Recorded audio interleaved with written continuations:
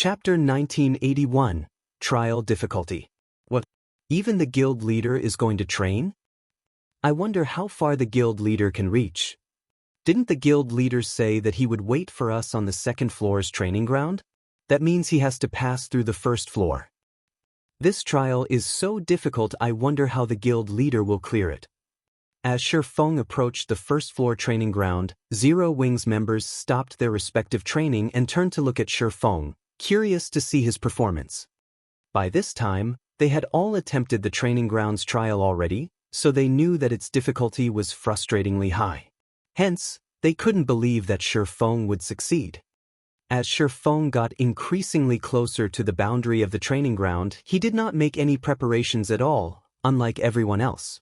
Instead, he stepped straight into the training ground, his gait not faltering even in the slightest. The moment Shi Feng entered the training ground, 4 beam attacks suddenly appeared and flew straight at him. The beam attacks of the training ground appeared with no warning at all, making it impossible for players to take preemptive action to evade them. Players had to rely on their sight and quick judgment to dodge the attacks. Of course, dodging 4 of such sudden attacks would not be a problem at all for the expert players present, so long as they gave it their all. However, despite seeing the beam attacks, Shi Feng gave no indication of wanting to dodge them. Instead, he maintained his pace, continuing to walk forward, straight into the attacks. Shoo! Shoo! Shoo! In the next moment, Zero Wings members saw the beam attacks pierce right through their guild leader. However, contrary to everyone's expectations, even after the 4 beam attacks faded out of existence, Shi Feng still did not get sent flying backward. His pace hadn't even faltered. The beams had apparently passed through Shi Feng to no effect. What's going on? I didn't see the guild leader making any evasive maneuvers. How did the guild leader do it? The spectating crowd was stunned as Shi Feng kept moving forward. The beam attacks that had repeatedly given Zero Wings members a terrible beating actually had zero effect against their guild leader. Shi Feng did not even sidestep the attacks. Right now, it looked as if Shi Feng was merely taking a leisurely stroll through his backyard as he walked toward the central magic array. The beam attacks would always miss their mark by just 1 or 2 centimeters, as if they were actively avoiding Shi Feng, and bypass him ineffectually. When Shi Feng crossed the 50-yard mark and faced 20-plus beam attacks simultaneously, one of the beams suddenly altered its trajectory just as it was about to reach Shi Feng.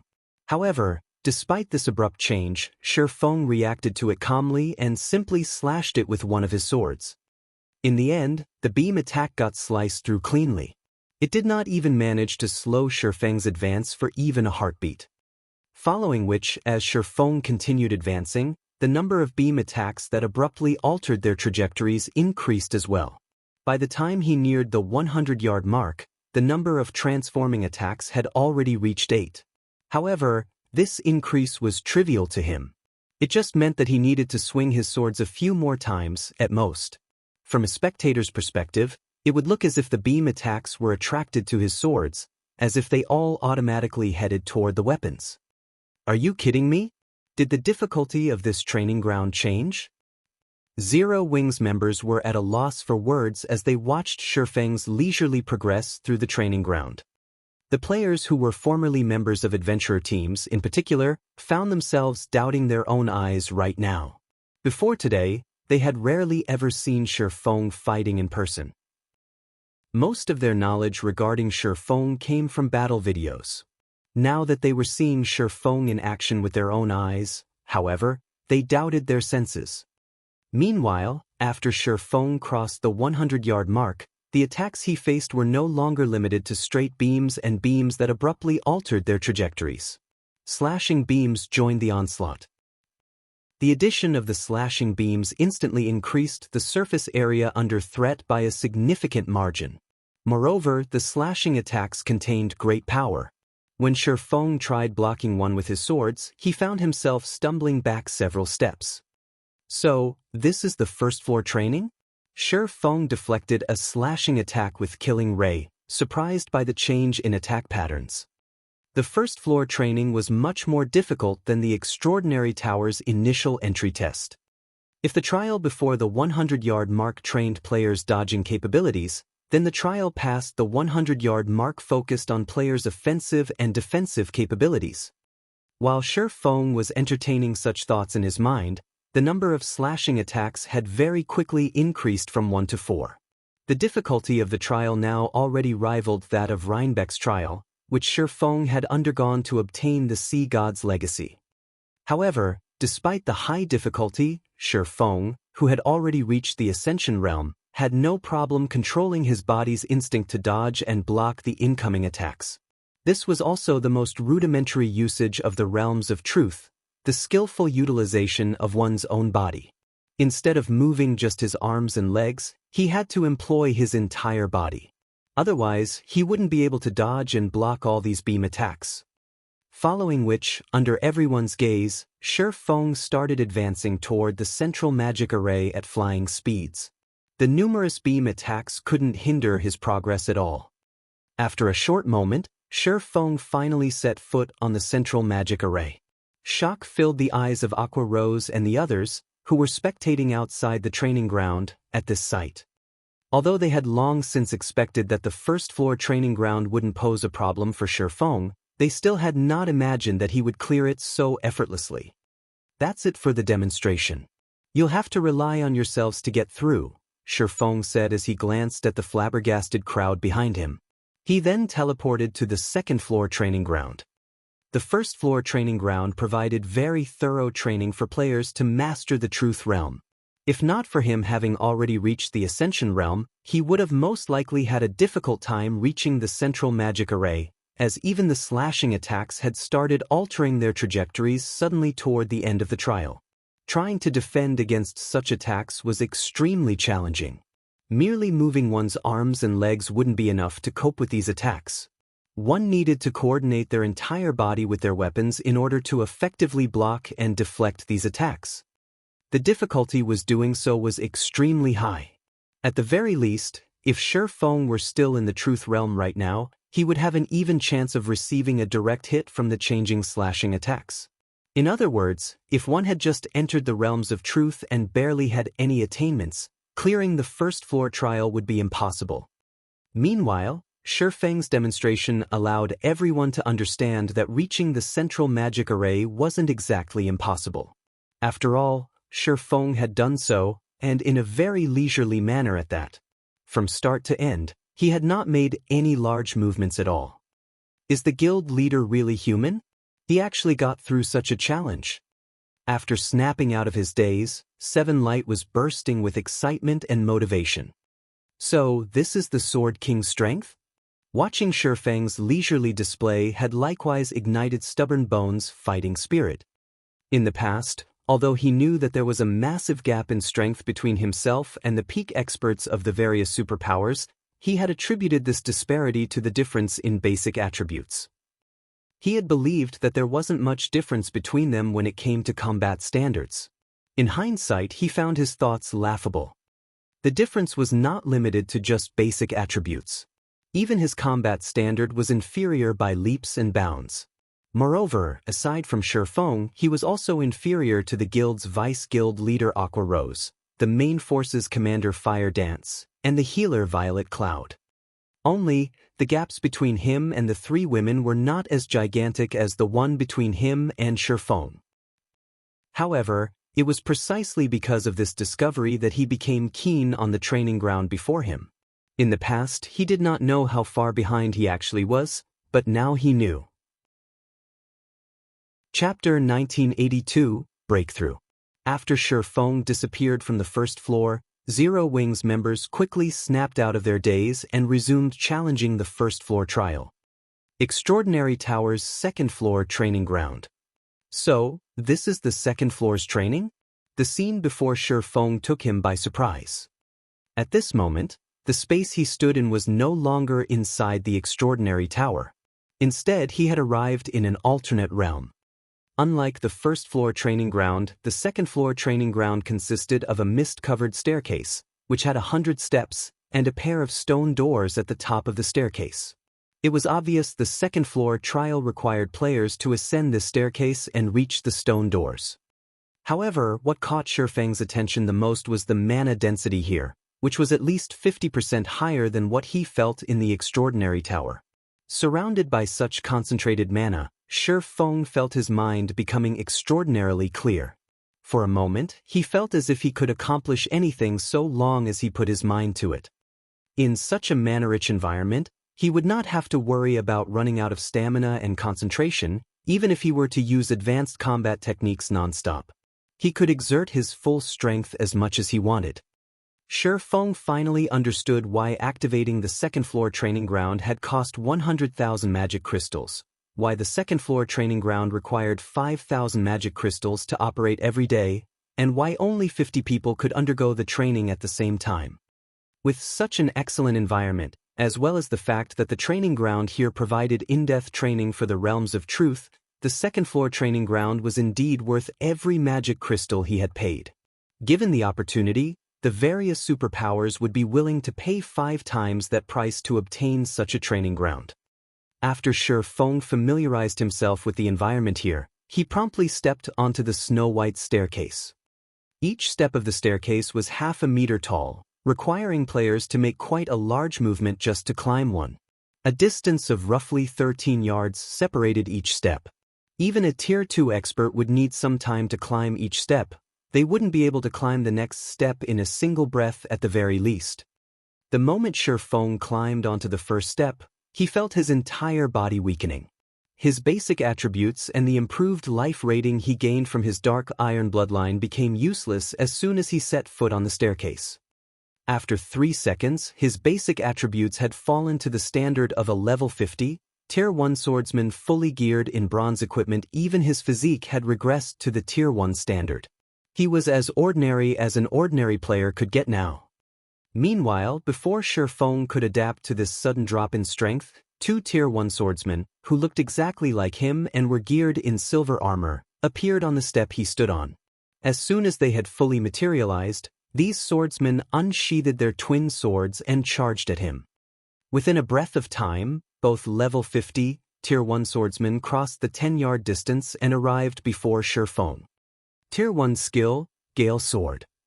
Tier 1 skill, Triple Moon Intercept. Both swordsmen used an extremely rare Tier 1 skill. Moreover, their actions were free of any unnecessary movements as they struck directly at Shifeng's vitals.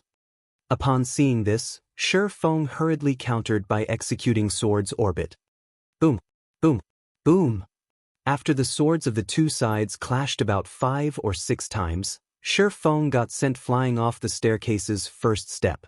Meanwhile, once Shifeng fell off the step, the 2 silver swordsmen did not pursue him. Instead, they returned to their original positions and stood there quietly. So strong. Shifeng was astounded as he looked at his 2 opponents. Even after falling to the foot of the staircase, he had to take 5 steps back before he managed to stabilize himself. Although the clash with the silver swordsman was brief, Shifeng understood that their combat standard was already close to reaching the refinement realm standard. Moreover, their mastery over their skills was practically perfect, with both skills executed at a 100% completion rate. Their true combat power was definitely no weaker than a true refinement realm expert's. Aside from having very high technical standards, the silver swordsman's basic attributes were also far superior to his own. If he tried to face their attacks head-on, he would definitely get sent flying. The difficulty ramped up this much just by going up a floor? Glancing at the motionless, silver swordsman, Shifeng roughly understood the difficulty rating of the second-floor trial. If a flowing water realm expert were to go up against these 2 silver swordsmen, the said expert would have no chance of getting past even the first step. The flowing water realm allowed one to perceive the actions of one's opponents and make simple, preemptive offensive or defensive maneuvers. However, both silver swordsmen were invulnerable to damage. Attacking them would be meaningless. Moreover, doing so would only expose holes in one's defenses to the silver swordsman. Executing simple defensive maneuvers, such as blocking or deflecting, would result in the flowing water realm expert getting gradually pushed off the staircase step after step. As for evasive maneuvers, those were simply impossible. With the disparity in basic attributes, movement speed and reaction speed, a flowing water realm expert would find it next to impossible to dodge the attack of just one silver swordsman, let alone two. In other words, a flowing water realm expert would not be able to achieve anything on this floor. Only if said flowing water realm expert had reached the truth realm might they barely defend against the two silver swordsmen. As for refinement realm experts that had entered the truth realm, they would very likely get sent flying off the staircase on the first exchange. Following which, Shi Feng stepped onto the staircase once more. This time, however, he did not choose to receive the attacks of the two silver swordsmen directly. Instead, he skillfully brandished his two swords and redirected the attack of one of the silver swordsmen toward the other silver swordsman's attack, the two attacks canceling out each other. This then created an opportunity for Shi Feng to move past the two silver swordsmen and climb to the next step. Only, climbing each step was a challenge, as he had to make huge movements to climb up the tall steps while deflecting the attacks of the two silver swordsmen. However, with each step he climbed, Shi Feng could feel his understanding of the realms of truth deepening. When he ascended to the 10th step, one more silver swordsman suddenly joined the two silver swordsmen chasing after him, instantly increasing the trial's difficulty by a large margin. Things are finally getting a little interesting. Shi Feng felt the pressure on him strengthening as he dealt with the relentless assault of the three silver swordsmen. Fortunately, it had already been quite some time since he had reached the Ascension realm. The combined assault of the three silver swordsmen was still within his tolerance range. Nevertheless, each time he wanted to climb a step, he had to prepare himself both physically and mentally for quite a while. By the time Shi Feng reached the 29th step, he was facing four silver swordsmen and already close to reaching his limit. When he eventually climbed to the 30th step, one of the silver swordsmen suddenly turned into a golden swordsman. Before Shi Feng could adjust to the change, the golden swordsman's improved strength and speed sent him flying back down to the 29th step. Due to the presence of the golden swordsman, Shi Feng was stuck moving back and forth between the 29th and 30th steps. As the number of times Shi Feng got sent flying increased, he began to grasp his shortcomings. His skill at utilizing external forces was still inadequate. Although he had redirected one of the silver swordsman's attacks toward the golden swordsman's strength was simply overwhelming. Before the golden swordsman's attack could be nullified, the silver swordsman's attack was crushed, and the golden swordsman's attack would continue toward him. 1 hour. 2 hours. 4 hours. After many hours had passed, when Shi Feng was faced with the golden swordsman's oncoming longsword once again, he executed sword's orbit and filled his surroundings with a galaxy of stars. In the next moment, however, the three silver swordsmen's attacks involuntarily moved to greet the golden swordsman's attack. Boom! After a loud explosion echoed throughout the entire training ground, the golden swordsman went flying up a step while the three silver swordsmen fell down the step. At this moment, only Shi Feng remained standing quietly on the 31st step. Wonderful! I succeeded! Shi Feng had an ecstatic expression on his face as he gazed at the collapsed golden swordsman. I finally have my own combat technique. Chapter 1983, Swords Transmigration. While Shi Feng rejoiced over the new combat technique he had successfully created and prepared to test it on the golden swordsman and three silver swordsmen on the 30th step, the sound of a system notification reached his ears. System, congratulations! You have created a bronze combat technique. Please name your combat technique. Shi Feng was stunned to hear the notification. Taking advantage of the distraction, the golden and silver swordsmen stood and charged towards Shi Feng in a coordinated assault. By the time Shi Feng snapped out of his daze, it was too late to defend himself. All four attacks struck vital points, and Shi Feng's body vanished from the 30th step, reappearing at the very bottom of the staircase. Although Shi Feng had to restart his climb from the bottom, he wasn't disappointed in the slightest. Rather, he stared at his notification window in astonishment. What? A bronze combat technique? Dubious, Shi Feng examined the system's congratulatory message. Although he knew that he hadn't created a low-standard combat technique, He didn't think that it was so amazing to be categorized as a bronze rank combat technique. Mastering a single advanced combat technique would enable players to challenge opponents of a higher combat standard. Of course, there was a limit to how effective these combat techniques could be. For example, the advanced combat technique, Void Steps, was most effective against flowing water realm experts, but the footwork technique had little to no effect against Void Realm experts or above. After all, Void Steps relied on fooling an opponent's sight. Void Realm experts used more than one sense to locate their opponents. However, bronze combat techniques were a different story. Bronze combat techniques would even be effective against domain realm experts. If a domain realm expert failed to cope with a bronze combat technique properly, it could even cost them their life. Until now, Zero Wing had only possessed a single bronze combat technique, Lightning Flash, which he had only obtained through luck from the primordial divine ruin. The only other way Zero Wing's players could obtain more bronze combat techniques was by entering bronze legacy tablets, but they were extremely rare and highly coveted by the various superpowers. Unfortunately, despite many Zero Wing members attempting to learn Lightning Flash, not one of them had mastered the secret attack technique, and Shi Feng was no exception. Yet, he had just succeeded in creating his own bronze combat technique. Why wouldn't he be surprised? Of course, the technique's creation had been a coincidence. He had only created it through the inspiration he had gained as he tried to deal with the Golden and Silver Swordsman's relentless assault. If he tried to create another bronze combat technique, he'd simply waste his time and energy. Just creating a basic combat technique required a solid foundation, and those that were capable of doing so were, without a doubt, geniuses. As for advanced combat techniques, only the various superpowers old monsters had any hope of successfully creating one. Shi Feng's success in creating a bronze combat technique was nothing short of a miracle. As Shi Feng reveled in the joy of his new bronze combat technique, the system reminded him to name the technique. A name? The combat technique he had created was a variant of Sword's Orbit that he had combined with the Realms of Truth's principles. After giving the matter some thought, Shi Feng decided, let's call it Sword's Transmigration. Once Shi Feng had entered the technique's name, the system rang with another notification. System, congratulations!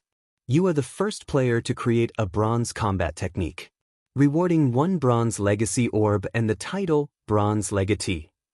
As the system notification ended, a green orb appeared before Shi Feng. Creating a bronze combat technique offers such a benefit as well? Shi Feng could not help his surprise to see the green orb. Bronze Legacy Orb Epic Rank Item. Can record up to 3 created bronze combat techniques. Players may learn the combat techniques in immersive environments. Each attempt will cost 100 magic crystals. Cooldown, 1 hour after each use. Shi Feng had heard of many experts creating their own combat techniques in the past, although those techniques had only been basic or advanced rank. However, he hadn't heard of those players receiving a recording device as he had. If other players wished to learn the combat techniques, they had to either rely on videos or receive the technique creator's personally tutelage. Unfortunately, learning a combat technique was easier said than done. Experts struggled desperately to learn basic combat techniques, even if they had the assistance of a book. It was easy to imagine how much more difficult learning a basic combat technique would be without proper guidelines, not to mention learning advanced rank or higher combat techniques. Thus far, the various superpowers had obtained quite a few bronze legacy tablets, yet despite possessing complete legacies that provided detailed instruction, Shi Feng hadn't heard of a single player mastering a bronze combat technique. Meanwhile, the bronze legacy orb allowed him to record 3 bronze combat techniques permanently. This would be a great help. Moreover, the bronze legacy orb had a very short cooldown. He could allow 1 player to learn the technique he had created each hour. While the bronze legacy orb wasn't as effective as an actual combat technique book, which didn't have a cost or cooldown, it was better than a bronze legacy tablet. Following which, Shi Feng examined his new title. Bronze Legatee, Advanced Title. When using combat techniques, expenditure is reduced by 20%. Enjoy the status of baron in any city, kingdom, or empire. Amazing! It actually grants a global baron status. Developing in the various major cities will be much easier now. The bronze legatee title's benefits surprised Shifeng. Although the Demon Hunter title was a basic title, it was extremely rare and valuable. After all, it gave him the status of a world noble, and he had greatly benefited from the title thus far. Meanwhile, the bronze legatee title offered him a higher status than the Demon Hunter title. Unlike an ordinary noble, a baron would have access to greater benefits when purchasing items and lands in NPC cities.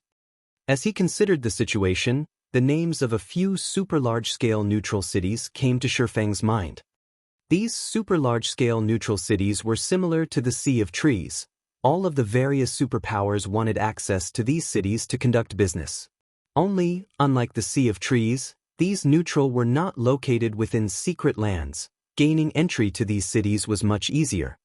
Every one of these neutral cities had a player population of over 20 million in the past, even more than ordinary empires' imperial capitals.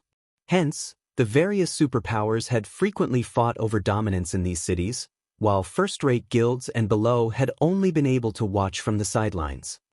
I think the minimum level requirement to activate a super large-scale neutral NPC city was level 70. Now that I have the bronze legatee title, I can go and take a look. Shifeng immediately decided to set aside his realms of truth training. He knew that he had already exhausted his current potential at this point, and he wouldn't gain anything from continuing his training right now. If he wished to progress in the second floor trial, he needed inspiration. Following which, Shifeng took out a return scroll and left the extraordinary tower. Chapter 1984, White River City promoted Star Moon Kingdom, White River City. When Shifeng returned to White River City's teleportation hall once again, he discovered that the hall was quite busy. The teleportation hall had recently transformed, becoming even more magnificent than before. What? The city has been promoted? Shifeng was slightly surprised as he gazed around the building's interior. Originally, only the first-floor hall had teleportation arrays, but now the second and third floors of the open-air hall had their own arrays as well. The higher a teleportation array was located, the farther it could transfer players. Moreover, multiple platforms now floated around the main hall. These floating platforms could transport players to the second and third floors, and if players wished to, they could pay a small fee to teleport to White River City's airport, Central Plaza, or business district.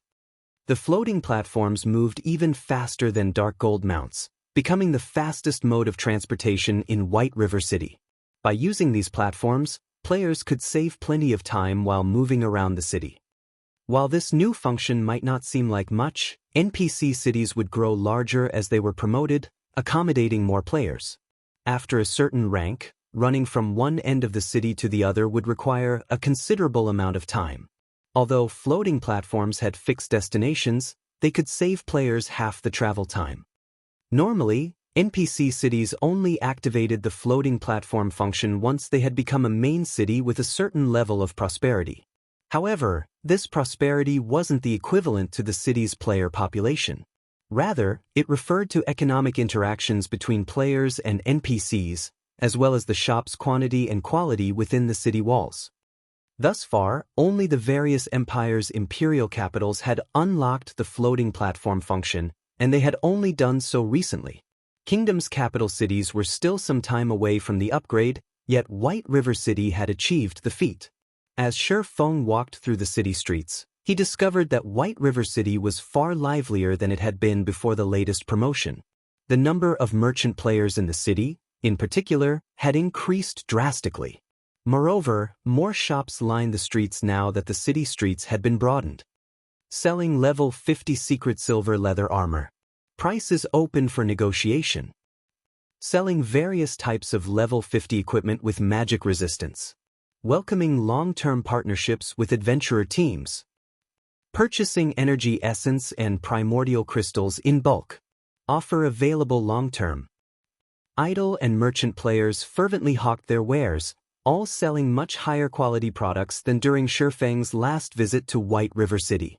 During his last visit, only the guild-operated shops had sold level 50 secret silver equipment, but now even idle and merchant players announced that such items were for sale. The city's various shops had even put up level 50 dark gold equipment on display, although their prices were ridiculously high. Not even guild experts could afford these equipment pieces. Once Shi Feng had seen enough, he rented a floating platform and made his way to White River City's business district. Due to the recent promotion, the main street had changed significantly. Rather than a street, it looked like a commercial plaza. Not only had it tripled in size, but it was now home to a building that was over 70 stories tall. This building was none other than White River City's auction house. When the auction house had been upgraded, it had gained new functions. Players weren't the only ones who could consign items for auction anymore. Even NPCs held basic and intermediate auctions a few times a week. In addition, players could browse and purchase items that players sold from 1/4 of Star Moon Kingdom's towns and cities. Previously, players had only been able to view and buy items from White River City and its neighboring NPC cities. If players wished to find and purchase specific items, doing so at White River City's auction house was now the best option. Meanwhile, the most valuable of the auction house's new functions was the auction arena. Might was right in God's domain, and the game's auction houses were no exception to this rule. Once the auction arena activated, the auction house would hold a competition each day. The auction house would offer various rare items as prizes during these competitions, and players only needed to pay the entry fee to take part. The competition had 2 phases. The first phase was a test the system decided, and the second involved a battle between players. However, equipment wouldn't help players in this battle. The competition focused on testing players' financial strength and resources. While combat standards were also tested, they were insignificant in comparison. When the auction arena had been introduced in the past, it had caused quite the stir in God's domain. Merchant players that hadn't been suited for combat had gone mad over the arena, and while many of them had taken part in the competition themselves, some had also hired experts to fight in their place. Countless merchant players had made their fortunes through the auction arena, and some experts had obtained top-tier weapons, equipment, and tools with their success in the arena. Of course, due to the auction arena, God's domain's influence in the real world had expanded. However, the auction arena's appearance had also been responsible for the various superpowers' violent frenzy that had followed. It's finally time to wrestle over the city's management rights. Shi Feng took a deep breath as he gazed up at the towering White River City auction house. NPC cities were different from guild cities. During the game's early stages, the various powers had to rely on player count and shop economy to spread their influence in an NPC city. These powers also used physical and economic oppression on those who moved against them. Even so, they couldn't gain any substantial authority in an NPC city. But once the auction arena activated, players could secure the auction house's management rights. While this change might not seem like much, a city's auction house was extremely important to players' daily lives. Taking control of an auction house was akin to controlling the NPC city's lifeblood, indirectly controlling the player economy. If someone obtained an auction house's management rights, they could bar certain players from the auction house, for example. This would be a fatal blow to the city's independent players and various major powers. Both relied on the auction house as their main source of income, and without it, independent players couldn't sell their items, and guilds couldn't purchase materials. One could easily imagine the consequences of losing access to an auction house. The competition for an auction house's management rights would be held once a month on a fixed date. All NPC cities with auction arenas would hold the competition at the same time, preventing the various superpowers, who had an absolute advantage in terms of resources and experts, from monopolizing every NPC city in the game. Unfortunately, this arrangement also restricted the various large guilds' development. Guilds only had a limited number of resources and expert players, and the more NPC cities they controlled, the fewer resources and experts they could allocate to each location. Occupying a large number of NPC cities would be impossible for guilds that lacked sturdy foundations. Of course, only Shi Feng knew about this right now. The auction arena function wouldn't activate the moment the auction house had been promoted. It would only activate once a certain number of auction houses in God's domain had risen to the appropriate rank.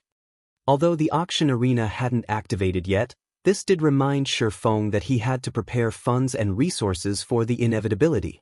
Currently, Zero Wing's foundations were slightly stronger than an ordinary first-rate guild, and it would be some time before the Manatite vein affected the guild's development in a significant way.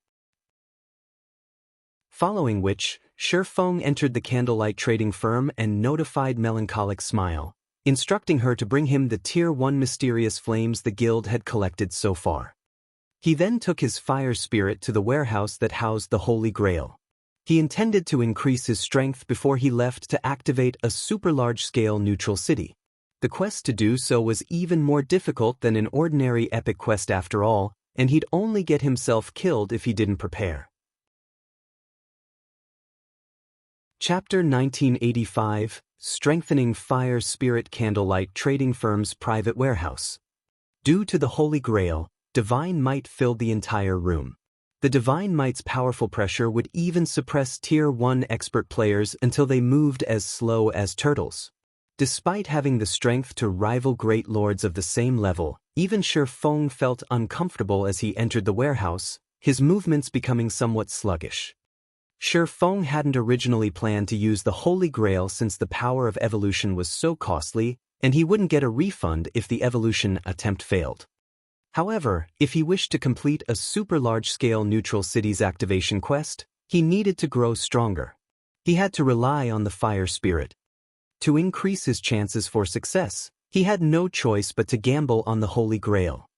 As Shi Feng arrived before the stone platform housing the Holy Grail, he retrieved a crimson crystal ball from his bag. The crystal ball was none other than the fire spirit. Despite being an epic item, he could only use it to summon one Tier 2 fire spirit of the same level in exchange for 5 magic crystals. It was a toy compared to the Bible of Darkness. Even a Tier 2 summoning scroll could call forth a stronger creature than the Tier 2 fire spirit. The item simply didn't deserve its epic rank. This was also why Shi Feng had decided to upgrade the fire spirit. The stronger an item was, the lower its chances would be for success, and before devouring any mysterious flames, the fire spirit could only be considered an epic item at best. Its quality would only increase after absorbing powerful mysterious flames. If nurtured properly, this crystal ball could even become stronger than fragmented legendary items. Shi Feng then had the Holy Grail scan the orb in his hand. Dark purple mist emerged from the grail, enveloping the crimson orb in Shi Feng's hand. After 5 seconds, Shi Feng received a system notification. System: designated item cannot be evolved to fragmented legendary rank. Cannot be evolved? Shi Feng was stunned. He had never imagined that the fire spirit was so special. Despite being an epic item, the Holy Grail couldn't force an upgrade to fragmented legendary rank. However, as Shi Feng began to feel disappointed, the sound of a second notification reached his ears. System: do you wish to sacrifice 5,000 HP to enhance Fire Spirit's effects? Enhance its effects? Shi Feng was surprised again to read the words in his notification window. However, he was stupefied to see the cost of this enhancement. How fraudulent! Evolving the Black Steel insignia had only cost 1,000 HP, yet enhancing the Fire Spirit's effects cost 5,000. 5,000 HP was significant even to a Tier 2 metric tons. Very powerful level 70, Tier 2 MTs would only have 100,000 HP at most, and the cost was taken from the player's base HP. Taking into account the percentage HP modifiers on weapons and equipment, players would lose far more than just 5,000 HP. But even after considering his options, Shi Feng gritted his teeth and agreed to the cost. While 5,000 HP was a painful amount to lose, even for him, the Fire Spirit was extraordinarily valuable. Most importantly, he wasn't attempting to evolve the item to fragmented legendary rank. He could only enhance its effects. Logically, the risk of failure shouldn't be as high. Moreover, HP wasn't particularly important for a swordsman player like himself, and he could also rely on his bloodline to compensate for the loss. With the bloodline, he gained a lot more HP than ordinary players with each level up. He wouldn't suffer as much of an impact by losing 5,000 HP as other players. After Shifeng agreed to enhance the fire spirit, more purple mist spilled out of the Holy Grail, far denser than it had been a moment ago. So much mist spilled out that it filled the private warehouse. As the purple mist continued to seep into the fire spirit, the miniature flame dragon woke and roared again and again. The sound pierced through its crystalline cage and echoed throughout the warehouse.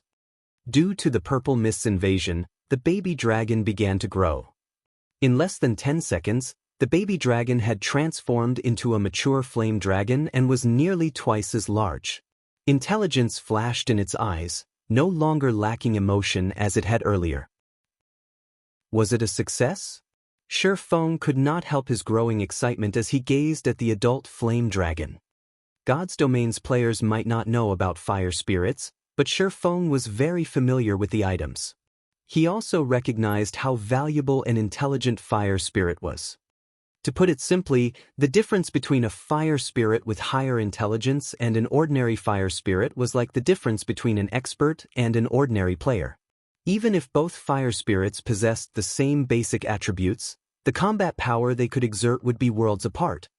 Many powers had gotten their hands on fire spirits in the past, but trying to increase a fire spirit's intelligence wasn't easy. One would only have a chance of triggering an intelligence growth by sacrificing Tier 2 and above mysterious flames.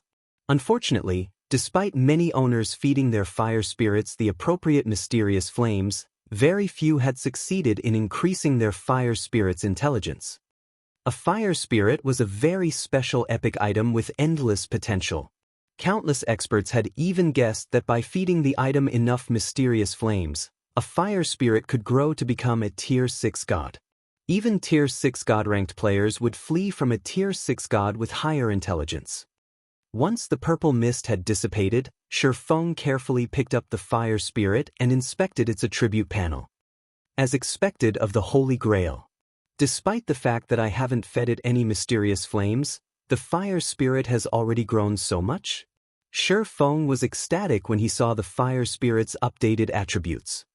The new fire spirit didn't summon an ordinary Tier 2 fire spirit, but a bona fide Tier 2 advanced fire spirit with higher intelligence. Moreover, the advanced fire spirit would be 10 levels higher than the player that summoned it. An advanced fire spirit's life rating was only slightly inferior to an archaic species, and since it had higher intelligence, its combat power could rival ordinary great lords of the same level. An advanced fire spirit would provide far more assistance than ordinary Tier 3 monsters as well, possessing even more spells than a Tier 2 elementalist. A Tier 2 advanced fire spirit would likely beat a challenging Tier 2 peak expert black and blue. Advanced fire spirits could cast their spells with a 100% completion rate, and their basic attributes were far higher than Tier 2 players of the same level dash. While Shifeng marveled at the new and improved fire spirit, Melancholic Smile contacted him and reported, "Guild leader, I've gathered the Tier 1 mysterious flames you asked for." "Good. I'll head there right away." Shifeng nodded. He then disconnected the call and visited his special forging room on the top floor. Chapter 1986, Consecutive Growth. In one of the candlelight trading firm's top-floor special forging rooms. As Shifeng entered the room, the sight of Melancholic Smile organizing various crystal balls on a stone table greeted him. Each crystal ball contained a Tier 1 mysterious flame, and there were easily over 20 of them on the table. If other guilds saw this collection of Tier 1 mysterious flames, they'd be astonished. Everyone in God's Domain was privy to the existence of mysterious flames by this stage of the game. They knew that these unique flames were a great help to forgers and alchemists. Hence, the various major powers fought over any mysterious flame they came across. They wouldn't even pass over a Tier 1 mysterious flame. After all, mysterious flames were extremely rare and even coveted by superpowers master-level crafters. Guild leader, here are all the Tier 1 mysterious flames we have collected so far. There are a total of 23. One did find another flame in the Blackwing auction house, but the bidding was intense. In the end, the price rose past our 5,000 gold budget, and another guild purchased it for 3 gold, Melancholic Smile said. She hadn't fully understood how valuable Tier 1 mysterious flames were since collecting the first few had been relatively easy with the clues Shifeng had provided. Furthermore, the guild shared the flame Shifeng used, and his mysterious flame was much stronger than Tier 1. She certainly hadn't expected a Tier 1 mysterious flame to sell for more than an ordinary epic item. Shifeng nodded in response. He then asked, "How is our business with Secret coming along?" "The basic arrangements have been completed.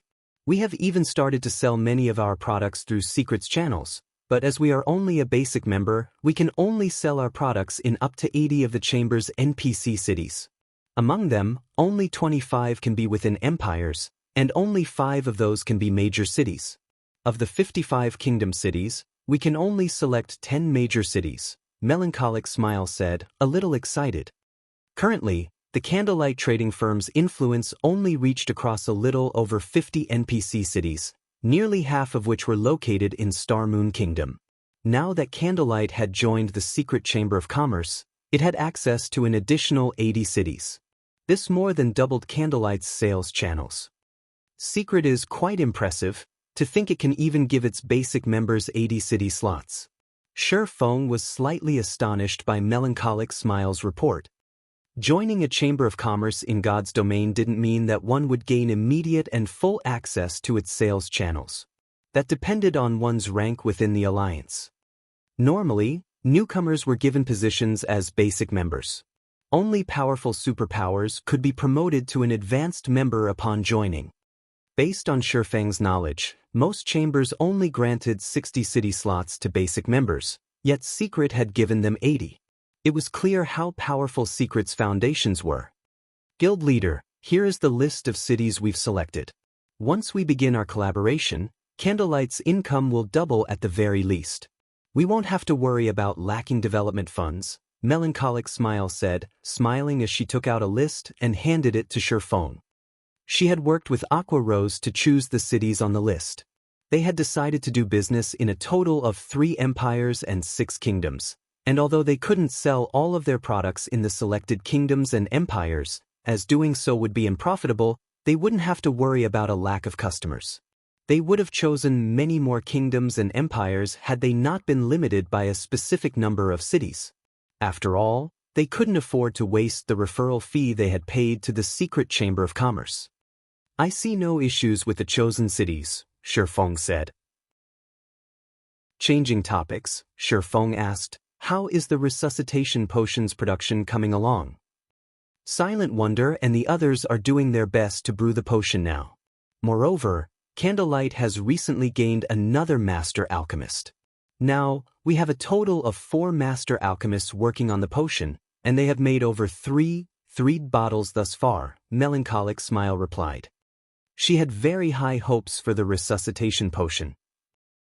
It was, after all, a potion that allowed players to resurrect themselves without losing any EXP. Moreover, the production cost for each bottle was only a little over 20 silver. Although the potion required a lot of rare materials, it had become very easy for Zero Wing to acquire what it needed with the Secret Chamber of Commerce's connections. But continue production. Later, try to nurture as many master alchemists as possible. We need to ensure that we have enough people to learn the recipes Yu Zipping's group obtains, Shifeng said, chuckling. The resuscitation potion had been extremely popular during his previous life. At one point, it had even sold for 3 gold per bottle.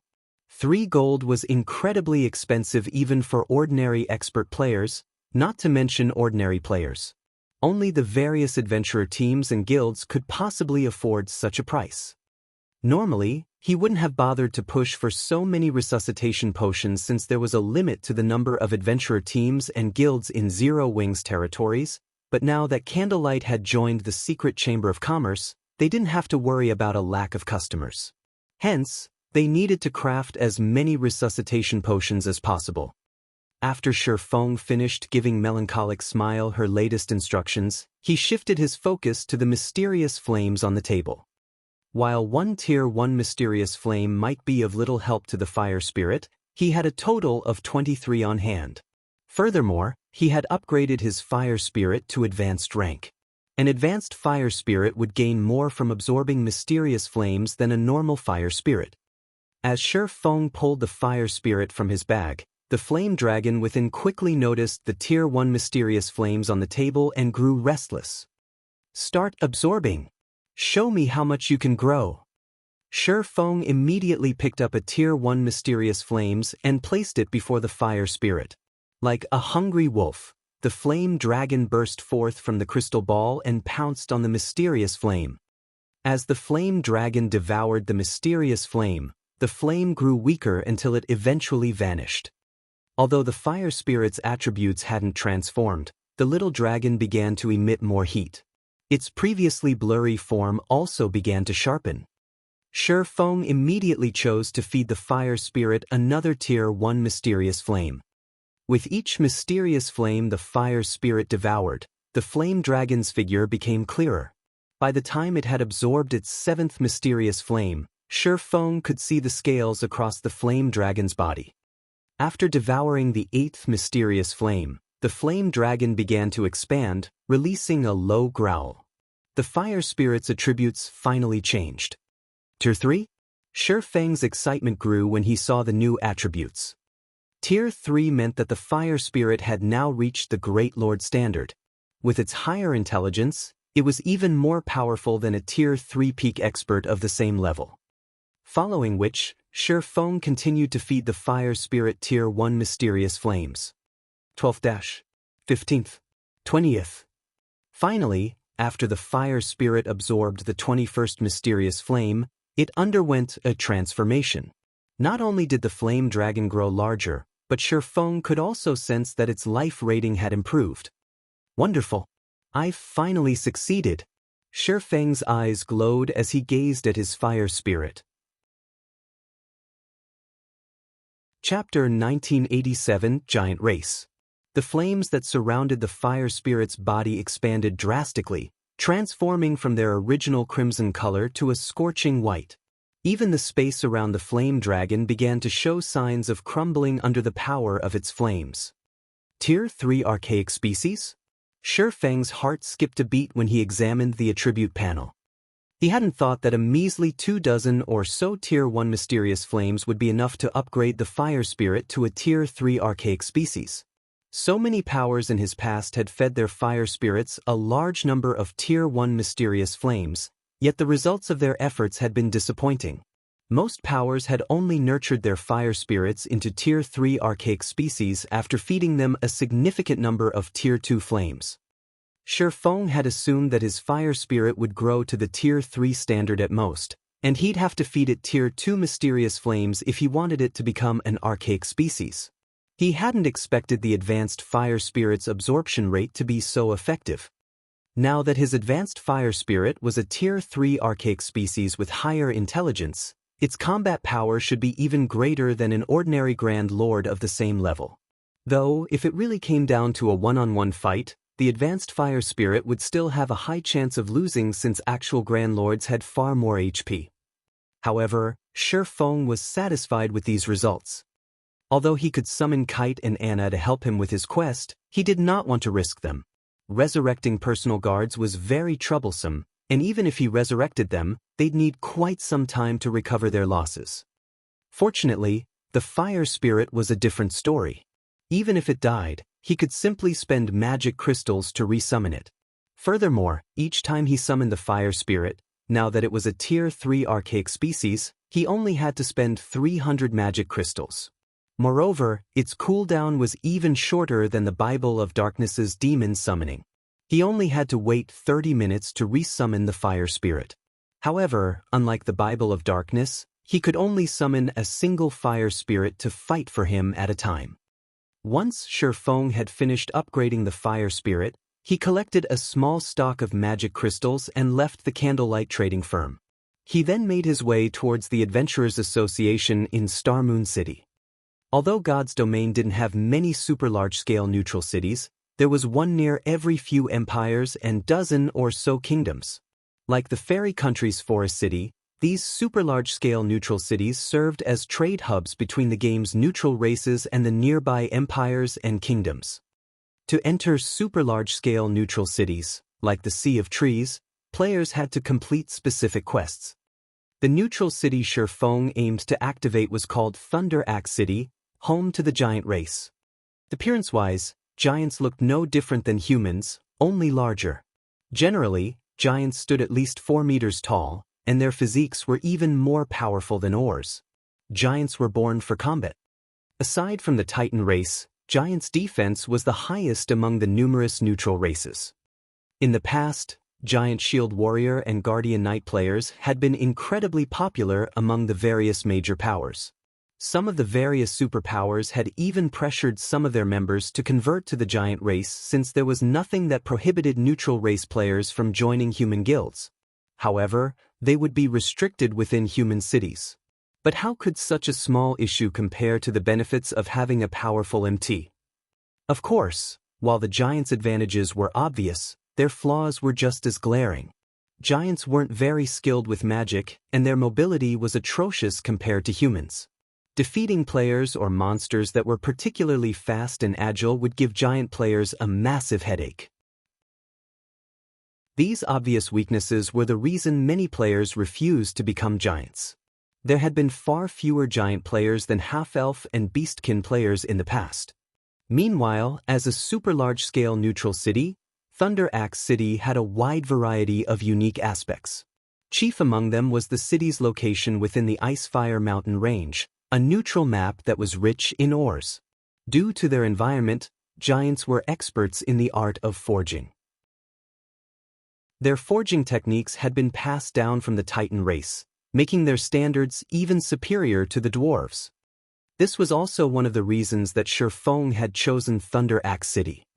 Although Zero Wing Current had many advantages, its position in the Ore Empire was still precarious, and it would only get worse as time passed. The guild's foundation was too weak, and it had too few experts. While Zero Wing had enough manpower and resources to defend its current position in the Empire, it didn't have enough to launch an assault against its enemies. Zero Wing might possess more resources and experts than ordinary first-rate guilds, but it was an infant compared to the various superpowers. Zero Wing didn't have nearly as much territory as the various superpowers, after all. Star Moon Kingdom, Star Moon City. Once Shifeng had arrived in Star Moon City, he immediately headed for the kingdom's Adventurers Association. Star Moon City hadn't developed nearly as much as White River City, and most of the players that visited the Adventurers Association were level 55 or 66 elite players. Level 58 or higher expert players were still far and few between. Without hesitation, Shifeng headed to the second floor and approached one of its counters. Lord Spirit Slayer, how may I be of service today? The NPC beauty manning the counter asked with a smile. I wish to pick up an exploration quest, Shifeng said. Very well. The NPC clerk revealed a list containing a large number of exploration quests and handed it to Shifeng. Lord Spirit Slayer, these are all of the exploration quests you can accept right now. With a nod, Shifeng carefully examined the list. The Adventurers Association had many quests to offer, and among them, the most difficult were Crusade and Exploration quests. Meanwhile, only players who had reached level 70 and 3-star status in the association could accept Thunder Axe City's Exploration quest. Although 3-star adventurers could accept the Exploration quest, it was even more challenging than ordinary epic quests.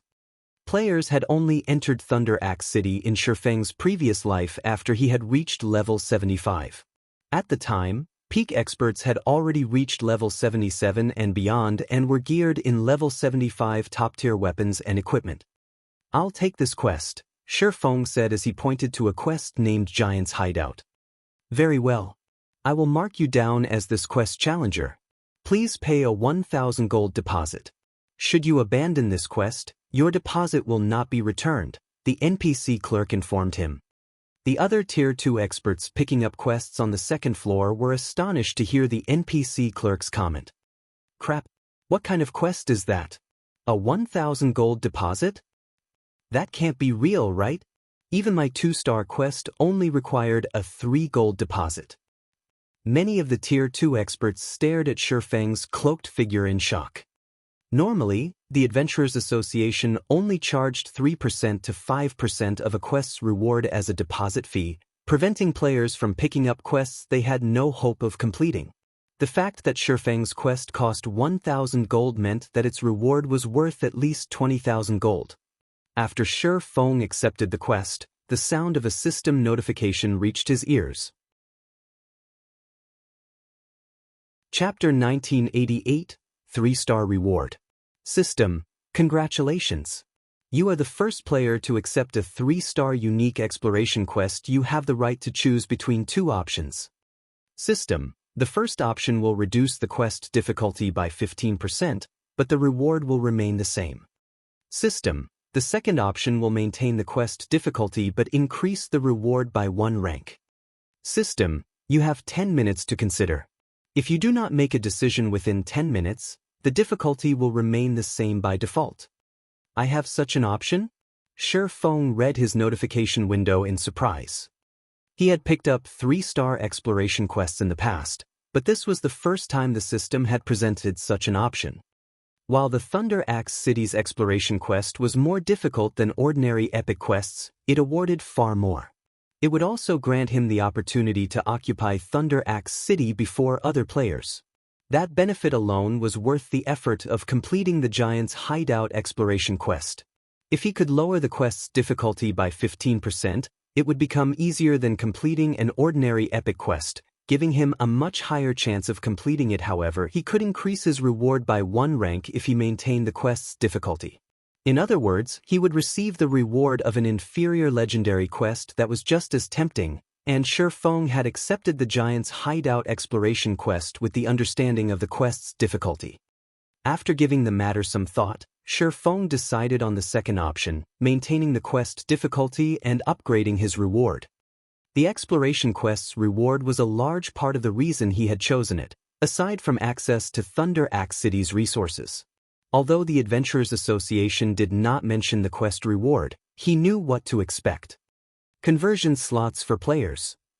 It wasn't easy to convert to a neutral race in God's domain, especially for the races with powerful racial traits. The stronger a race was, the more difficult the conversion quest would be. However, the Giant's Hideout quest awarded conversion slots for players upon completion. With these slots, he could convert the players into a giant without having to complete the conversion quests. As far as he could remember, the Giant's Hideout quest awarded 1,000 conversion slots upon completion. While the players he converted would not be able to enter most NPC cities in God's domain, they could enter towns and cities guilds and neutral races operated. With a bunch of powerful MTs, Zero Wing would have a much easier time raiding team dungeons and field bosses. The Giant's racial traits were too perfect for MTs to pass up, and unlike half-elves and beastkin, becoming a giant didn't improve a player's 5 senses or magical abilities. Instead, it granted a massive boost to players' basic attributes. If a Tier 1 metric ton converted to the giant race, they would gain the strength and defense to rival Tier 2 MTs. Their HPs would increase drastically as well. In return, though, their movement speed, attack speed, and reaction speed would decrease, making it more difficult to complete future promotion quests. If a Tier 2 metric tons converted to a giant, they'd become more powerful than human, top-ranked Tier 2 MTs, although they wouldn't reach the Tier 3 standard. The superpower that had completed the Giant's Hideout quest in the past had increased its strength by a large margin very quickly due to the 1,000 conversion slots. Its development speed had easily surpassed the other superpowers, and although the other superpowers had sent their own experts to attempt the conversion quest, they hadn't been able to catch up due to the amount of time needed to complete the quest. After Shifeng made his selection, the NPC clerk took out an ancient, yellowish-brown magic scroll and handed it to Shifeng.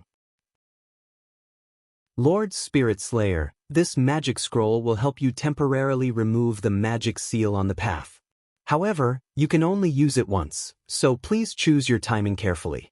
If you expended the magic scroll without completing your quest, a replacement will cost 1,000 magic crystals, the NPC clerk respectfully explained. I understand. Shifeng nodded as he accepted the magic scroll. Quests from the Adventurers Association were different from exploration quests found elsewhere.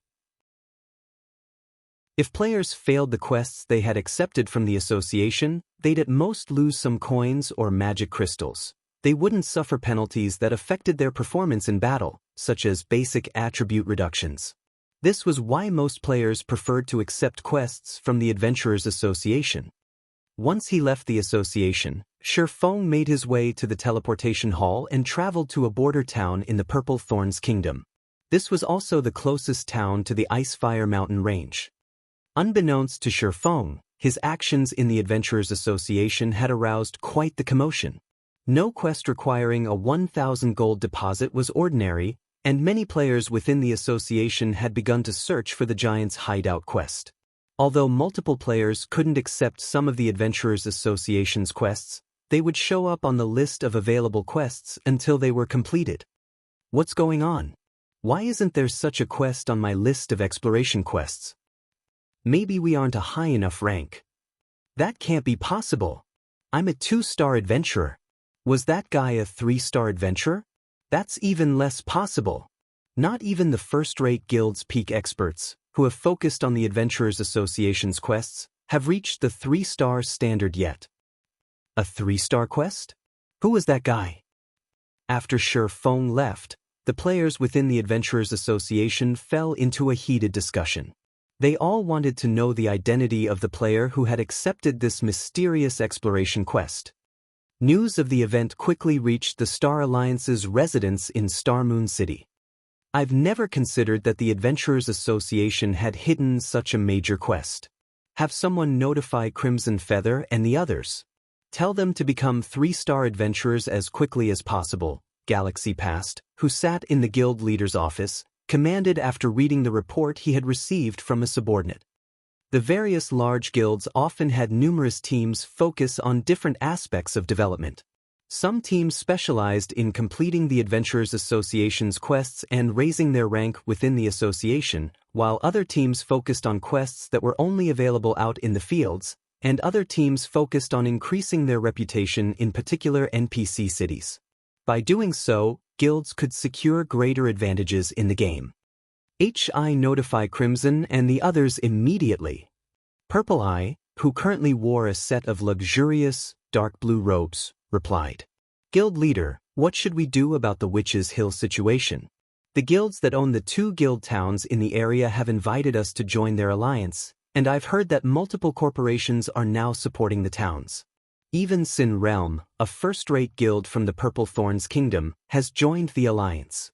Why don't we join as well? The Witch's Hill had already become the center of attention in Star Moon Kingdom. The map was the sole producer of primordial crystal fragments, and as long as players reached Tier 2, they could enter the Otherworld Gate, which offered bountiful resources. If the Star Alliance could secure a foothold in the Witch's Hill, it could help the guild's development considerably. Sin Realm, is it? After giving the matter some thought, Galaxy Past shook his head and said, let's wait and see for now. Tell them that our guild has some matters to settle first, so we can't join them at the moment. Are we really going to give up on such a good development opportunity? Purple Eye asked, confused. According to the Secret Pavilion's information network, the evil god's temple hides in the Sin Realm's shadows. I doubt that Zero Wing will tolerate the guild towns parading much longer, Galaxy Pass said, chuckling. If those 2 towns can truly defend themselves, we can join them then. I understand. Purple Eye nodded. She then sent the guild towns' representatives a reply. The upper echelons controlling the guild towns in the Witch's Hill received Galaxy Pass's reply at the same time. He has rejected the offer. How cowardly! He is actually willing to ignore such a golden opportunity? It seems Zero Wing has beaten the Star Alliance into submission already. I agree. How can the Star Alliance even be considered a first-rate guild with such a cowardly attitude? The Star Alliance's cooperation doesn't matter. Once we've completed our preparations, not only will we destroy Zero Wing City, but we'll also keep more of the profits for ourselves. We'll make Galaxy Past regret his decision. Multiple major powers' upper echelons revealed delighted grins as they gazed at the map of the Witch's Hill on the table before them from within a secret meeting room. Chapter 1989, Basic Level Strengthening Potion. Purple Thorn's Kingdom, Glory Town. Glory Town was built atop a mountain and surrounded by tall walls. Although it was only a border town, its defenses nearly rivaled a fortress. There are already so many players here? Shi Feng was a little surprised to see the thousands of players outside of the teleportation hall. The monsters near Glory Town were level 70 and above, and a neutral map not far away was a level 80+ map. Just surviving in Glory Town's map would be challenging for current players, not to mention setting foot in the neutral map. Most of the thousands of players Shi Feng could see were level 56 or above, with the highest at level 59, and more than 100 Tier 2 players wandered the street outside of the teleportation hall. Moreover, most of the players in the town didn't wear a guild emblem, proving that they were independent players. Independent players were typically weaker than guild players in terms of levels and equipment, yet so many independent players were visiting an area that the various large guilds had yet to touch. Why wouldn't Shi Feng be surprised? The independent players around him didn't think anything of Shi Feng's arrival. They simply went about their business. Wind Basilisk Grinding Party is recruiting a healer. Must be level 57 or higher. Recruiting 2 level 57 or above DPS for the Black Cave Bat quest. Tier 2 players get priority. Players shouted as they recruited teammates from the street outside of the teleportation hall. Whether they planned to quest or grind monsters, they all acted as if this were normal. However, if Star Moon Kingdom's experts saw this, they'd be astonished. Wind Basilisks and Black Cave Bats were level 70+ monsters, at least 10 levels higher than current players. The level suppression would be substantial with such a massive difference. Even level 60, Tier 2 players would struggle against these monsters, much less Tier 1 players. Yet these independent players intended to grind these monsters as if it were natural. After a short moment, Shi Feng noticed that these parties and teams had recruited quite a few members before they headed past Glory Town's main entrance to grind or quest. Is this really the Purple Thorn's Kingdom? Shi Feng was momentarily stunned as he watched these teams leave. He was quite familiar with Glory Town, a place the Purple Thorn's Kingdom's army constantly had to protect from monster assaults from the nearby neutral maps.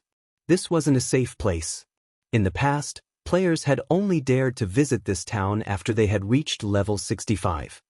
Wind Basilisks were level 72 chieftains, and although the Black Cave Bats were only special elites, they usually moved in large groups. The great Black Cave Bats that led these groups were also chieftain-ranked monsters. The 6-man parties and 20-man teams Shi Feng had seen might be able to take down one Wind Basilisk or a single group of Cave Bats, but only barely. If they accidentally aggroed additional monsters, they could even team wipe. These players might have a chance if they all wore top-tier equipment, but that wasn't the case for these independent players. From what Shi Feng could see, they all wore average equipment. With such equipment, killing the area's high-level monsters would take a long time. In Shi Feng's opinion, these independent players would be much better off grinding level 60 or so monsters. Shi Feng also soon discovered that these players weren't limited to those outside of the teleportation hall. Plenty of players occupied the rest of the town streets as well. Similarly, these players were all level 56 or above. Shi Feng guessed that there should be more than 30,000 players in Glory Town at the moment, and they were all elites or stronger. Normally, one would be hard-pressed to find such a gathering of elite and expert players in an NPC town, even in the various empires, yet this phenomenon was occurring in the Purple Thorn's Kingdom's Glory Town. As Shi Feng reached the town's main street to investigate further, he noticed that an extraordinarily large number of players were setting up stalls alongside the street. Player stalls took up every available space on both sides of the street, and every one of them sold considerably valuable items. They either sold rare herbs or high-ranking items that were normally hard to find on the market. Among the items sold, one item, in particular, caught Shi Feng's attention. the basic level strengthening potion. This was a super rare potion that, when consumed, granted players an ignore levels +7 buff for 6 hours. While ignoring a difference of 7 levels might not seem like much, fighting monsters that were 10 levels higher was still incredibly difficult for Tier 1 players, despite the recent reduction on the system's level suppression during the previous updates. Only Tier 2 players had the power to do so without too much of a problem. However, as long as Tier 1 players had sufficient attributes and combat standards, they could fight higher-leveled monsters efficiently, increasing their leveling speed after consuming the level strengthening potion. In the past, the level strengthening potion had been immensely popular among elite and expert players.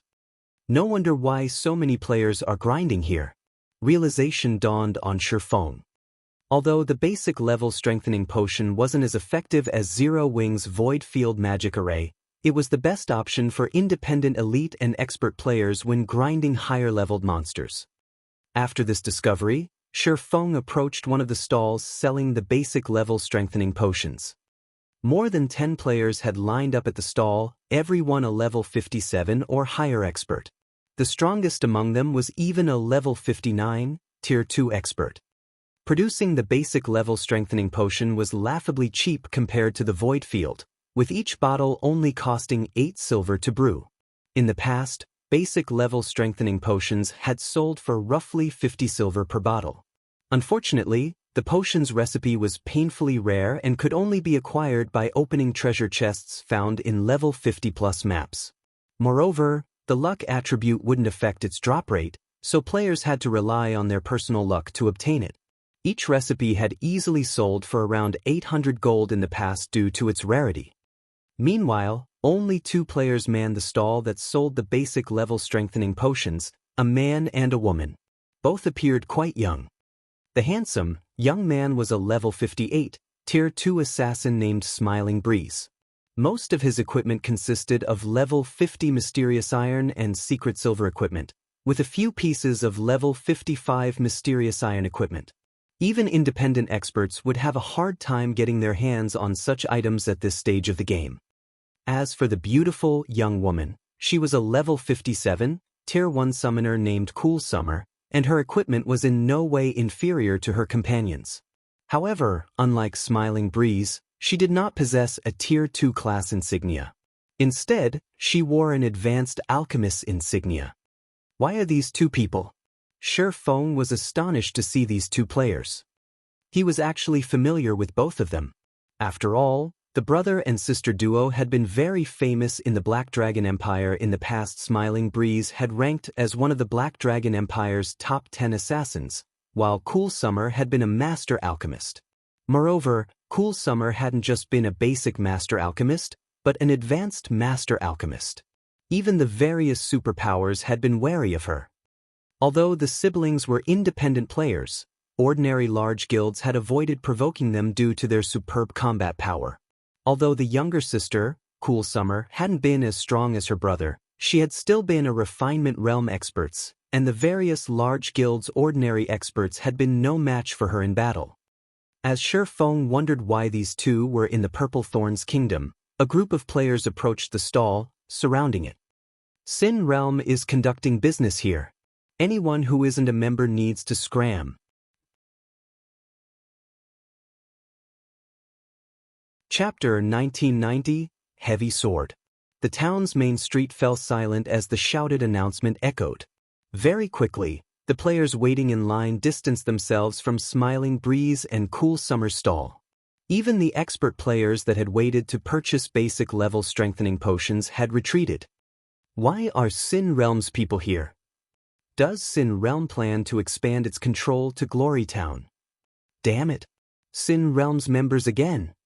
They've already prevented us from grinding in the normal resource maps, and now they want to claim this town too. I don't think that's it. Glory Town isn't a resource-rich map. By the looks of it, it seems they're interested in the basic level strengthening potion. Those 2 players are certainly unlucky. They've actually attracted Sin Realm's attention just for selling some products. As the crowd watched Sin Realm's 100-man team, which had already surrounded Smiling Breeze and Cool Summer's stall, They flashed the guild players indignant looks. They also pitted the sibling pair. But despite their true feelings, the surrounding players only dared to discuss the situation in whispers.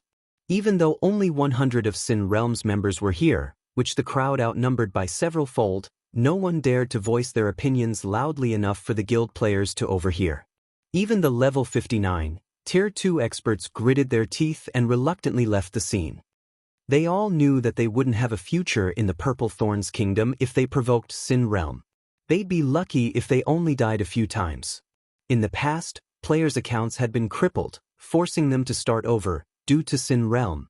In the Purple Thorns Kingdom, Sin Realm was king. Other kingdoms generally had 2 or 3 first-rate guilds and over a dozen second-rate guilds. The Purple Thorns, however, only had 1 first-rate guild, Sin Realm. The kingdom's second-rate guilds could also be counted on one hand. Sin Realm had absolute control over the Purple Thorns Kingdom. Otherwise, independent players wouldn't have bothered to come to a place like Glory Town to grind. Under the crowd's hateful gazes, the fierce, young man leading Sin Realm's team stepped forward. He wore dark gray armor and carried a great sword with a deathly aura. As he emerged from the Sin Realm group, the crowd gasped. What? Crocodile Breaker? Why is the heavy sword here? This young man's appearance gave the watching players goosebumps. Sin Realm had 7 great experts, and every one of them was one of the guild's core upper echelons. Crocodile Breaker was one of these great experts. His role in the guild was to deal with players that opposed Sin Realm, and he had easily over 3,000 expert player deaths under his name. He had even set the record for defeating 100 players single-handedly, and those 100 hadn't been random nobodies. They had all been guild experts, and one had even ranked on the God's Domain expert list. The reason behind Crocodile Breaker's astonishing success was his unbeatable strength. He had even whittled the expert that ranked on the God's Domain expert list down until the player had died. Due to Crocodile Breaker's immense strength, he had gained the nickname Heavy Sword. While the watching players were surprised by Crocodile Breaker's appearance, the young man arrived before Smiling Breeze's stall. Pack up. Today, you two have the honor of joining Sin Realm, Crocodile Breaker proclaimed, flashing Smiling Breeze and Cool Summer an arrogant grin. The guild leader has decided that you two will be instantly promoted to core members when you join, and you won't have to grind for GCPs like everyone else. If you perform well, you might even become guild elders in the future. If you don't have any questions, come with me. Although Crocodile Breaker's words seemed like an invitation, his imposing aura hinted that he'd slay the sibling pair if they rejected his invitation. When his aura and pressure washed over the spectators, they shuddered. However, many of the watching experts envied Smiling Breeze and Cool Summer for receiving this forceful invitation. Although Sin Realm behaved like a tyrant in the Purple Thorns Kingdom, it had the strength to stand behind its actions. Becoming one of the guild's core members was a golden opportunity. At the very least, one could freely roam the Purple Thorns Kingdom. Even the upper echelons from the kingdom's second-rate guilds had to tread lightly around Sin Realm's core experts. As for Sin Realm's guild elders, even the kingdom's guild leaders treated them with respect. As everyone expected the siblings to leave with Crocodile Breaker, Smiling Breeze shook his head and stated, "Thank you for your invitation, but my sister and I are used to living on our own, and we prefer to keep it that way." Cool Summer nodded in agreement with her elder brother. As soon as Smiling Breeze finished speaking, however, the crowd felt the surrounding temperature fall by several degrees. An intense killing intent filled the street, so powerful that even the various Tier 2 experts felt a chill crawl down their spines. "You're rejecting Sin Realm's invitation?" A cold glint flashed in Crocodile Breaker's eyes as he stared at Smiling Breeze. "Do you know the consequences for those who reject Sin Realm's goodwill?" As Crocodile Breaker finished his question, the Sin Realm members around him stepped forward, clearly ready to act at a moment's notice based on their postures. Is Smiling Breeze stupid? He actually rejected Sin Realm? Sin Realm has even sent Heavy Sword for this. Does that guy think he can escape with his life? The crowd watched Smiling Breeze and Cool Summer in shock. They had never expected to find players who would dare to reject Sin Realm within the Purple Thorns Kingdom. The overbearing guild had even annihilated peak adventurer teams, and those teams' upper echelons had been so crippled that they had to delete their accounts and start over. Getting rid of 2 independent players would be child's play for Sin Realm. Even Smiling Breeze felt a little nervous in this situation. He had no doubt that if he continued to reject the invitation, Crocodile Breaker and his minions would take action. Although NPC soldiers patrolled the town, he wasn't confident of escaping if Crocodile and the other Sin Realm members attacked. It would take the NPC soldiers too long to react and arrive to stop Sin Realm's members. As Smiling Breeze tried to find a way out of this predicament, a low voice rang out of the crowd. "Excuse me, but are you still selling basic level strengthening potions?" As this voice broke the silence, the tension on the street loosened considerably. Almost as one, the crowd turned toward the voice's origin.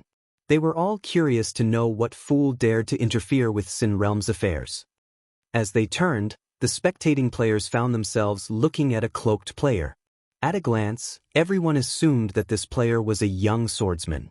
As the swordsman approached Smiling Breeze's stall, his leisurely gait made it seem as if Sin Realm's players were nothing in his eyes. Chapter 1991, Power of a Bronze Combat Technique. Smiling Breeze and Cool Summer were dazed as the swordsman youth arrived before them. They had never expected that someone would dare stand out during such a critical moment. The swordsman youth was none other than Shi Feng, who currently used his original appearance as Yi Feng. Both siblings would be a benefit to Zero Wing. Since he had found them here, he might as well use this situation to make them owe him a favor. "We do. We still have plenty." Cool Summer instinctively responded to Shi Feng's question. However, she spun toward Sin Realm's members after snapping out of her daze and hesitantly said, "But..." Crocodile Breaker frowned at Shi Feng. Although he said nothing, the relaxed atmosphere regained its prior tension. Everyone could see that Crocodile Breaker was truly furious now. Sensing Crocodile Breaker's rage, the surrounding players could not help but take a few steps back. This guy must be nuts. Is he really trying to challenge Sin Realm's prestige? The crowd stared at Shi Feng as if he were a dead man walking. "Brat, you sure have guts, don't you? You dare to interfere with Sin Realm's affairs?" Crocodile Breaker hissed as he glared at Shi Feng. "Are you trying to die so soon?" It had been quite some time since he had encountered anyone who openly dared to provoke Sin Realm. Naturally, he didn't mind teaching everyone the price for such an insult. While Crocodile Breaker had addressed the stranger, the several Tier 2 experts around him surrounded Shi Feng, sealing off any path of escape. Seeing this, Cool Summer began to worry. She felt that Shi Feng was simply too foolish. Although the town had NPC soldiers to protect its citizens, players weren't absolutely safe from harm. If Sin Realm's members wanted to act, not even her brother could stop them. As she considered the situation, Smiling Breeze called out to her through their party chat, saying, "Once the battle starts, I'll hold them back as long as I can. Use the chance to flee with this swordsman. As long as you two find the town's NPC soldiers, Sin Realm's members should give up the chase." "Brother, you need to be careful. Crocodile Breaker won't be an easy opponent," Cool Summer said as she nodded. She agreed that the plan was their only way out of this predicament. Although everyone expected Shi Feng to make a move, he didn't seem on high alert in the least. Instead, he looked at Cool Summer and calmly asked, "Wonderful. I'd like to buy every basic level strengthening potion you have. How much will it be?" Hearing Shi Feng's offer, Cool Summer was speechless. Despite the situation's painful tension, Shi Feng was in the mood to discuss the potion. If they didn't make a move now and allowed Sin Realm's members to surround them, they'd be doomed. She even began to suspect that Shi Feng truly wanted to purchase the potions and that he didn't actually have any intentions of helping them. "Brat, you must really be tired of life," one of the Tier 2 assassins around Shi Feng bellowed. He hadn't thought that Shi Feng would dare to belittle them to this extent. The Tier 2 assassin dashed towards Shi Feng to scare the swordsman, although he didn't plan to attack the man. Crocodile Breaker hadn't given the command to attack, and if he struck the swordsman, the town's NPC soldiers would attack him and the rest of his team. However, after the Tier 2 assassin used shadow steps to appear behind Shifeng and before he could place a tracking mark on the swordsman, a blue light flashed before him. The level 58, Tier 2 assassin's vision faded to black, and his body collapsed to the ground, a piece of equipment appearing next to his corpse. As if space had frozen, the main street fell deathly silent. Everyone only recovered from their daze after a few seconds. What's going on? What just happened? How did that Tier 2 assassin die? Although the spectators saw that the Tier 2 assassin was dead, they didn't understand what had just occurred. The Tier 2 assassin had been charging at Shifeng a moment ago, yet his body had fallen to the ground a second later. "Brother, do you know what just happened?" Cool Summer whispered to Smiling Breeze as she stared at the slain assassin. "I didn't get a clear look, but I think that swordsman is responsible," Smiling Breeze said as he stared at Shifeng, an indescribable shock filling his heart. Despite having reached the trial tower's 7th floor, he had failed to witness Shifeng take action. All he has seen was a blue flash envelop the Tier 2 assassin. To make matters worse, he hadn't been able to react to the situation. He had only realized that Shifeng had acted after the assassin had died. It was unbelievable. Sin Realm's members were just as stunned, unable to believe that their companion had fallen. What did he do? This question consumed their minds. It wouldn't have been as unusual if anyone else had died, but the Tier 2 assassin was one of Sin Realm's top-ranked experts. Why wouldn't they be afraid after watching such an expert die in an instant? "What are you afraid of?" Crocodile Breaker roared. "We're in an NPC town. He attacked us first. The NPC soldiers won't let him off the hook." Crocodile Breaker's reminder snapped his companions out of their daze, and they began to close the distance between them and Shifeng. They planned to distract the swordsman until the NPC soldiers arrived. "Fellow friend, you need to run. You'll be in trouble if you stay until the NPC soldiers arrive." Smiling Breeze hurriedly warned Shifeng. Despite Shifeng's frightening strength, attacking another player in a town was unwise. If the NPC guards captured him, he'd suffer a tragic end. "You think we'll let you get away so easily?" Sin Realm's members sneered at Shifeng as they began to attack. They had been rather apprehensive of making a move, but now that Shifeng had attacked them, the system would determine that this swordsman was the guilty party. If they attacked now, they'd simply be defending themselves. Spells and arrows bombarded Shifeng as Sin Realm's Tier 2 MTs formed a tight circle around Shifeng, leaving no gaps for escape. However, when the spells and arrows struck, they only hit Shifeng's afterimage. Before anyone had time to realize what had happened, Shifeng had appeared beside the approaching Tier 2 MTs, his blades slicing the MTs' vital points. Purgatory Pentaslash. Despite targeting Tier 2 MTs, Shifeng ended them in no more than 2 slashes. In the end, 2 Tier 2 MTs died without the chance to activate their life-saving skills.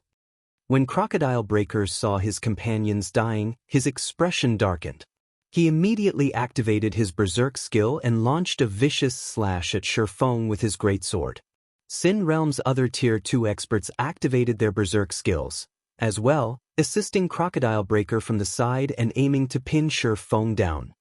Despite seeing the greatsword, with its deathly aura, and the multiple Tier 2 spells flying toward him, Shifeng didn't move to dodge. Instead, he dashed forward and brandished his 2 swords against Crocodile Breaker. Swords Transmigration. Suddenly, a beautiful galaxy of stars appeared around Shifeng before exploding. Boom! The impact threw Crocodile Breaker back by over 10 yards. Even after he landed, he had to stumble several steps back before he could stabilize his position. Both of his arms had gone numb, and he couldn't lift his weapon. He had also lost 20% of his HP. In contrast, Shifeng remained unharmed. How is this possible? Crocodile Breaker stared at Shifeng, dumbfounded. When he activated his Berserk skill, his strength was even higher than a great lord's of the same level. He nearly had enough strength to rival a Grand Lord, and he had the support fire from the Tier 2 elementalists and cursemancers around him.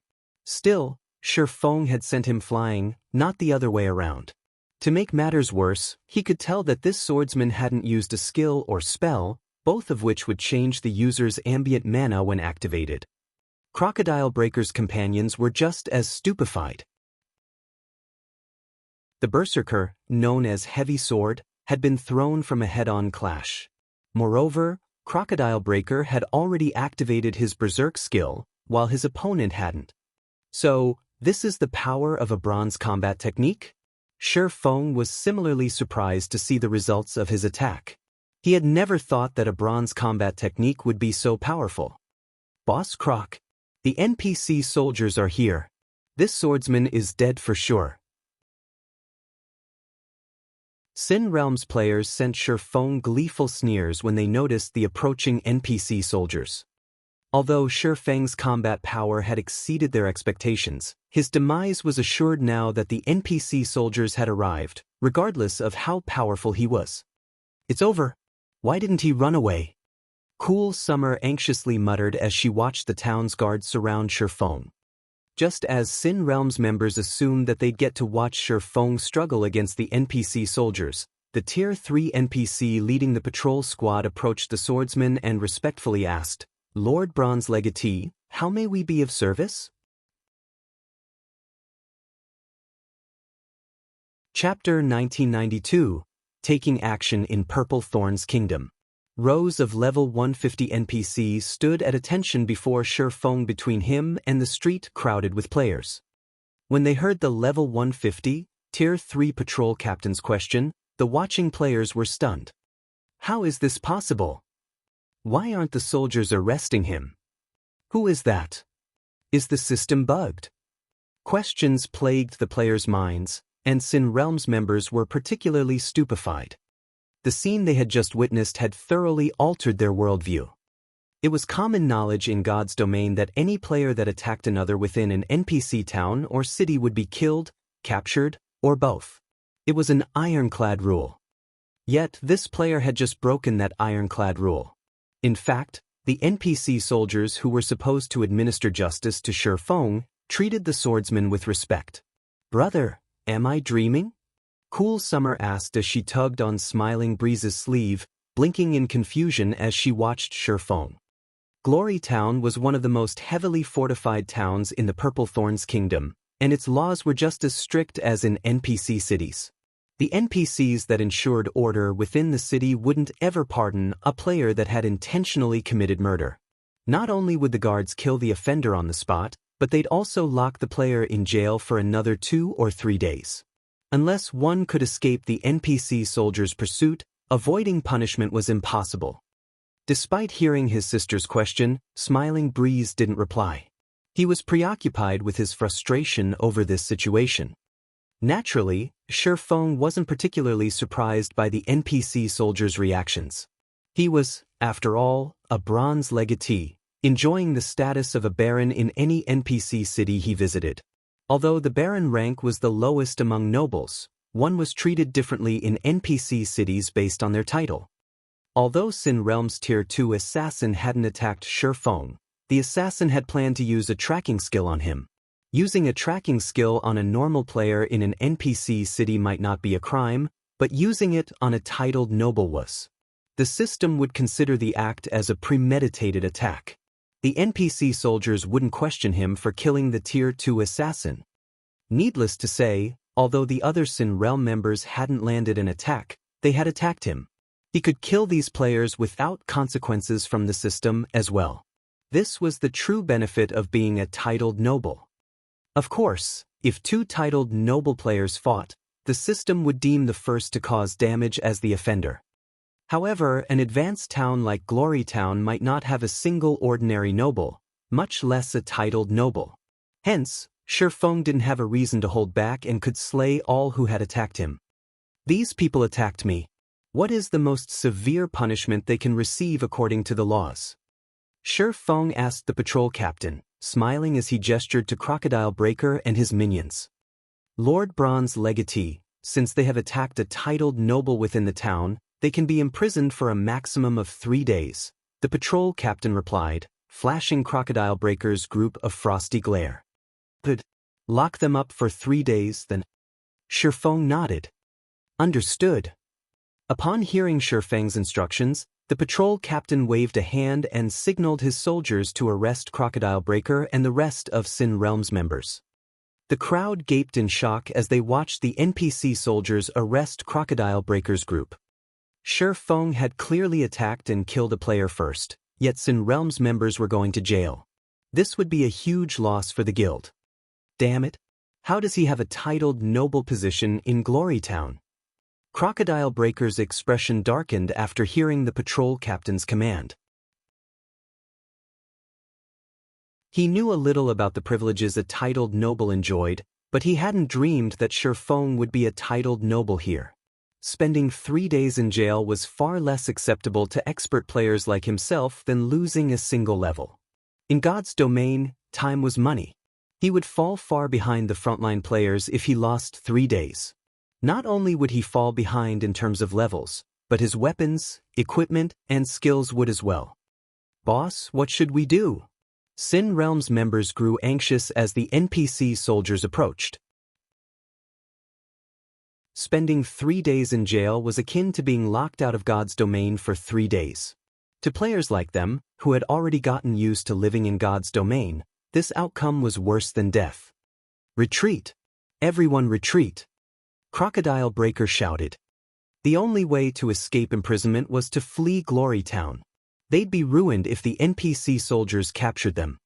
As soon as Crocodile Breaker gave the command, the Sin Realm members held nothing back as they used their life-saving tools to flee. Trying to fight the NPC soldiers would be suicidal. The level 150, Tier 2 NPCs could kill them with a single hit. They'd be pulverized. If they fought, not only would they die and lose a level, but they'd still be stuck in prison for 3 days. When Smiling Breeze and Cool Summer saw Sin Realm's members turn and run, they couldn't help but breathe a sigh of relief. Now that these guild players were gone, they could escape danger. At worst, they would have to leave the Purple Thorns Kingdom. Although doing so would waste the investments they had poured into the kingdom, it was a better option than being hounded and killed by Sin Realm's members. However, as Crocodile Breaker fled, he retrieved a magic scroll from his bag and activated it. Suddenly, a pitch-black magic array formed above the main street, radiating a dense, lethal aura. The aura extended toward Shifeng and the two siblings so quickly that it was almost impossible to evade. However, the aura didn't inflict any damage, but left Shifeng and the sibling pair a debuff. The Death Mark. No matter where the marked players ran, the Death Mark would reveal their location to Crocodile Breaker during the next 12 hours. The Death Mark would even be effective while the players were offline, and its duration would only decrease while they were logged into the game. Although I don't know who you are, I promise that only death awaits you since you have made an enemy of Sin Realm in the Purple Thorns Kingdom. Crocodile Breaker bellowed as he glared at Shifeng with bloodshot eyes. Many of the expert players in the crowd felt a chill crawl down their spines as they sensed the killing intent within his voice. He had wanted to kill Shifeng to prove Sin Realm's might to the watching players, but he hadn't expected the swordsman to use him as a nameless pawn and damage Sin Realm's reputation instead. He swore to himself that he wouldn't rest until he killed Shifeng personally. Naturally, he couldn't let Smiling Breeze and Cool Summer off the hook either. It's over. Those three are doomed. I knew something like this would happen. Provoking Sin Realm in the Purple Thorns Kingdom is simply suicide. No one can save those three now. The various expert players and adventurer team members present could not help but sigh at this turn of events. They knew Crocodile Breaker wouldn't easily let this matter rest. He would kill the trio back to level 0 at the very least. Realizing the same, Smiling Breeze and Cool Summer revealed grim expressions. Now that they bore the Death Mark, Sin Realm would track them down and kill them even if they left the Purple Thorns Kingdom. Is that so? Let's see you try it. Glancing at Crocodile Breaker, who was about to activate an instantaneous movement magic scroll, Shifeng used Instant Strike to appear before the Berserker. He then brandished Killing Ray. Sword's Orbit. With the attack speed boost from Instant Strike, the Sacred Sword moved so quickly that not even Crocodile Breaker, who still had an active Berserk skill, could defend himself before multiple sword lights devoured him. In the blink of an eye, his HP plummeted, and his body collapsed to the ground. Chapter 1993, Kingdom Uproar. Crocodile Breaker's death shocked the spectating crowd and Sin Realm's retreating members. None of them could believe what they had just seen. He's dead. This is a trick, right? The heavy sword actually died in a single move. Players new to the Purple Thorns Kingdom might not be familiar with Crocodile Breaker, but those who resided in the kingdom knew his name and nickname quite well. He had become many players' nightmare. Many of the kingdom's expert players that had resisted Sin Realm had died by Crocodile Breaker's hand, yet such a powerful expert had died instantly. No one would believe them if they retold this tale. That player is amazing, brother. Cool Summer exclaimed as she watched Shi Feng loot the battlefield. He might even be stronger than you. His swordsmanship is so fast. Smiling Breeze nodded in agreement. Shi Feng's performance had shocked him as well. I've seen almost every top-ranked swordsman in the kingdom in action, but none of them are close to his level. Just who is he? Not only was he a Tier 2 player, but he was also an assassin, the class famed for its speed, but he hadn't been able to keep up with Shi Feng's attack. He hadn't even caught the moment the swordsman had executed the skill. By the time he had realized what was happening, Shi Feng's attack was over, and Crocodile Breaker was dead. When he tried to put himself in Crocodile Breaker's shoes, he doubted that he'd be able to activate Vanish, an almost instantaneous life-saving skill, in time. When he recalled his decision to send Shi Feng and his sister away while he protected them from behind, he found the idea laughable. Crocodile Breaker's death had undoubtedly dealt Sin Realm's members quite the mental blow. As a result of their momentary pause, only a small number of the guild players had actually escaped Glory Town. The NPC soldiers captured the rest of them. The players that had died lost a level and a piece of equipment as a result, in addition to resurrecting in the town's prison to spend 3 days behind bars. Friends, Sin Realm's people have left. If you intend to flee, you should do so now. I doubt it will be long before the guild sends reinforcements. It will become far harder to leave Glory Town once they arrive. Shi Feng addressed Smiling Breeze and Cool Summer once he finished collecting the items Sin Realm's members had dropped. Shi Feng's warning snapped Smiling Breeze out of his daze, and he gratefully replied, "Thank you. I'm Smiling Breeze, and this is my little sister, Cool Summer. May I have your name, friend?" "Yi Feng," Shi Feng answered truthfully. Although he had considered using Black Flame, it would cause a commotion if the public learned that Zero Wing's guild leader had appeared in the Purple Thorns Kingdom. The kingdom's various major powers would certainly pay more attention to him, and if that happened, it could affect his quest. "Yi Feng? Could you be Zero Wing's honorary elder?" Smiling Breeze stared at Shi Feng in surprise. Zero Wing had become considerably famous in God's domain.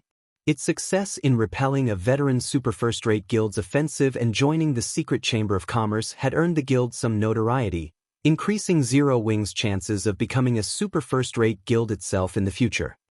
With so much attention on Zero Wing, it was only natural for the public to grow familiar with the guild's peak experts, including Yi Feng. Thus far, Yi Feng had displayed great strength in multiple battles in Star Moon Kingdom.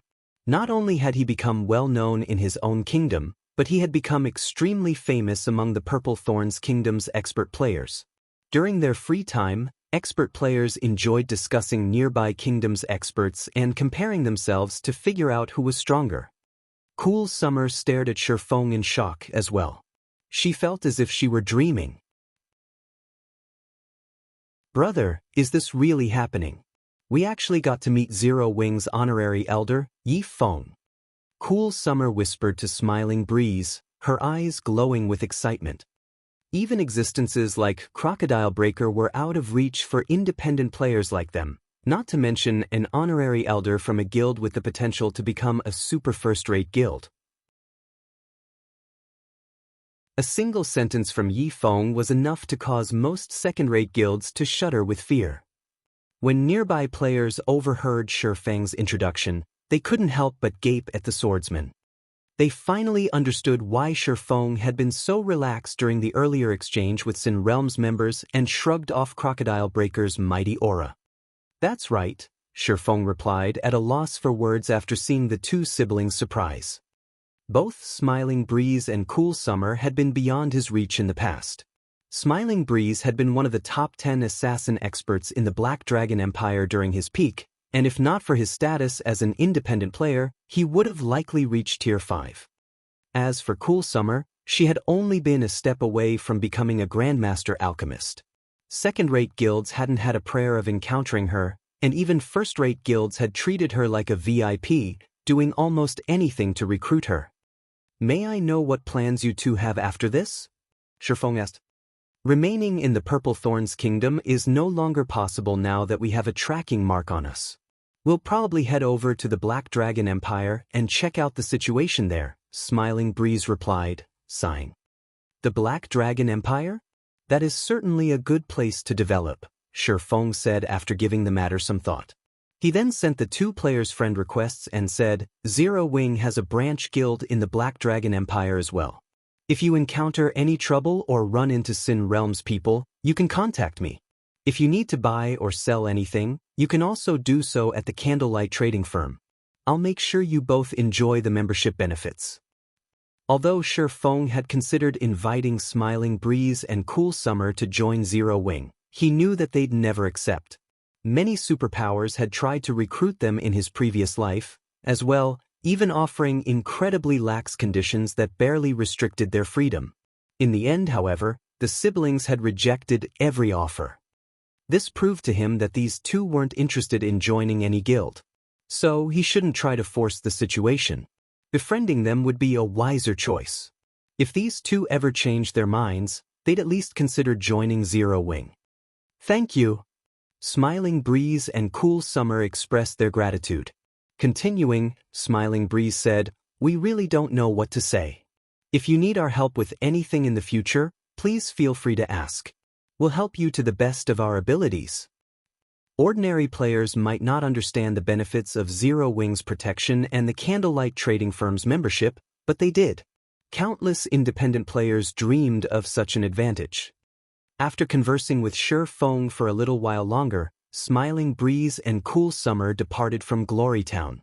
Meanwhile, the players on the main street were in an uproar over Shifeng's battle with Sin Realm's members. Some players had even uploaded the battle videos they had recorded to the Purple Thorns Kingdom's official forums. The instant the battle videos were available, they became the most popular topic of conversation throughout the kingdom. Many of the kingdom's players had negative opinions of Sin Realm due to its tyrannical behavior, but since the guild was so powerful, they were forced to endure its control. Now that Sin Realm had suffered a massive defeat in Glory Town, with one of its 7 great experts falling in battle, it was only natural that the populace's general mood was quite jubilant. For a time, the kingdom's population grew curious about Shifeng's identity, and many players found themselves admiring the swordsman. As news of the battle spread, everyone soon discovered that Shifeng was actually Zero Wing's Yifeng. Due to this revelation, the entire kingdom was in an uproar, with many players expressing their desire to join Zero Wing, hoping that the guild would establish a branch guild in the Purple Thorns Kingdom. The overwhelming reaction even surprised Shifeng. At this point, over 200,000 players, a truly frightening number, had voiced their desire to take down Sin Realm. Just how much of a tyrant is Sin Realm in the Purple Thorns Kingdom? Shifeng was astonished as he read the forum post containing a petition to deal with the offending guild. The average large guild didn't even have 100,000 members. Only second-rate and above guilds could amass such a collection. It didn't take long for news of the matter to reach the Purple Thorns Kingdom's various major powers, especially the kingdom's tyrant, Sin Realm.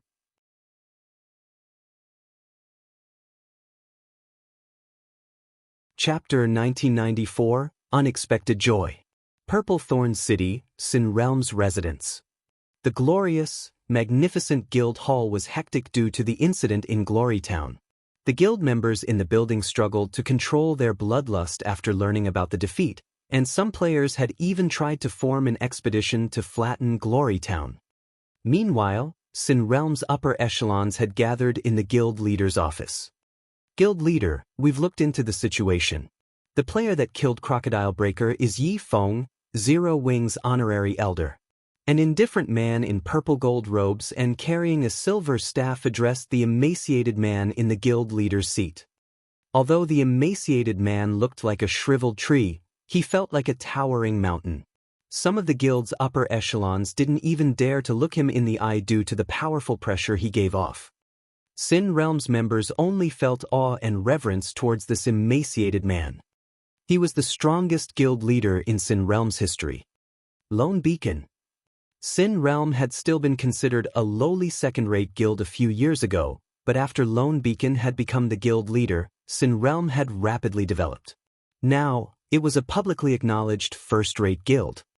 Under Lone Beacon's leadership, Sin Realm had increased its development speed after joining God's domain. The guild was now even stronger than some veteran first-rate guilds and had taken full control of the Purple Thorns Kingdom. Many first-rate and super first-rate guilds had even failed to accomplish such a feat. Zero Wing's Yi Feng? Lone Beacon's lips curled into a smile. That is interesting. As soon as we lay our hands on the Witch's Hill, someone from Zero Wing appears in the Purple Thorns Kingdom? Guild leader, this Yi Feng is too arrogant. He actually dared to kill Crocodile Breaker in our own territory. It's a slap to the face. A robust, tanned berserker growled angrily. Please, let me lead a team to teach this guy a lesson. We'll show Zero Wing that just because it barely resisted an offensive from Miracle, that doesn't mean that it can strut around before Sin Realm. Iron Tooth is right, guild leader. Yi Feng has come to our territory alone and killed Crocodile Breaker. If we don't take care of him, we'll become a laughingstock in the kingdom. Everyone will assume that we fear Zero Wing. The other guild upper echelons promptly voiced their agreement. It might have been acceptable if Zero Wing had sent an army into Purple Thorns Kingdom, and the two guilds had clashed, but Shi Feng had come here on his own. He had even publicly announced his identity before the kingdom's populace. If they didn't deal with this player and prove to Zero Wing that they weren't to be trifled with, then Sin Realm's reputation would be in tatters. Alright, Iron Tooth, take a team to Glory Town, Lone Beacon said, nodding. He, too, felt that it was necessary to teach Zero Wing a lesson. He then continued, however, Yi Feng is extraordinarily strong.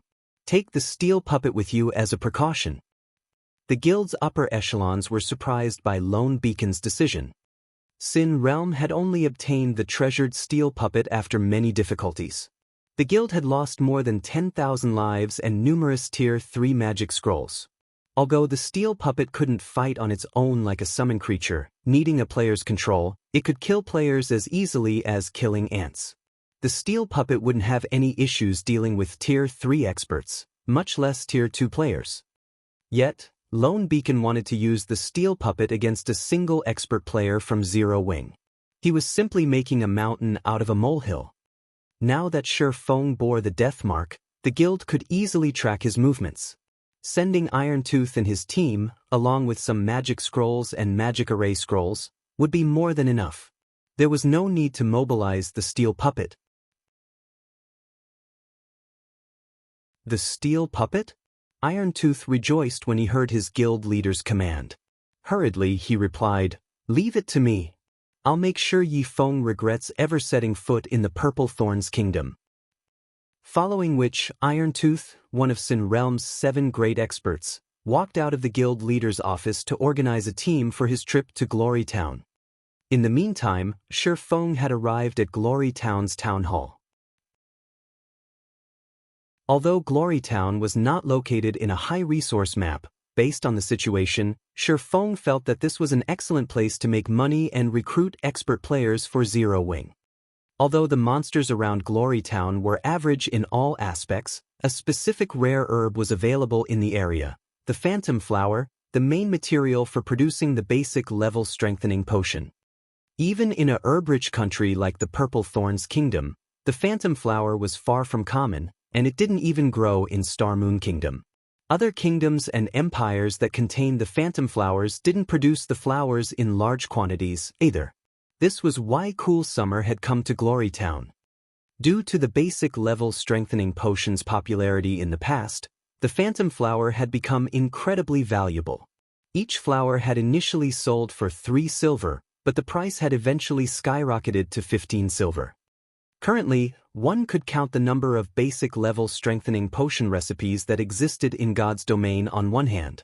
Since so few players grinded in high-level maps right now, the demand for this potion wasn't particularly high yet, either.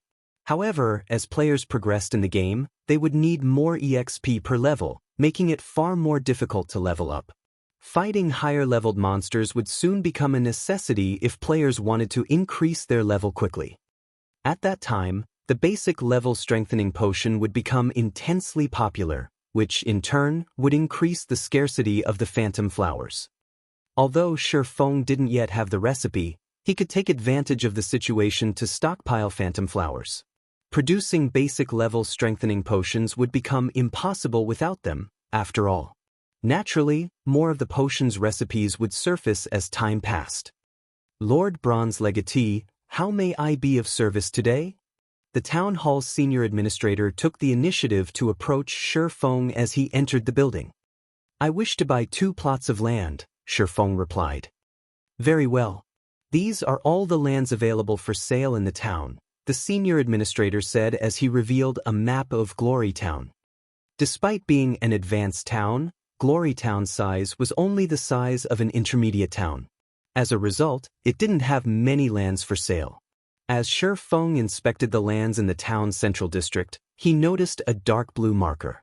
It was particularly eye-catching since the rest of the markers on the map were light blue. How is this possible? There's actually a plot of advanced land for sale? Shi Feng was stunned as he stared at the dark blue marker.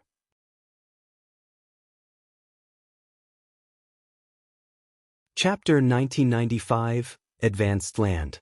How much for this plot of land? Shi Feng asked, suppressing the excitement in his heart as he pointed at the dark blue marker on the map. In the past, the various superpowers had considered advanced lands extremely valuable. Unlike ordinary lands, players had absolute control of the advanced lands they purchased. In other words, like guild towns and cities, players wouldn't be limited to the type of construction they could build on the land. Instead of building shops, guild residences, or private houses, players could construct auction houses or battle arenas. Though, only a fool would build a battle arena in an NPC town, as doing so would not yield any profits. NPC towns didn't have much mana, and a battle arena wouldn't provide enough benefits to the players training within without a high mana density. The wisest way to use a plot of advanced land was to build an auction house. Auction houses couldn't be constructed on ordinary lands, and NPC towns didn't usually possess auction houses. Of course, player-constructed auction houses didn't hold much attraction for players. They were already available in NPC cities, and every NPC town and city had a teleportation hall, allowing players to travel from one location to another easily. Moreover, NPC auction houses were usually connected with multiple other NPC auction houses, which allowed players to sell and purchase items from multiple NPC cities. In contrast, player-constructed auction houses were only connected with other auction houses the player owned. However, player-constructed auction houses had an advantage that NPC auction houses lacked: the freedom to choose the form of currency required. Instead of coins, players could use credits or magic crystals. Many of God's Domain's players dreamed of earning real-world money through the game, but transactions involving credits and in-game items were troublesome. Normally, players were only willing to go through the trouble for bulk or high-value transactions. However, player-constructed auction houses removed the hassle of credit trades. The services player-constructed auction houses offered were convenient for small transactions, and the guilds operating the auction houses could collect processing fees, earning a large sum of credits. If the auction house's trade volume was sufficiently high, the ruling guild could even earn enough credits per day to make the various superpowers jealous. Of course, obtaining such an income was impossible if one relied on a single NPC town's auction house, but there was a saying, many a little makes a mickle. If Shi Feng could construct an auction house while God's domain was still in its early phases, he could earn a fortune. Moreover, an auction house in an NPC town would be far more popular than one in a guild town. This was due to the more convenient transportation methods. Every NPC town and city in the Purple Thorns Kingdom allowed direct teleportation to Glory Town. Lord Bronze Legatee, this plot of land's price is somewhat special. In addition to 14,000 gold, you'll also have to pay 300 mana stones and 300 pure magic cores if you wish to purchase it, the senior administrator said. Mana stones and pure magic cores? Shi Feng released a sigh of relief when he heard the senior administrator's price. Normally, advanced lands cost both coins and resources. Fortunately, the resources required this time were not particularly valuable. Shi Feng could easily synthesize mana stones from magic crystals, and he could collect pure magic cores from killing level 50+ Great Lord ranked demonic beasts. Neither of these items would be difficult to acquire for Zero Wing. As for the 14,000 gold, the cost was practically negligible. Zero Wing had earned quite a bit of profit recently, and he had the compensation the Black Dragon Empire's various large guilds had paid for their transgressions. Even though most of the compensation had been paid in materials and lands, quite a few guilds had paid with coins. Overall, Shi Feng currently had over 170,000 gold in his pockets. This was also why he had decided to activate a super large-scale neutral city. After speaking with the senior administrator, Shi Feng contacted Melancholic Smile and had her send some manpower to Glory Town. He also instructed her to send mana stones and pure magic cores. In less than an hour, Shi Feng had received the required 300 mana stones and 300 pure magic cores. He then purchased the advanced land, in addition to 2 plots of ordinary lands, spending a total of 18,000 gold. After purchasing the lands, Shi Feng used the auction house design, which the guild had recently acquired, and instructed his guild's architects to construct the auction house on the advanced land. He then spent another 5,000 gold to construct a guild residence and a shop on the 2 plots of ordinary land. Suddenly, 3 extremely eye-catching buildings rose within Glory Town. The candlelight trading firm was especially impressive, and although it wasn't as majestic as the advanced auction house, it was a 3-story building. Moreover, it occupied just as much area as Zero Wing's new residence. Glory Town's players immediately noticed the appearance of Zero Wing's residence and the candlelight trading firm. The town wasn't particularly large, after all, and none of the town's lands had been purchased by any major powers. Glory Town was merely a border town, a temporary leveling area for a small number of independent players. There was no real value to purchasing the lands here. Why is there a player-constructed auction house? Didn't they say that it wasn't possible to construct auction houses in NPC towns? Zero Wing is so awesome. It has even pulled off something like this. But what's the point in constructing an auction house here? Player-constructed auction houses don't usually have a lot of items for sale. The customer base is so much smaller than NPC auction houses, so there isn't much point in using a player-constructed one. True. But isn't Zero Wing Star Moon Kingdom's overlord? It also has a big city like Zero Wing City. This auction house here should be connected to the one there. If that's the case, it should have a lot of items for sale.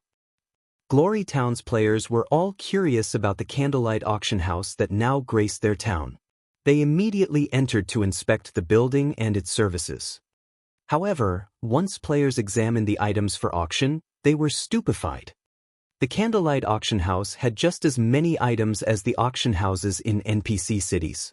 Most importantly, many items could also be purchased with either coins or credits.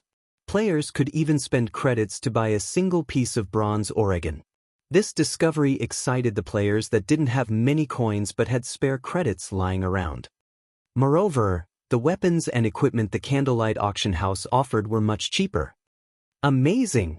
The candlelight auction house is simply amazing. Crap. There are so many pieces of level 55 mysterious iron equipment for sale.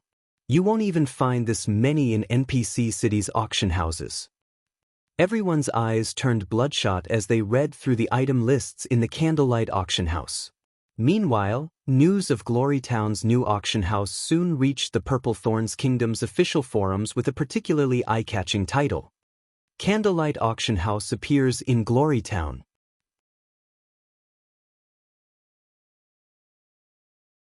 Chapter 1996, Popular Auction House.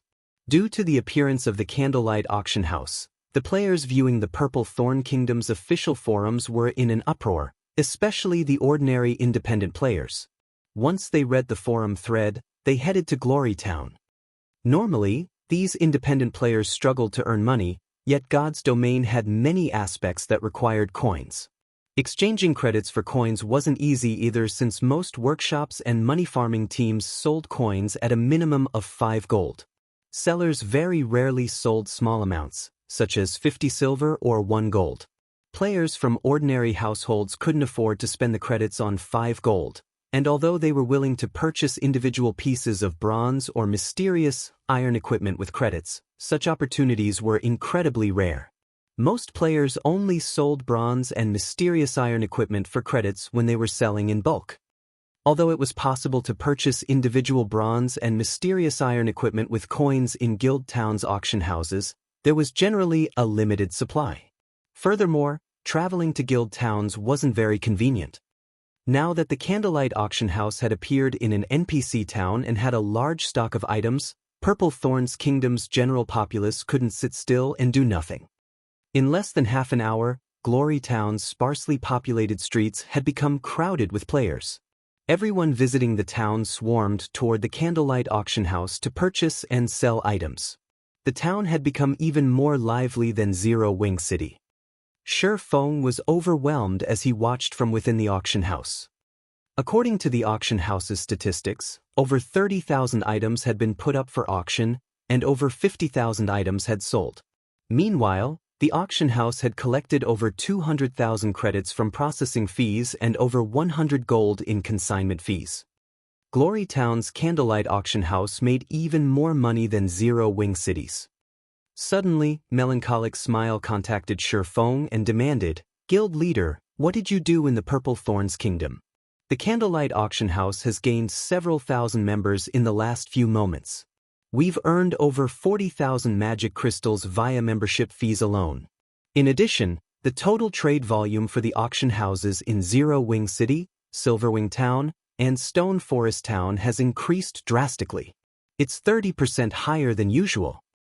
The auction houses in Zero Wing City, Silverwing Town, and Stone Forest Town were some of Zero Wing's main income sources. However, the trade volume for these auction houses had increased by 30% and continued to rise. At this rate, the 3 auction houses would soon generate half of Zero Wing's credit income. At that time, Zero Wing would no longer have to sell secret silver and fine gold weapons and equipment to maintain the training ground. The guild might even be able to afford to recruit more internal members. A 30% increase in trade volume? Shi Feng chuckled. That's only the beginning. If everything goes smoothly, we should see an increase of 70% at the very least. Right? Send someone out to collect phantom flowers. As long as they don't cost more than 5 silver per stalk, buy as many as possible. An ordinary guild city couldn't compare to the convenience of owning an advanced land in an NPC town or city. This was even true for Zero Wing City, which had a player population of over 10 million.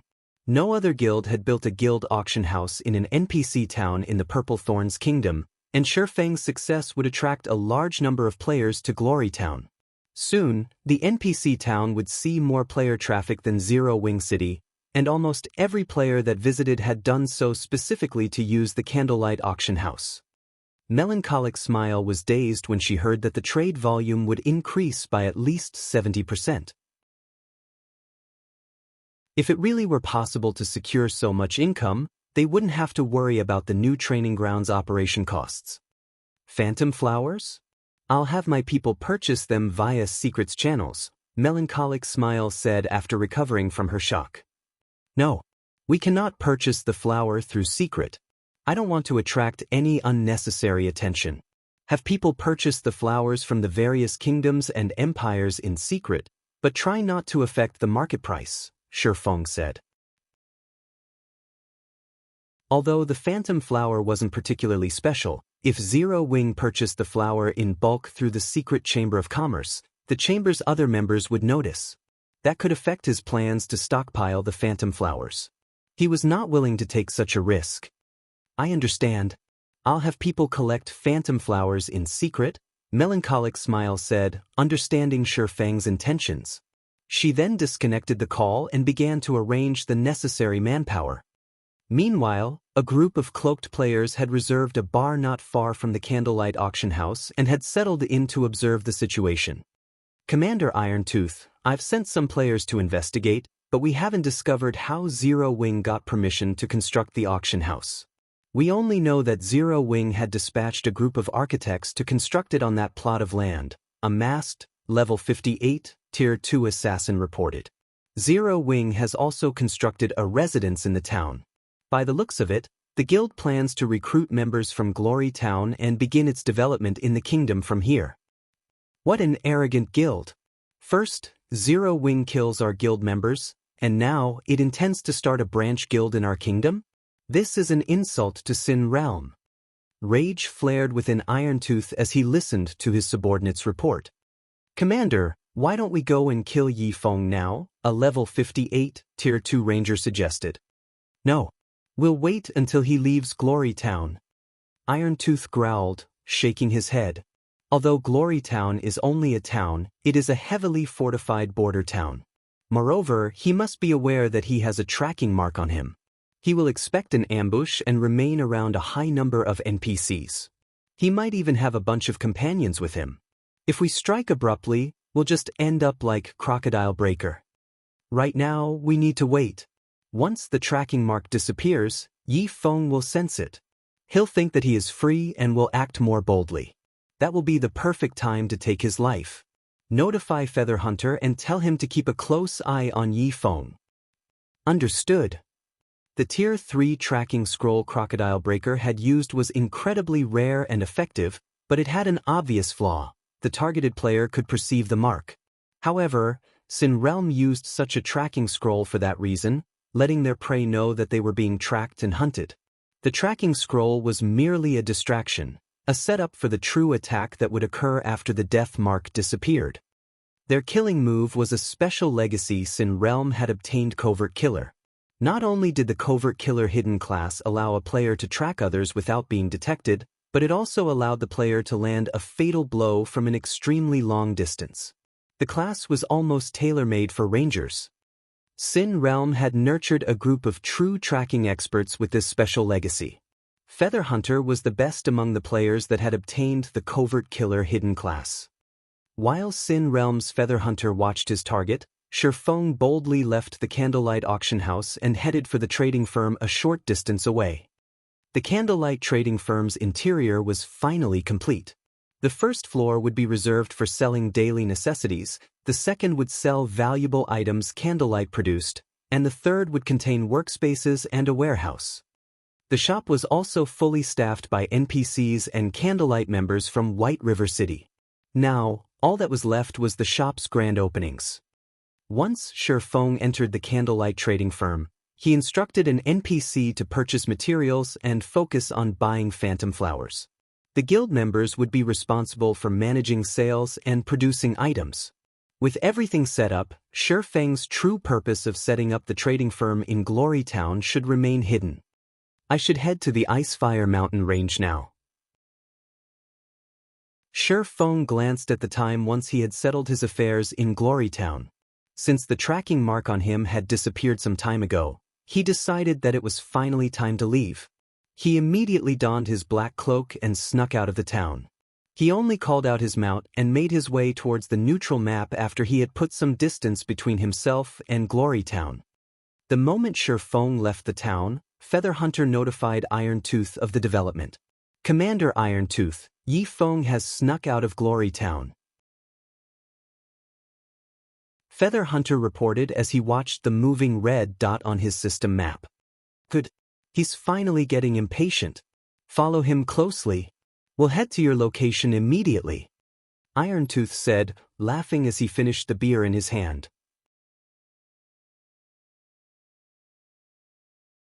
Chapter 1997, Ancient Stone Box. Shi Feng headed south after leaving Glory Town. Is this guy insane? He's running out in the fields without a care.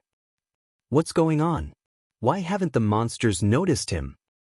The players grinding in the fields were astonished as they watched Shi Feng brazenly charge through the wilderness. They were stunned further when they realized that the high-level monsters nearby completely ignored the swordsman, while some actively avoided him. After a short moment, Shi Feng vanished. The players here have already gotten used to killing higher-leveled monsters.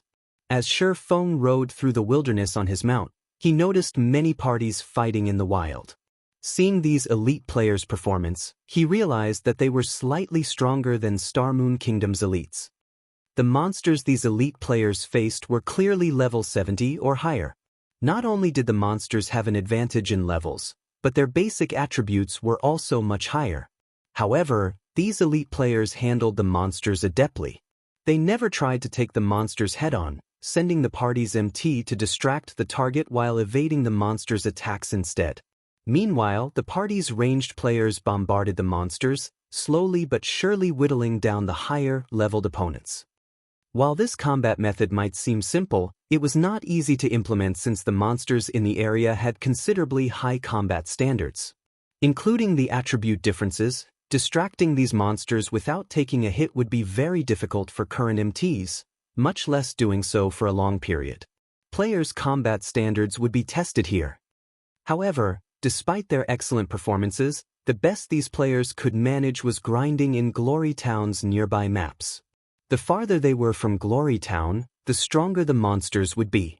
Players would encounter more than just special elites and chieftains, they'd also run into lords and high lords.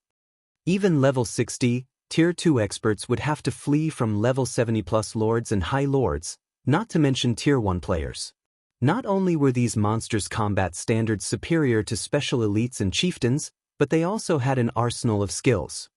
If Tier 2 experts were not careful, they could die in the blink of an eye. Of course, these monsters were no trouble for Shi Feng. He had already reached level 70 and could easily move through these level 70+ lords and high lords. After over 2 hours of travel, Shi Feng finally arrived in an open gravel plain. An ancient altar, surrounded by stone pillars that formed a maze, stood in the center of the plain. Meanwhile, level 75 and higher elemental creatures roamed the maze, the majority of which were Lord-ranked monsters. This was the Elemental Altar, the most famous location in Glory Town's map during Shi Feng's previous life. Sure enough, no one has come this far yet. As Shi Feng arrived before the Elemental Altar and gazed upon the ancient, stone box upon it, he couldn't help but smile. Any player that had wanted to travel to Thunder Axe City had almost always done so through Glory Town in the past, but by the time he had made it to the town, players had long since explored the area.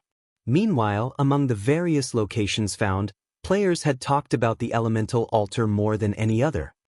The altar had become such a hot topic due to the stone box enshrined on it. While the stone box might look ordinary, it contained an amazing treasure. The Sealing Stone. Although the Sealing Stone was a one-time use tool, it had astounding power. When used, it could seal the strength of one monster, reducing its rank by 1 for 3 hours. While this effect might not seem impressive, the Sealing Stone was even effective against mythic monsters. The tool would reduce ordinary mythic monsters to Grand Lord rank, and mythic-ranked archaic species would become as weak as ordinary mythic monsters. The player that had opened Thunder Axe City's entrance in the past had only succeeded due to this Sealing Stone.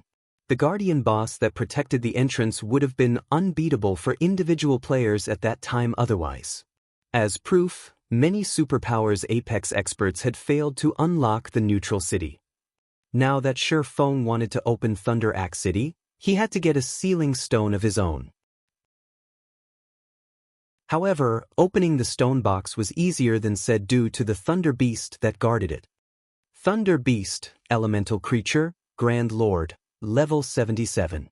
HP 85 000 000/85 000 000.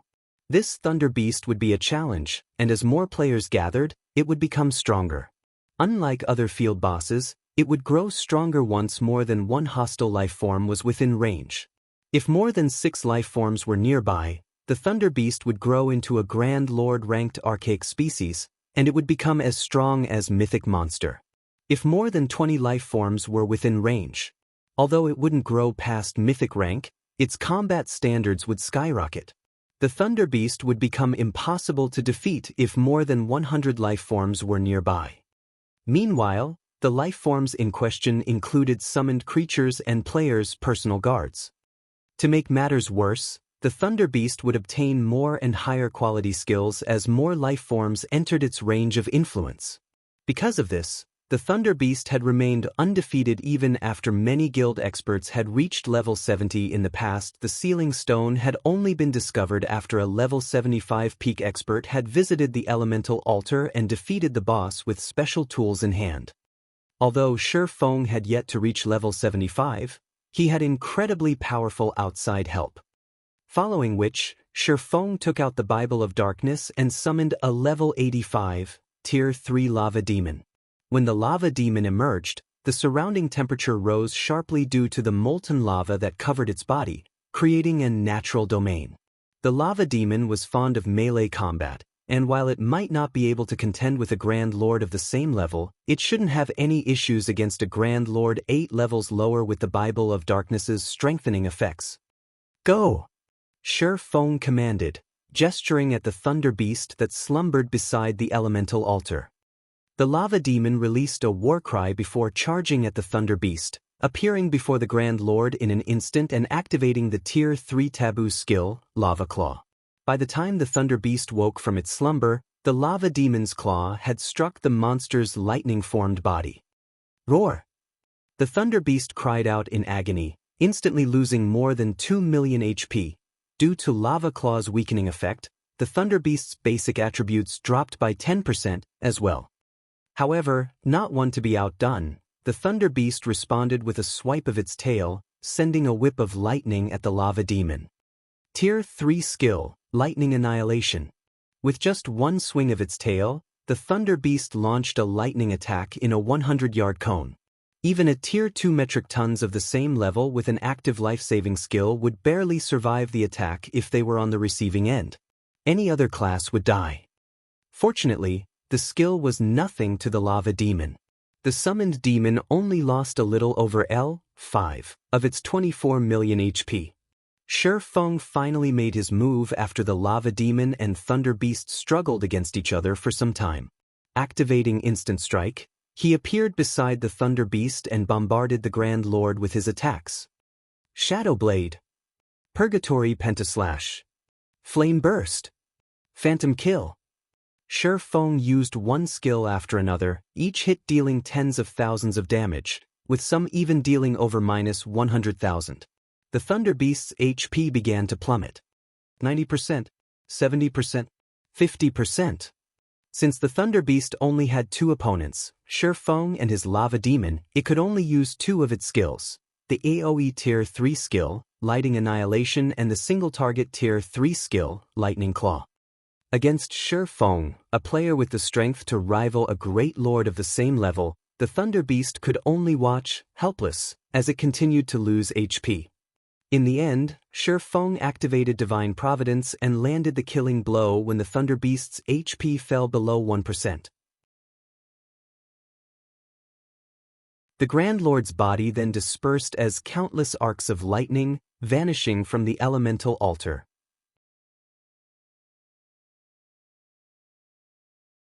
Chapter 1998, Sin Realms So Much EXP.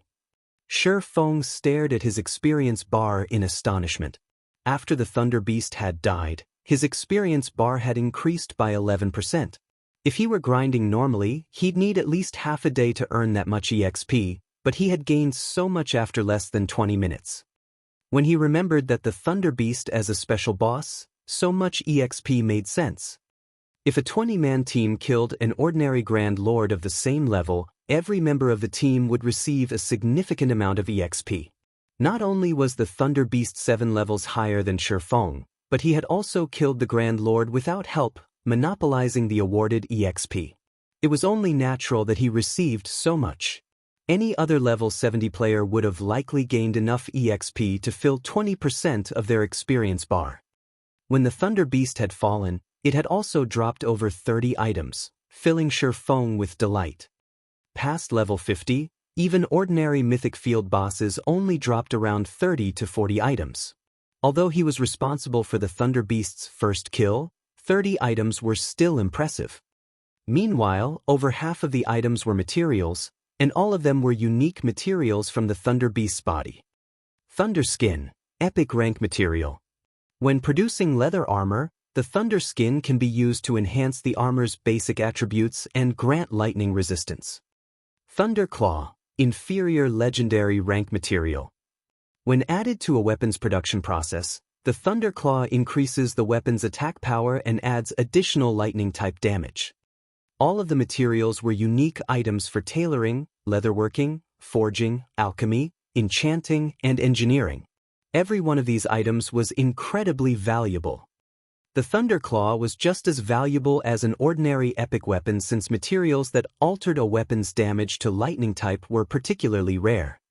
Any weapon that could use lightning would ignore a significant amount of defense unless the target had very high lightning resistance, but equipment that provided that resistance was just as rare. Melee players in the past had dreamed of enlisting a master forger to create a custom weapon with lightning-type damage for them.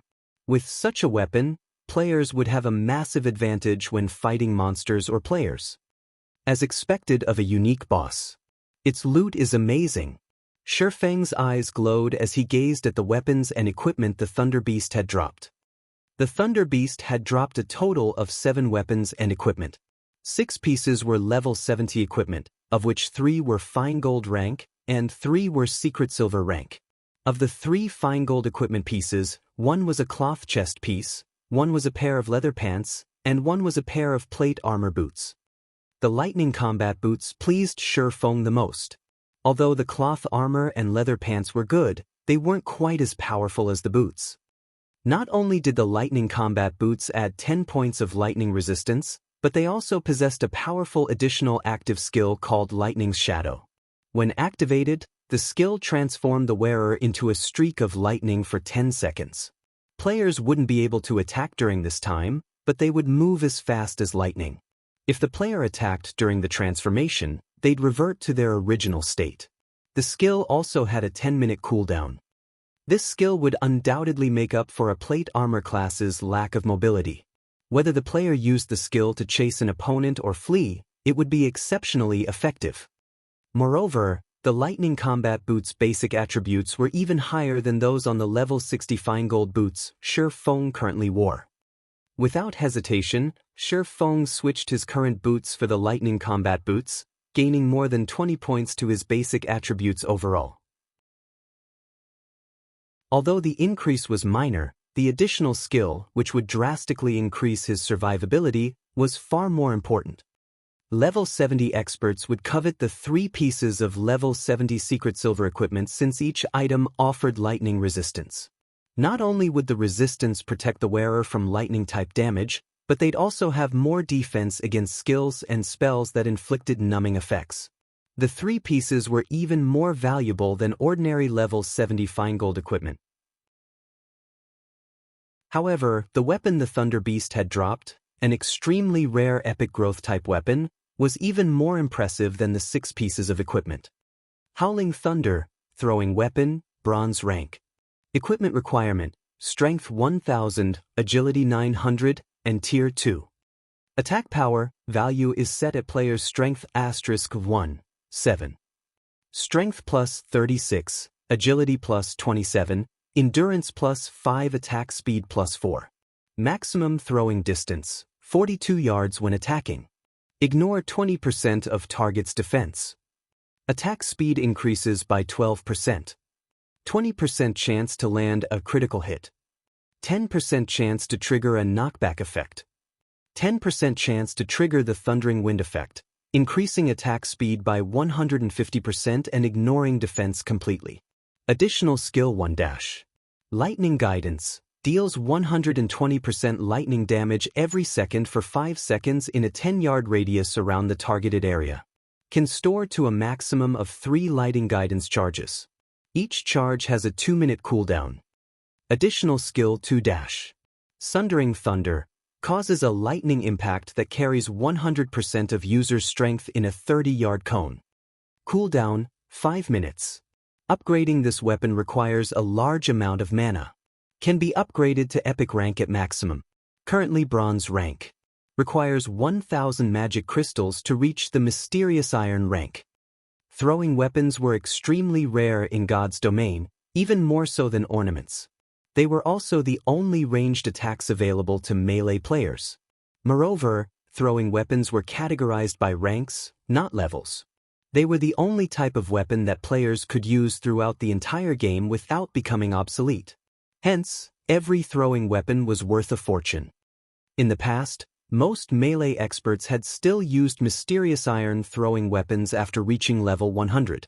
Very few had acquired secret silver or fine gold throwing weapons, and only the most fortunate players had obtained dark gold ranked throwing weapons. Shifeng hadn't switched to another throwing weapon since he had obtained the Blazing Meteor from Celiora. The Blazing Meteor would even be incredibly rare after players reached level 200, after all. Of course, he hadn't expected to get his hands on an epic growth-type throwing weapon after killing the Thunder Beast. The Howling Thunder was even more valuable than ordinary epic weapons. Shifeng immediately began to upgrade the Howling Thunder since he had so many magic crystals on him at the moment. After a short moment, Shifeng had upgraded Howling Thunder to Dark Gold rank. He would need 40,000 magic crystals to upgrade it to Epic rank, however, which was 10 times more than upgrading it from Fine Gold to Dark Gold rank. Since he didn't have enough magic crystals for this final upgrade, he had no choice but to set the matter aside for now. Even so, the Dark Gold ranked Howling Thunder had already surpassed Blazing Meteor's power, satisfying Shifeng. Shifeng left the elemental altar after he replaced Blazing Meteor with Howling Thunder and retrieved the sealing stone from the ancient stone box. However, as he was about to use the 7 Luminaries ring to teleport to the Icefire Mountain range, a gigantic magic array appeared above him, forming a magic barrier that enveloped the area around Shifeng. Once the barrier was complete, a group of players wearing Sin Realm's guild emblem emerged from the ground. A playful light flashed in their eyes as they turned to Shifeng. Just as the guild leader guessed, you came to Glory Town for a quest. It's a pity your efforts will go to waste. The tall, robust Irontooth said as he stepped out of the crowd. Smiling, he continued, "Now, are you going to hand over the item, or will we need to retrieve it from your corpse? Decide."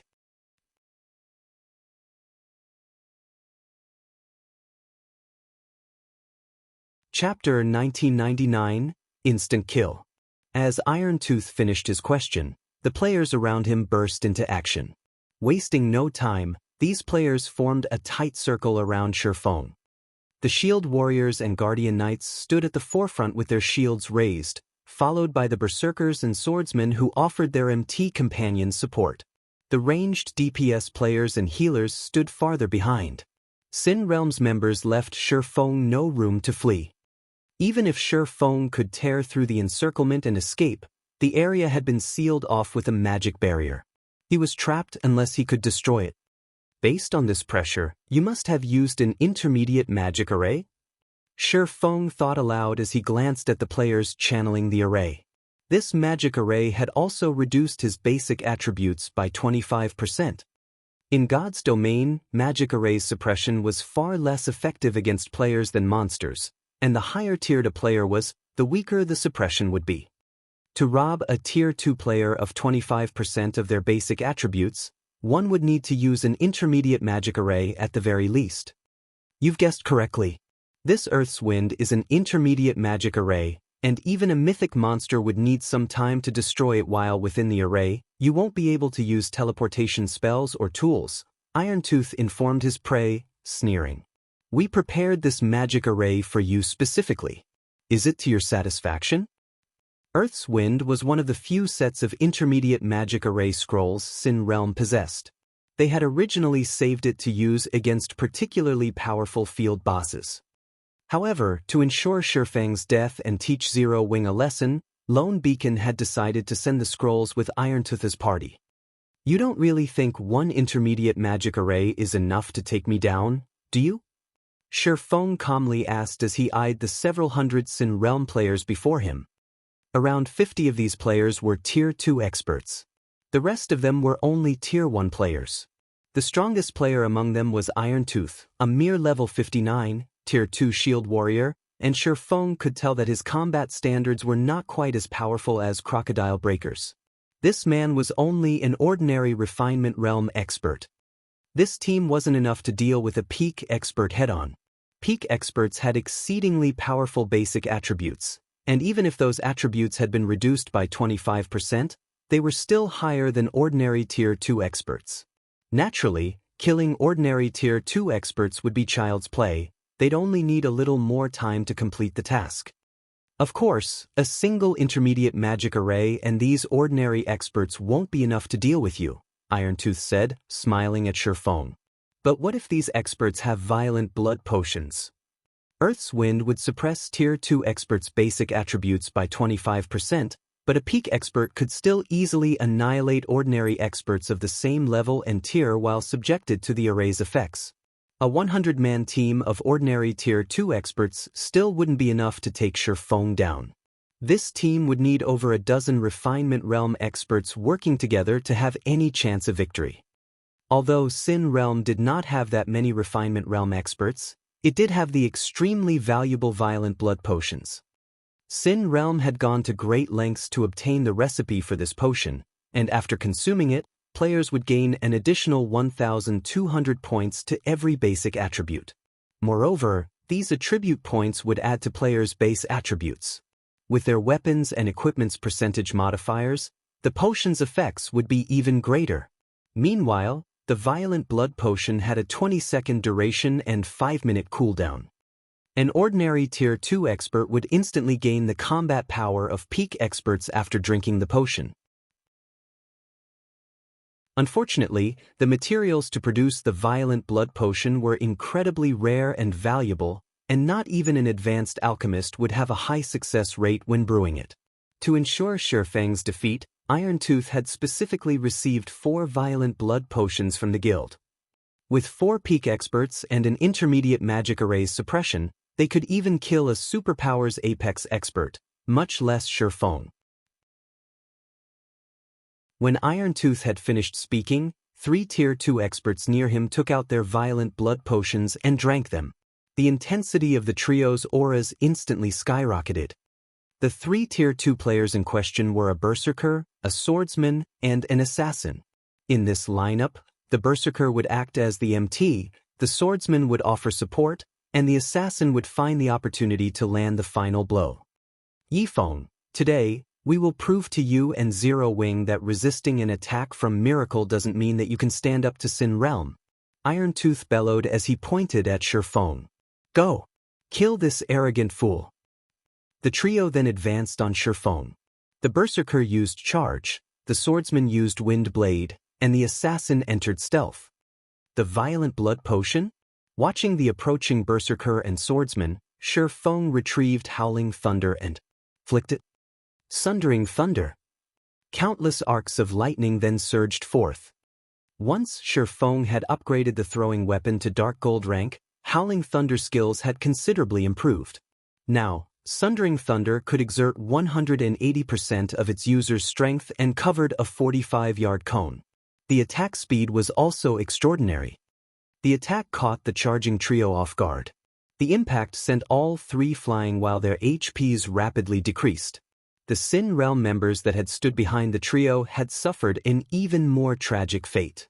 The Tier 1 players within Sundering Thunder's range died instantly.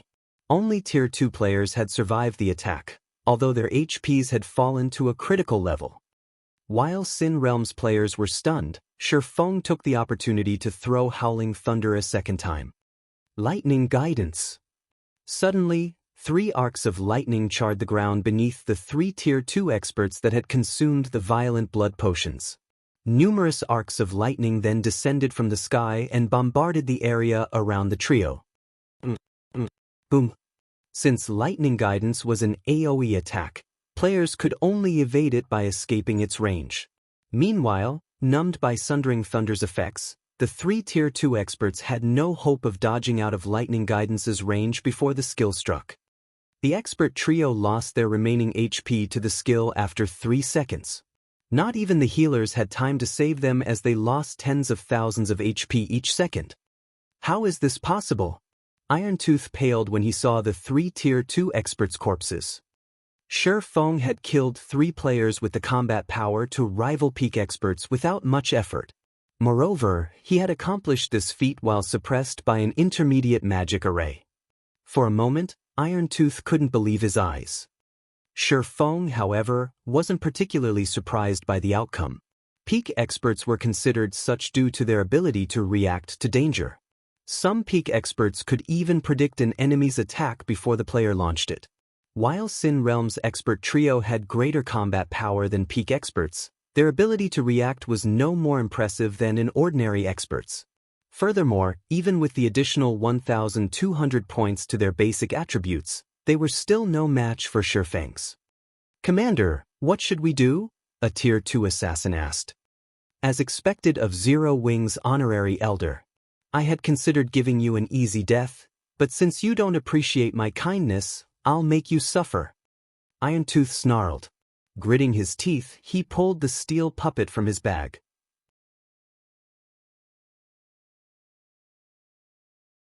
Chapter 2000 Combating the Steel Puppet. The steel puppet stood 8 meters tall and was comprised entirely of fine iron. It also wore thick, heavy, pitch-black armor. The steel puppet had 2 heads and 4 mechanical arms, each wielding a gigantic saber. Despite the steel puppet's inactive state, it radiated a dreadful aura. "The boss is finally getting serious." "Amazing! So, this is the guild's steel puppet?" When they saw the colossal steel puppet, Sin Realm's members recovered their senses. They no longer feared Shi Feng, but cheered with excitement. A steel puppet? Shi Feng was quite surprised to see the massive construct. Like the guardian puppet, the steel puppet was a bronze puppet with the strength of an apex Tier 2 being. Its defense was even greater than the Hell Tanks. Like the Hell Tank and other war weapons, bronze puppets didn't have HP, but durability. The steel puppet was capable of several times the Hell Tank's combat power, the perfect weapon to deal with players and take down buildings. "Yifeng, you should be pleased. You'll be this steel puppet's first victim," Irontooth said, sneering as he sat in the steel puppet's control module. This was the first time Sin Realm would use the steel puppet since obtaining it. The guild simply hadn't needed to use it yet. Operating the steel puppet also cost a large number of magic crystals. Just to activate it, one needed to store 1,000 magic crystals within the puppet for every minute the steel puppet was operated. It would consume 50 crystals. In other words, the steel puppet could only operate for 20 minutes at full capacity. To make matters worse, using the steel puppet skills would cost additional magic crystals. Sin Realm hadn't bothered to use the puppet for these reasons, even when dealing with other guilds. Irontooth was only allowed to use the steel puppet now because Lone Beacon wanted to teach Zero Wing a lesson. As Irontooth fell silent, he used the steel puppet to advance on Shi Feng. The steel puppet's movement speed was extremely high, crossing 50 yards in less than 2 seconds. Upon arriving before Shi Feng, the steel puppet swung one of its sabers at the swordsman. Despite the attack's casual nature, its power was at the peak of Tier 3.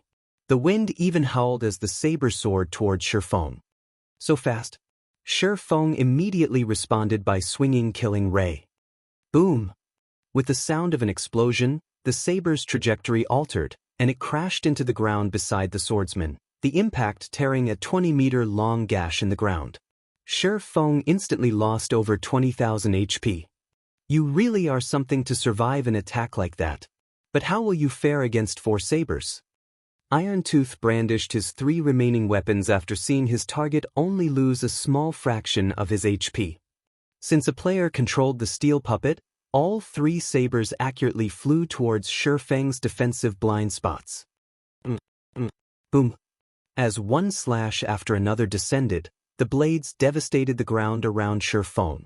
The earth trembled violently under the resulting impacts, and some of Sin Realm's nearby players lost their footing. The steel puppet's devastatingly destructive power stupefied Sin Realm's members. Setting aside the steel puppet's strength, its attack speed alone shocked many of the watching players. The sabers were far too quick, and even the Tier 2 players realized that they'd be hard-pressed to block a single strike. If they had to combat all 3 sabers simultaneously, they'd die on the spot. Once the dust settled, however, they were even more shocked. Shifeng still stood beside the steel puppet swords. He hadn't died in the flurry of attacks, and this time, his HP was fully intact. As expected of a bronze combat puppet, its combat power is amazing. The Hell Tank is nothing in comparison, Shifeng thought as he looked at the deformed terrain around him. If he hadn't activated Power of Darkness in time, he would have likely lost more than half of his total HP.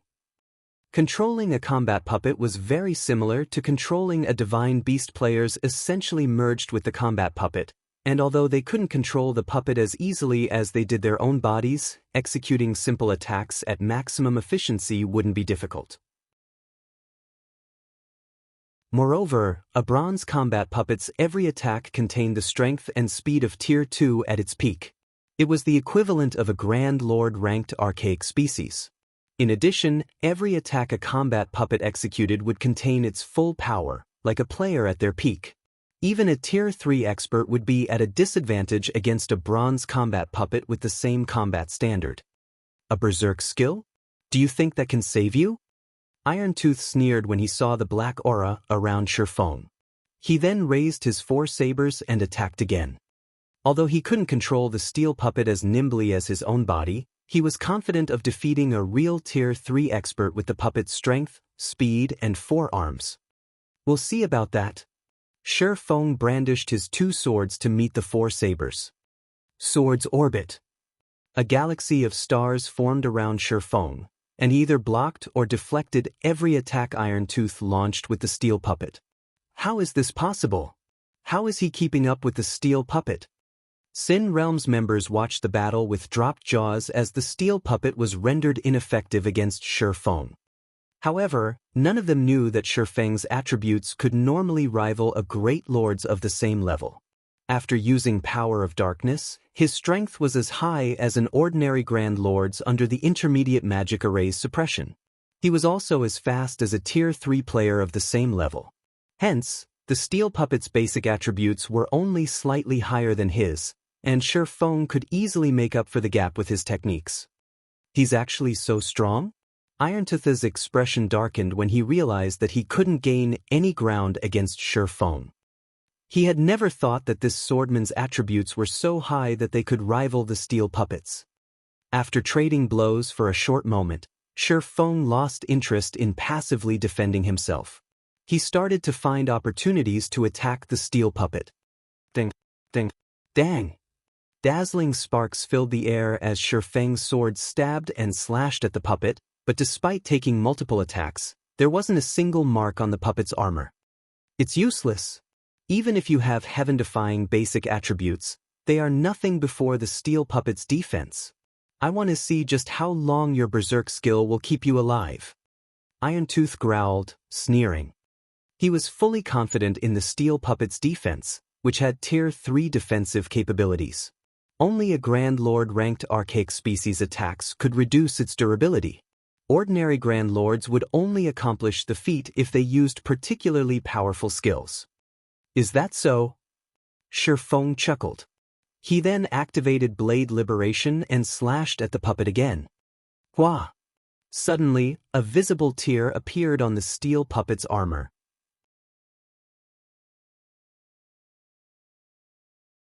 Chapter 2001, Fire Spirit Appears. The steel puppet stumbled 4 steps back after Shifeng's attack, nearly losing its footing. How is this possible? Shock filled Irontooth's eyes as he stared at his puppet's cut. With a single attack, the steel puppet had instantly lost 3 points of its 1,000 total durability. Shi Feng's attack power was ridiculously high, practically rivaling mythic monsters. Iron Tooth wasn't the only one dumbfounded either. Sin Realm's nearby players were stunned. They had never considered that a player with the strength to stand against the steel puppet would exist at this stage of the game. Rather than a player, Shi Feng was a monster. After his first attack succeeded, Shi Feng charged towards the puppet once more. Shadow Blade. 10 strikes thrust toward the colossal construction, each attack carrying 100% of Shi Feng's strength. Scram! Iron Tooth bellowed as he controlled his puppet. The steel puppet's 4 arms began to rotate, creating a storm that countered all 10 of Shi Feng's attacks. The puppet's sabers created wind blades as it blocked the attacks, which flew towards Shi Feng, forcing him to defend himself. The storm calmed after 3 seconds, resulting in a severameter-deep crater where the steel puppet stood. The 50-yard radius area around the construct was void of life. So, this is one of the steel puppet's skills? Shi Feng revealed a bitter smile as he watched his adversary. Truly amazing.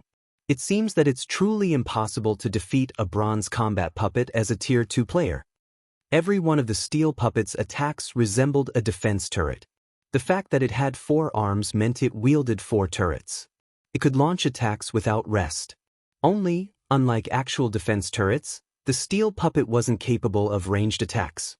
Even so, it was strong enough to trouble any ordinary Tier 3 expert. Furthermore, the steel puppet had high defense and powerful skills, every one of which was more powerful than the average Tier 3 large-scale destruction spell. These were the reasons that the various major powers used combat puppets as their most devastating trump cards. Although Shi Feng had the strength to fight any ordinary mythic monster while suppressed by an intermediate magic array after activating twofold Berserk, the compounded skills only lasted a little over 20 seconds. He couldn't defeat the steel puppet in such a short time. Yi Feng, although you are quite strong, the steel puppet isn't limited to normal attacks. I'll give you a taste of its true power. Iron Tooth sneered as he glared at Shi Feng.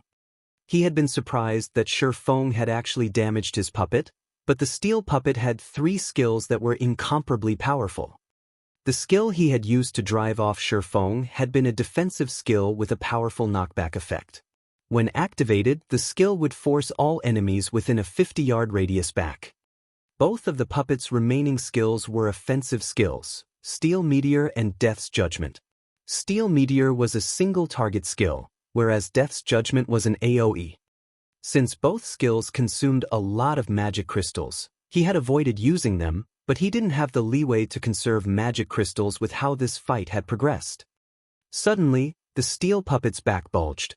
Hundreds of magic bullets shot out of its back and flew towards the distant Shi Feng.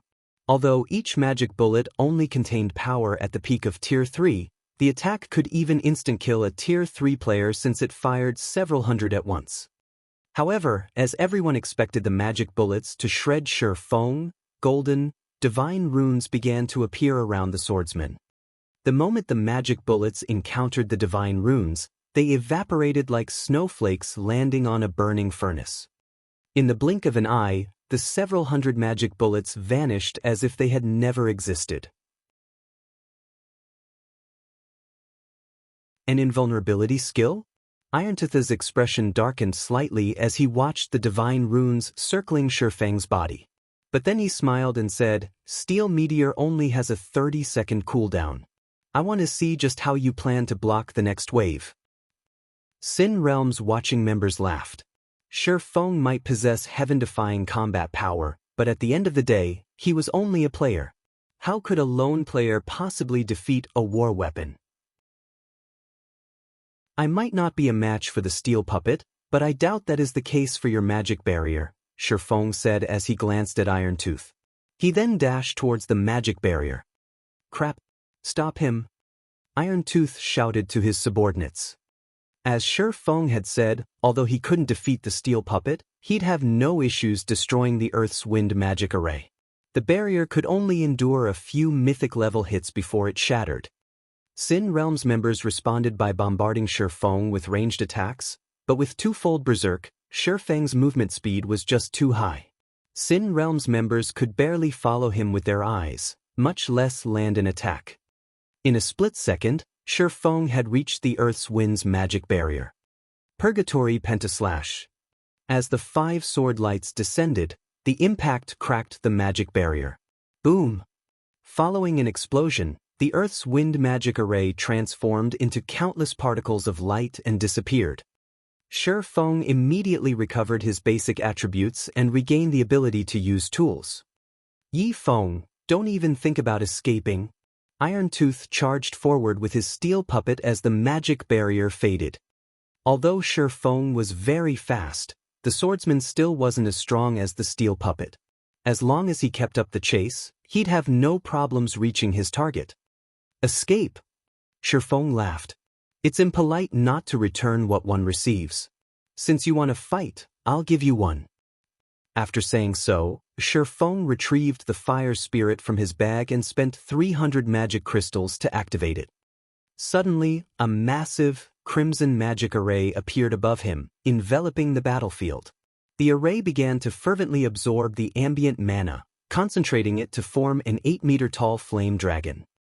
This flame dragon was none other than the fire spirit. Roar! The fire spirit released a furious cry as it descended, its roar shaking the very ground beneath it. At the same time, a frightening aura spread across the battlefield. A level 80 Tier 3 archaic species. How? The Sin Realm members who had been charging towards Shifeng slid to a halt as they stared at the fire spirit, which was roughly as large as the steel puppet, in abject horror.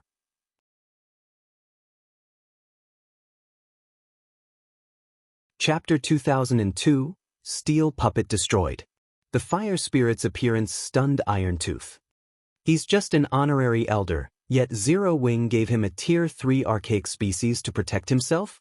Both surprise and envy overcame Irontooth as he stared at the flame dragon before him. He had never even heard of a tool that could summon a Tier 3 archaic species. A Tier 3 summoning scroll was already enough to cause a fight between the various major powers.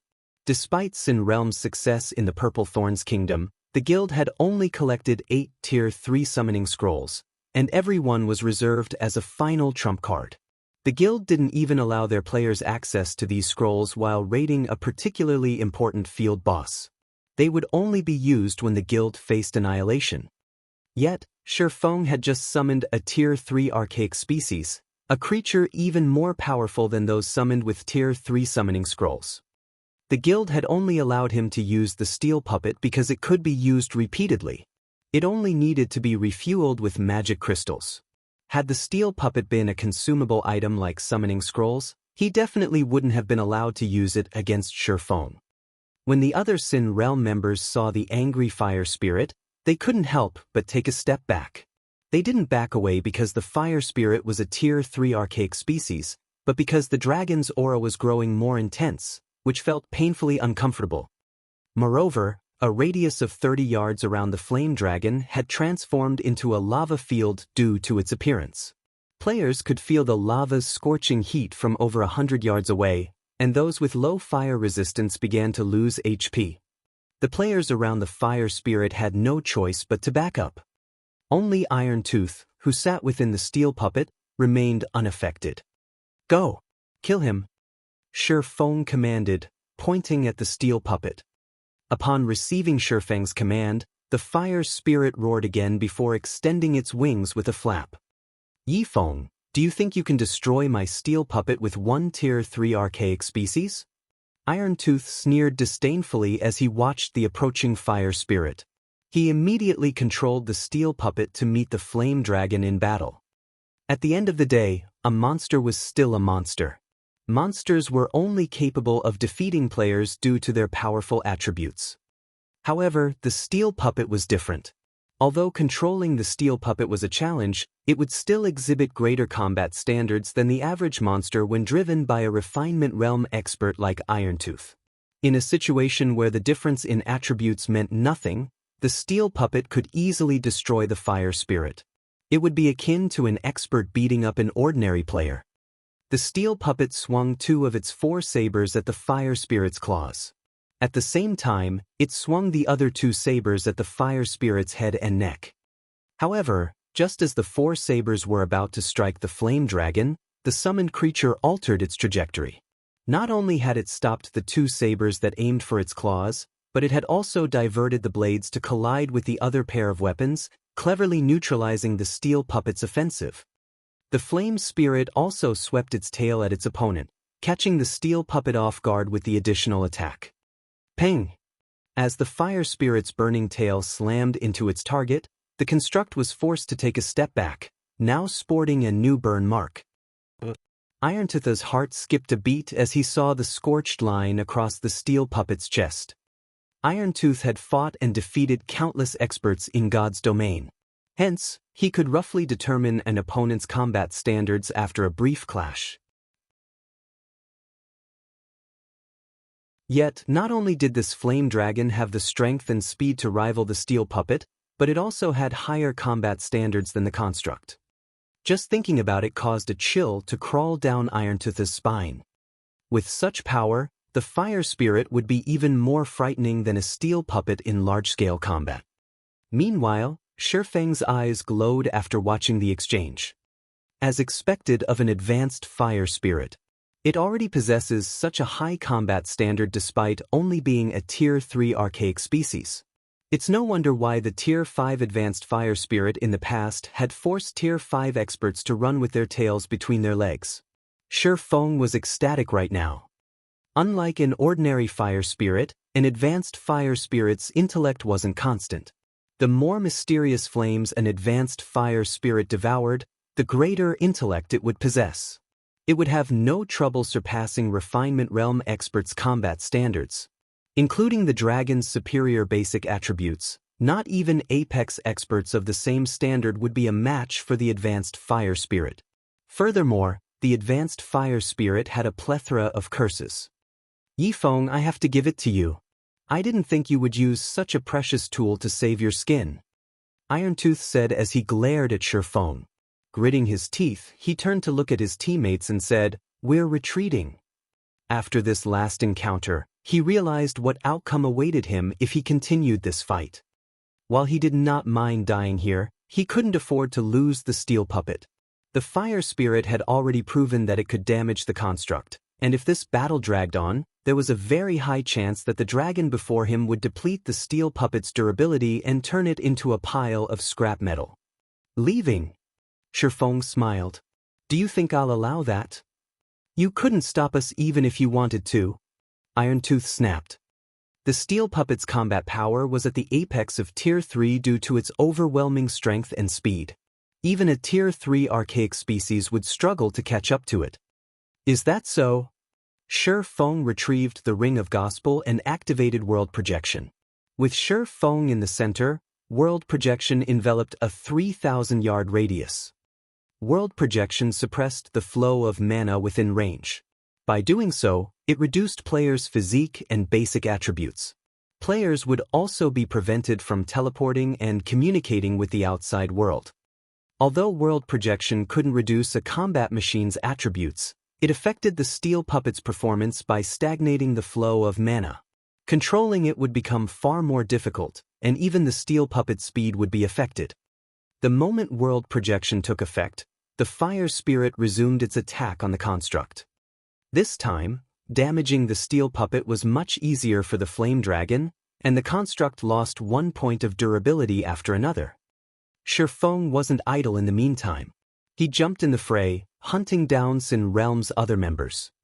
While he was still under the effects of twofold berserk and World Projection suppressed his targets, Shifeng slaughtered the fleeing Sin Realm players.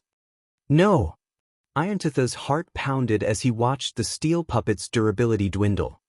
However, no matter how Irontooth tried to flee, he couldn't shake off the flame dragon. During the chase, the fire spirit cast one Tier 3 curse after another, rapidly devouring the steel puppet's durability. 952. 814. 648. Finally, before 5 minutes had passed since the fire spirit had graced the battlefield, both the steel puppet and Iron Tooth had been obliterated by the flame dragon's Tier 3 curses. Chapter 2003, Famous in Purple Thorns. Crimson flames devoured the forest outside of the elemental altar. When the expert players gathering herbs nearby turned to look, they were stupefied. They weren't surprised by the burning forest, but by the 8-meter-tall flame dragon that flew above the inferno. The dragon's wingspan was over 20 meters, and its flaming body illuminated the dark, smoky sky. A dragon? Crap, that's a level 80, Tier 3 archaic species. Isn't this area only supposed to have up to level 75 monsters? Is some kind of event taking place over there? Curiosity filled these experts as they watched the flame dragon. They began to head towards it to investigate. Events were commonplace in God's domain, and if players could complete them, they could receive bountiful rewards. Lying in the sea of fire was the steel puppet's heavily damaged body. As expected of a bronze combat puppet, it certainly wasn't easy to destroy. Anticipation filled Shi Feng as he gazed at the destroyed steel puppet. He had his own guardian puppet design, and as long as the candlelight trading firm nurtured enough master lifestyle players and collected the necessary materials, he'd start producing his own bronze combat puppets. Like other war weapons, a force required a certain number of combat puppets to display their true potential. Had Sin Realm arrived with 3 or 4 of these constructs, Shi Feng would have found it difficult to escape, much less win the fight. Multiple combat puppets were necessary due to their overly monotonous attacks. Dodging and deflecting their attacks was simple, but if enough of these attacks targeted a player, even peak experts would fall. A single bronze combat puppet was already capable of displaying such power. Shi Feng found it truly hard to imagine what kind of power 10, or even 100 bronze combat puppets could exhibit. Taking down guild towns would be child's play. As Shi Feng recalled the fire spirit and prepared to leave using the 7 luminaries ring, he noticed 2 golden lights from beside the steel puppet's remains. Iron Tooth's loot? Shi Feng approached curiously. However, he was astonished after picking up the 2 items. One of the items was a pair of level 55 secret silver ranked plate armor boots, and the other was a gemstone block within a steel frame. Level 55 secret silver equipment was considered top tier at this stage of the game. Even first-rate guilds had a very small number of such items. Shi Feng assumed the boots had dropped from Iron Tooth.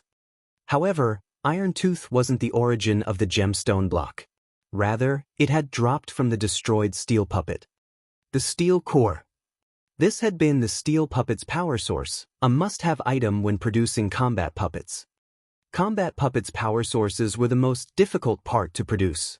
Even intermediate master forgers had an incredibly low success rate when forging them. With this, I've just earned a free combat puppet. Shi Feng grinned at the undamaged steel core. Now, he only needed to construct a guardian puppet's frame and insert this core. Fortunately, while a bronze combat puppet's power source was difficult to produce, the other parts were not. Basic master lifestyle players could easily handle the rest. After Shi Feng stored the steel core, he teleported to the Icefire Mountain range with the 7 luminaries ring. After some time, the Tier 2 assassins that had been busy collecting herbs quietly snuck onto the battlefield. However, upon seeing the fallen steel puppet and its surroundings, they were stunned. What a huge robot! What's going on? What happened here? The terrain has been utterly destroyed. Once the crowd recovered from their shock, they noticed a player's corpse lying near the steel puppet. However, when they saw the player's appearance, they were flabbergasted. Sin Realm's Iron Tooth? Why is he here? This can't be real, right? Iron Tooth is one of Sin Realm's 7 great experts. He's the lead MT of Sin Realm's main force. How could he have died here? Hold on. There are traces of another player, but they seem to have teleported away with a return scroll or something. Did they kill Iron Tooth? When the crowd considered the possibility, a chill ran down their spines. Some of the players immediately posted what they had found on the Purple Thorns Kingdom's official forums, and the matter caused a sensation among the kingdom's general populace. Amazing! Someone actually killed Sin Realm's Iron Tooth. But who would be so bold? Iron Tooth died near Glory Town. Crocodile Breaker also died in the town earlier. It must be Yi Feng's doing. There's no way this is a coincidence. He killed 2 of Sin Realm's great experts so soon after arriving in the kingdom? Amazing! Yi Feng is simply awesome. Sin Realm definitely won't let Yi Feng off the hook now. Sure enough, Zero Wing is immensely powerful. It seems that our kingdom is going to get interesting. The Purple Thorns Kingdom's population couldn't help but marvel at Zero Wing's strength. Despite being alone, Shi Feng had been responsible for the downfall of 2 of Sin Realm's great experts. It was clear how powerful Zero Wing was through these consecutive achievements. While Shi Feng's first success might have been luck, could the same be said about his second? For a time, the name Yi Feng became well known to the kingdom's players. Independent players that had feared Sin Realm now began to apply to join Zero Wing. Meanwhile, news of this matter reached Sin Realm's residence in Purple Thorn City. What did you say? The steel puppet has been destroyed? Lone Beacon's eyes twitched when he heard his subordinate's report. A frosty aura enveloped the guild leader's office.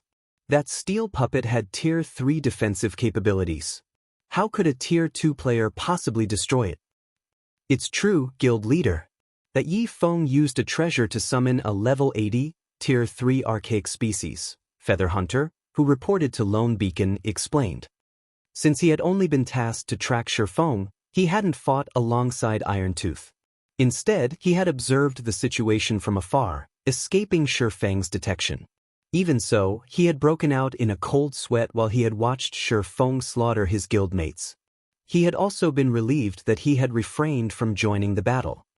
A Tier 3 archaic species? How generous of Zero Wing! Lone Beacon was astonished by the news.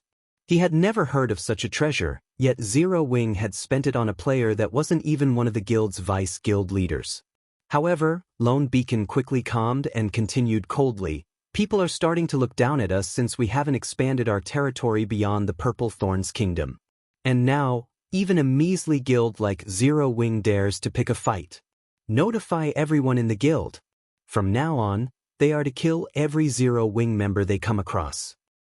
Understood. Feather Hunter nodded sharply. Chapter 2004, Thunder Axe City. After about 15 minutes of teleporting with the 7 Luminaries ring, Shi Feng finally arrived in the Icefire Mountain Range. Even from the range's entrance, Shi Feng could feel the bitingly cold wind against his face. If not for his high ice resistance, he would have frozen into an ice sculpture and died. Although the Icefire Mountain Range wasn't a forbidden land, it wasn't an easy place for ordinary players to visit, either. The mountain range was 1/5 the size of an ordinary kingdom, and either fire or ice enveloped the mountain's outer region. This map only had 2 entrances, one within the icy tundra, and the other within the flaming inferno. Both entry points led to the mysterious Thunder Axe City. Fortunately, the ice zone wasn't as demanding on players as the fire zone. The ice zone's monsters ranged between level 70 and 85. And the ONL challenge was the area's high ice resistance requirement. If players wanted to survive in this cold, they'd need at least 100 points in their ice resistance. Any fewer and players would lose HP constantly, and the low temperature would reduce their mobility. If players wanted to fight at their peak here, they'd need at least 120 points of ice resistance. The fire zone's monsters ranged between level 80 and 90, and players would be fine with 80 fire resistance. 100 if they wanted to fight unaffected. Shi Feng didn't linger around the entrance, summoning his mount and venturing into the mountain range. All teleportation skills and tools were prohibited within the Icefire Mountain Range. Players had to rely on their own feet or mounts to explore the map. Although there weren't a lot of monsters in the ice zone's outer region, the mountain range was a natural maze. The paths through the range were complicated and often crossed each other. There were also plenty of hidden magic traps. Depending on a trap's strength, one could die on the spot or be stuck in place for several hours. Even though Shi Feng was somewhat familiar with the Ice-Fire Mountain range, he didn't dare to proceed carelessly. Since Shi Feng was the first player to explore this map, he was able to claim several treasure chests as he explored the mountain range. After over 8 hours of maneuvering through the ice zone's outer region, Shi Feng had obtained a total of 5 treasure chests, 4 of which were bronze rank and 1 was mysterious iron rank. This was far more than what one would expect to find exploring a map within a kingdom. Weapons and equipment became scarcer after level 50, and treasure chests were even rare. One would be very fortunate to come across a bronze treasure chest in level 50 maps or above. Obtaining a mysterious iron treasure chest in a level 70 map was akin to securing the loot of a level 70 Grand Lord without expending any energy. As Shi Feng expected, the treasure chests contained level 70 equipment. The most valuable of the multiple pieces he had obtained was a pair of level 70 secret silver ranked cloth armor gloves. He had also gained some potions, tier 1 magic scrolls, and magic crystals, all of which could fetch a considerable sum if sold on the market. "I'm finally here," Shi Feng muttered as he arrived before a steep mountainside and stared at the cave entrance that was behind a magic array. This was where his exploration quest began, and it was the only entrance to Thunder Axe City. Even after the various superpowers peak experts had reached level 75 in the past, they still hadn't been able to break through this array. Players had only been successful after reaching level 77 and donning level 75 and 80 top-tier equipment. Following which, Shi Feng retrieved the magic scroll the Adventurers Association had given him and used it to remove the magic array on the cave's entrance. The moment Shi Feng removed the magic array, an enraged roar reached him from within the cave, echoing throughout the mountain range and causing the surrounding monsters to flee. What a powerful pressure! It's no wonder why ordinary experts had refused to enter this cave in the past. Even Shi Feng felt slightly uncomfortable as the pressure washed over him. Despite this, however, Shi Feng didn't hesitate in the slightest as he entered the cave. Once he stepped inside, a new magic array sealed the cave entrance once more, entrapping the pressure within. The cave's interior wasn't dark, on the contrary, it was as bright as day. Various crystals that radiated a faint glow covered the cave walls, and armed gargoyles wandered the cavern. These gargoyles occasionally emerged and entered the tunnel at the other end of the cavern. Enraged Gargoyle, Elemental Creature, Lord. Level 75. HP 15, 000, 000/15, 000, 000. Gargoyle Warrior, Elemental Creature, Great Lord. Level 76. HP 40, 000, 000/40, 000, 000. Although these gargoyles were not particularly strong, they moved in groups of 3 to 5. Moreover, there wasn't much distance between each group. If players weren't careful, they might attract 2 or more groups of monsters at once. While this might not be a challenge for a group of Tier 2 players, players had to face the exploration quest alone. Meanwhile, individual Tier 2 players would struggle to defeat the Great Lord-ranked Gargoyle Warriors. It was only natural that so many peak experts in the past had failed to reach Thunder Axe City, even after reaching level 75. Following which, Shi Feng threw howling thunder at an enraged gargoyle. Xiu! An arc of blue lightning streaked toward one of the wandering enraged gargoyles, but just as howling thunder was about to find its mark, the gargoyle's eyes glowed with a red light. The monster then swept its stone axe in a horizontal arc. Dang! A crisp, metallic clang echoed throughout the cavern. What fast reaction speed! Shi Feng was astonished. Although his attack was relaxed, his aim had been perfect. The targeted enraged gargoyle's back had been turned towards him as well. Normally, the attack would have even struck elite players, yet this monster had reacted in time to block it. Before Shi Feng could launch another attack, the enraged gargoyle and 3 of its companions charged toward him with even higher movement speed than a Tier 2 assassin expert. What about this then? Shi Feng threw howling thunder again. Tier 1 throwing skill, Phantom Thorns. Suddenly, Howling thunder split into over a dozen copies as it flew toward the 4 enraged gargoyles, accurately aimed for the gargoyles' blind spots. Dang. A series of metallic clangs echoed throughout the cavern as the enraged gargoyles blocked most of the incoming attacks, but one phantom slipped past and struck a gargoyle's rocky form. The attack forced the enraged gargoyle to stumble one step back and lose over 10,000 HP. Their combat standards are so high? Shi Feng was actually surprised to see the enraged gargoyle stumble backward. Shi Feng learned through this clash that these enraged gargoyles' combat standards were on par with the Trial Tower's 4th floor.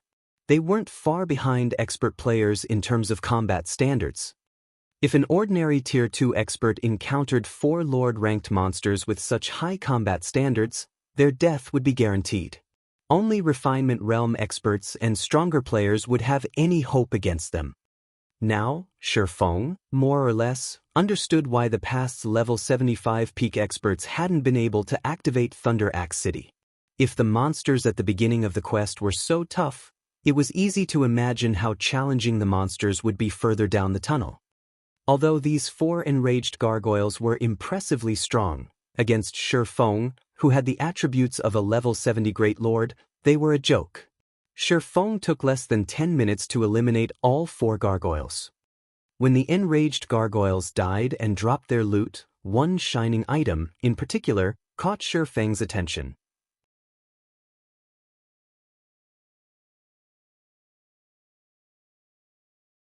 Chapter 2005, Treasure Trove of Materials. These enraged gargoyles actually have a chance of dropping this? Shi Feng could not help but become a little excited as he stared at the glowing, golden pebble on the ground. This pebble was known as the Earth Spirit. This was an extremely rare material that only dropped from special Earth-type elemental creatures. Ordinary Earth-type elemental had no chance of dropping it. Meanwhile, on the market, one Earth Spirit could sell for 50 silver. Furthermore, one could synthesize an Earth Essence from 100 Earth Spirits. Like Sun Essence, Earth Essence could be used when crafting power sources for mechanical tools. It could also strengthen the power cores, infusing the core with attributed mana. Shi Feng had actually obtained an Earth Spirit after killing 4 enraged gargoyles. Why wouldn't he be excited? Even now, Zero Wing had only collected a few Sun Essences. They were simply too difficult to procure, and Earth Essence was just as rare. When Shi Feng turned to look at the rest of the wandering enraged gargoyles, he realized that this cavern was a true treasure trove. He then retrieved the Bible of Darkness and Fire Spirit, summoning a level 85, Tier 3 demon and the level 80 flame dragon to annihilate the enraged gargoyles. He had no intention of slowly grinding these monsters. Instead, he directed his demon to lure and gather multiple groups of these enraged gargoyles and gargoyle warriors. The enraged gargoyles were only lords, and both types of gargoyles were melee monsters. The level 85, Tier 3 demon could easily maneuver around most of their attacks. The demon had gathered every monster within the cavern and a few from the distant tunnel. There were easily over 100 gargoyles chasing the demon. So many monsters could annihilate a 1,000-man elite team without effort, and not even the level 85, Tier 3 demon would last long against the group. In fact, the demon had already lost more than a quarter of its HP by luring these monsters. If the demon hadn't had such a level advantage, these gargoyles, all of which possessed incredible combat standards, would have long since devoured it. Excellent.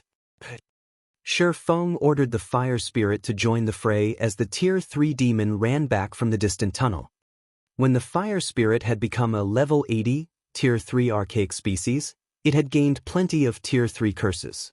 The Flame Dragon alone could make up for the DPS of several Tier 3 great mages. Shortly after the demon left the tunnel, a sea of fire engulfed the area behind it. The dirt floor under the inferno melted, transforming into a field of molten lava. The moment the gargoyles entered the lava field, their movement speeds decreased by 90% as if they had stepped into a muddy swamp. They also lost over 400,000 HP per second.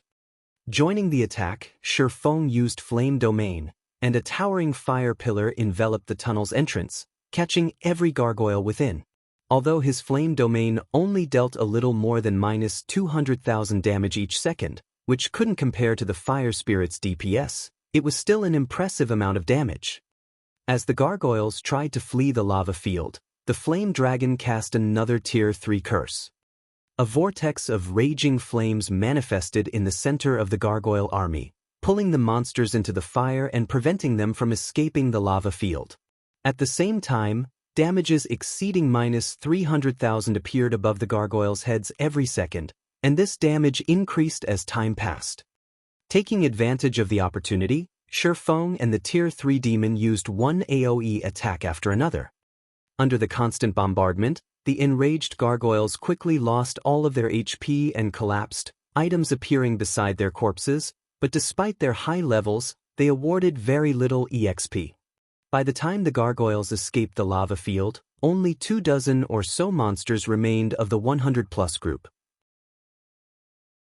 Aside from 5 gargoyle warriors, the surviving monsters were enraged gargoyles with only a strand of HP remaining. Shifeng immediately instructed his Tier 3 demon and flame dragon to destroy the gargoyle warriors while he took care of the low HP enraged gargoyles. After another 10 minutes or so, every lured gargoyle was dead, leaving a spread of items behind. Although the dropped items were only materials, Shifeng was delighted by the outcome. He had gained 16 earth spirits from this wave, as well as various rare ores. He had even acquired Titan ore, a metal that was exceptionally rare in the outside world.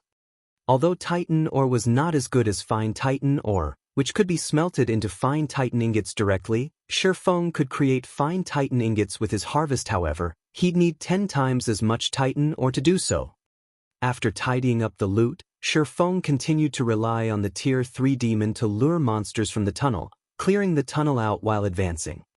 The cave was like a maze, and the farther Shifeng ventured, the more monsters he encountered.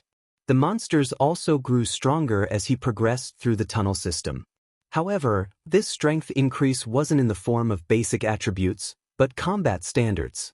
The monsters he had initially fought had combat standards at the early stage of the Trial Tower's 4th floor, but he soon encountered monsters on par with the 4th floor's middle stage. While this increase might not seem significant, the difficulty of eliminating these monsters increased by a large margin. If not for the Tier 3 demon and fire spirit's attribute and level advantages, Shifeng wouldn't have been able to explore this maze. However, as Shifeng traveled deeper into the cave system, his group's overall combat power also increased.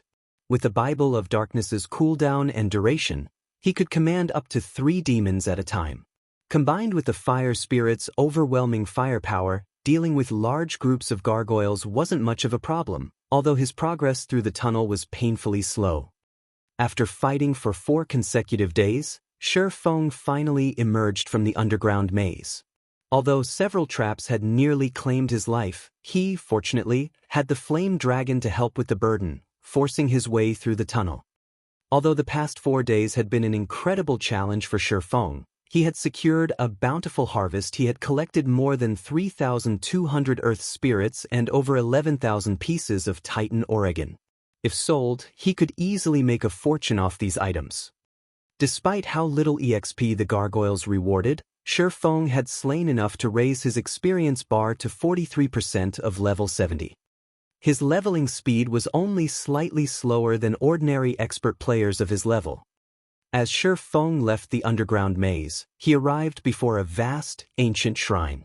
Although the shrine had fallen into ruin, the gigantic crystal suspended in the center still shone brilliantly and exuded a frighteningly dense mana. When Shifeng entered the shrine, he felt a chill assault his body, and he unconsciously halted his advance. Is the system joking? The corners of Shifeng's eyes twitched as he stared at the crystalline statue in the center of the shrine.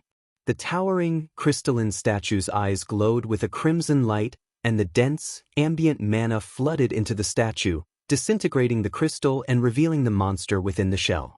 As more of the monster's body was exposed to the open air, its aura grew stronger. It took no time at all for its aura to grow stronger than that of an ordinary mythic monster. Why is a ferocious beast guarding this place? Before Shifeng could process the situation, The level 80 mythic-ranked ancient earth serpent was freed from its crystalline prison and shot forward. Before the 3 Tier 3 demons and fire spirit could react, the earth serpent threw the summoned creatures, sending them crashing into the surrounding stone pillars. After getting rid of the 4 obstacles, the serpent spread its jaws and pounced on Shifeng.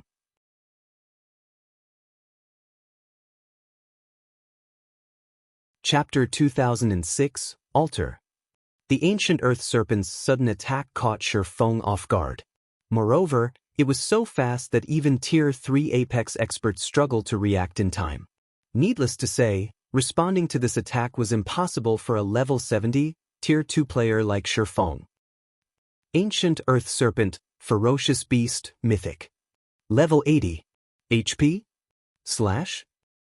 It's over. Shifeng could only watch as the ancient Earth Serpent's massive jaws descended on him. With no other choice, he activated Absolute Domain, but even he doubted that the invulnerability skill would be useful against the Earth Serpent. The ancient Earth Serpent was an apex monster, even among ferocious beasts. It had been capable of slaughtering gods in ancient times, and its life rating was now weaker than a dragon's. According to legend, the strongest ancient Earth Serpent had even devoured gods. Since the ancient Earth Serpent's stomach was a gate to another dimension, the swallowed gods had been trapped until death had come to claim them. Although the ancient Earth Serpent before him was only a level 80 mythic monster, it was a bona fide ferocious beast. He couldn't avoid being eaten even if he activated an invulnerability skill. Sure enough, the ancient Earth Serpent swallowed Shifeng whole. After devouring Shifeng, the ancient Earth Serpent began to attack the Tier 3 demons and Flame Dragon, which had just recovered from the previous attack. Meanwhile, Shifeng found himself surrounded by darkness. Although he hadn't received any damage, a powerful suction prevented him from moving. He could only allow the force to drag him towards the small dot in the ancient Earth Serpent's stomach. Although the dot seemed small, it grew as Shifeng approached. Have I failed? Shifeng watched the black dot grow in frustration. Although he had not challenged the Thunder Axe City's exploration quest personally before, he had learned about it in the past. Based on what he had heard, the Guardian boss should have been an ordinary mythic monster. There hadn't been any mention of a ferocious beast. As long as one used the Sealing Stone to reduce the Guardian boss's strength, they could complete the exploration quest. But if the Guardian boss were a ferocious beast like the ancient Earth Serpent, the Sealing Stone would be meaningless. Not even level 80 players could contend with a level 80 Grand Lord-ranked ancient Earth Serpent. Even summoning a Tier 4 existence to fight would result in the same outcome. The ancient Earth Serpent's life rating was in no way inferior to that of dragons. Even at the Grand Lord rank, the ancient Earth Serpent could easily defeat Tier 4 monsters. Moreover, as a ferocious beast, the ancient Earth Serpent possessed an extraordinary life force. Unlike other monsters, the serpent recovered 2% of its HP per second and wielded heaven-defying innate skills. A level 150 mythic ancient Earth Spirit had appeared in God's domain in the past. To raid it, a superpower had formed a 100-man expert team of 95 Tier 4 players and 5 Tier 5 players. The team had been the best any superpower could muster, but it had still been annihilated in the end. The level 150 ancient Earth Serpent had only been slain after players had reached Tier 6. Although the ancient Earth Serpent he currently faced was only a level 80 mythic monster, not even a 100-man team of level 100, Tier 3 players had any hope of defeating it. A short moment later, the mysterious force within the serpent pulled Shifeng into the black. He immediately felt time and space warp around him. When he opened his eyes, he was stupefied by the scene before him. Where is this? Shifeng observed his surroundings in a daze. He stood on an altar that floated in an endless void. A magic barrier, which prevented this world's boundless power from crushing the altar, enveloped it.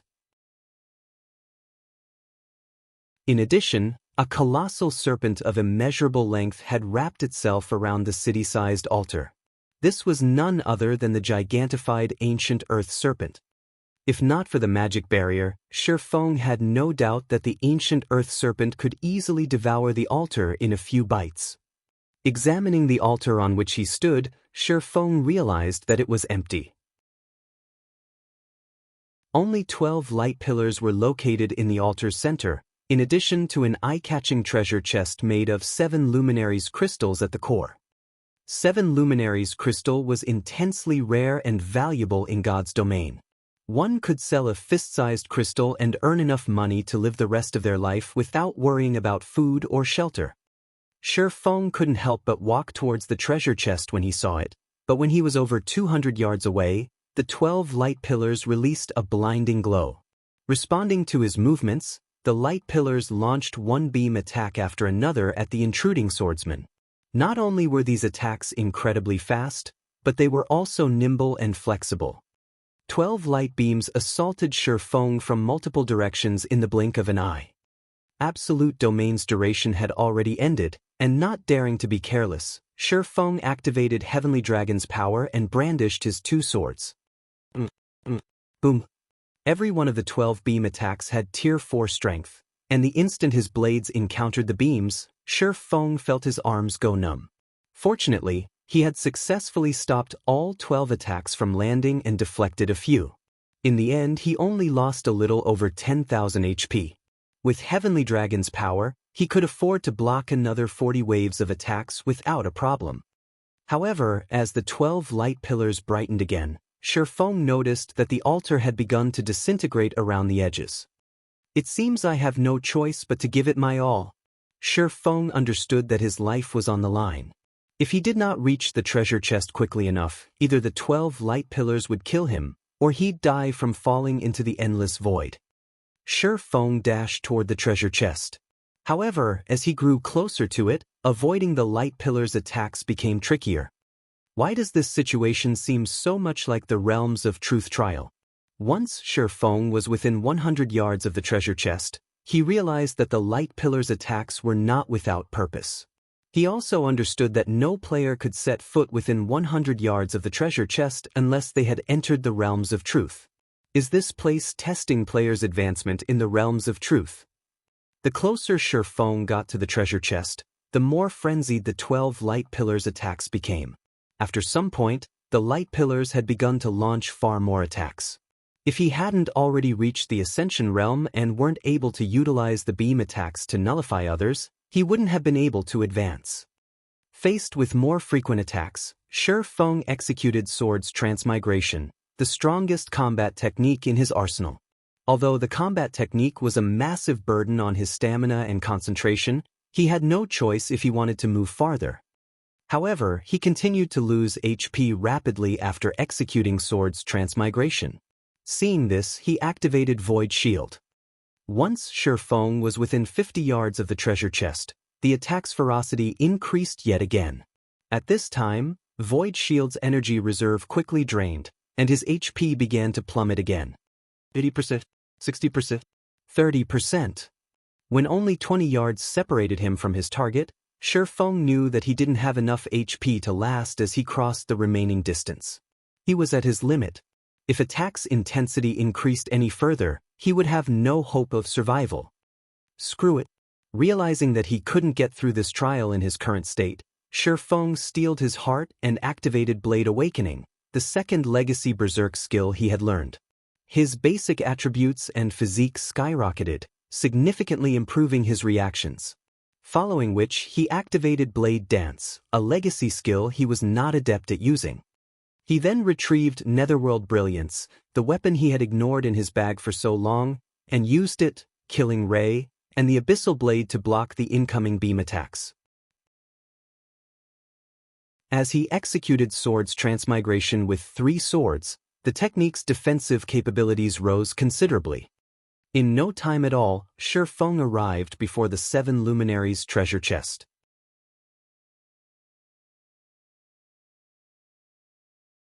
Chapter 2007, Ring of Gospel Upgraded. The moment Shifeng entered the circle of the 12 light pillars, the attacks stopped. Seeing this, he breathed out a sigh of relief. At this moment, he had less than 10% of his HP remaining. He would have definitely died had he suffered a few more rounds of attacks. Fortunately, he possessed the skill Blade Dance.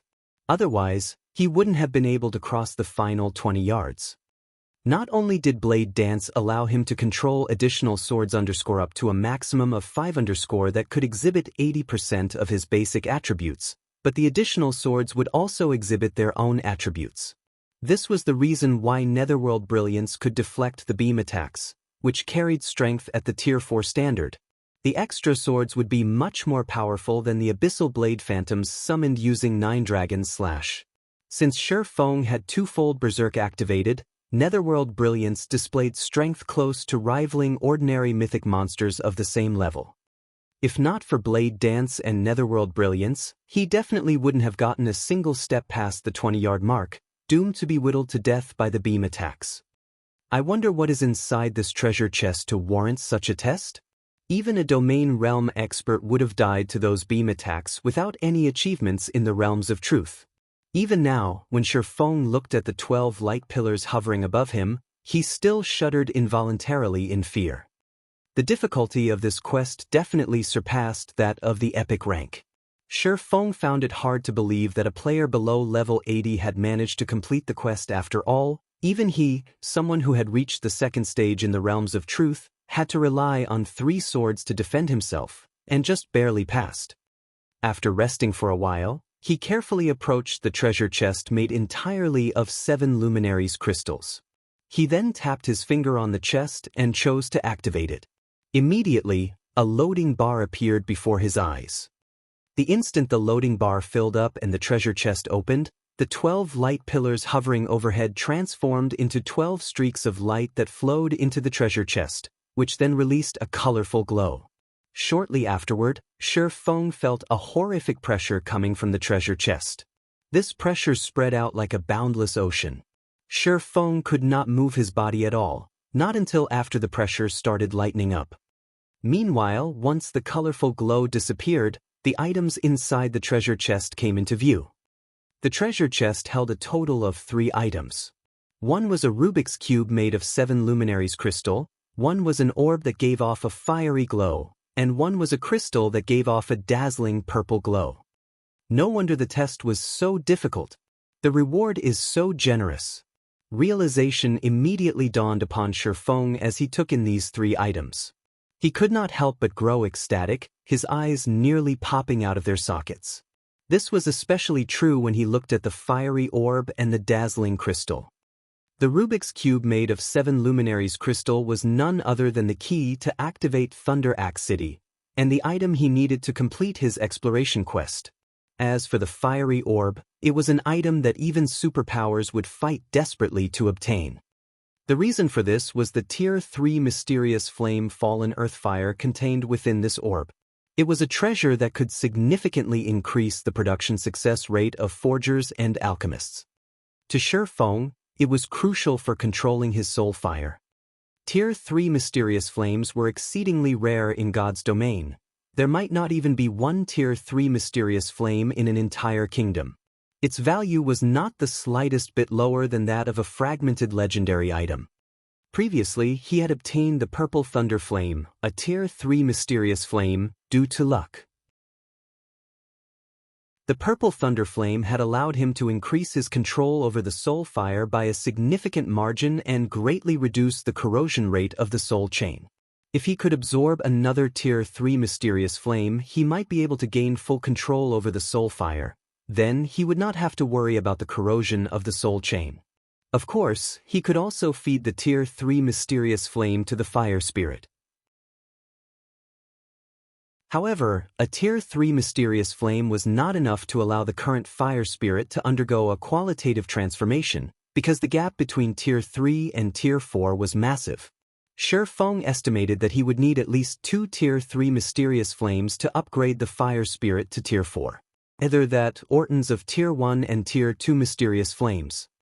Hence, rather than provide the fire spirit with a slight boost in combat power, using the fallen earth fire to remove the Reaper's scythe hovering above his head would be more advantageous. The last item inside the treasure chest was also the most valuable among the 3.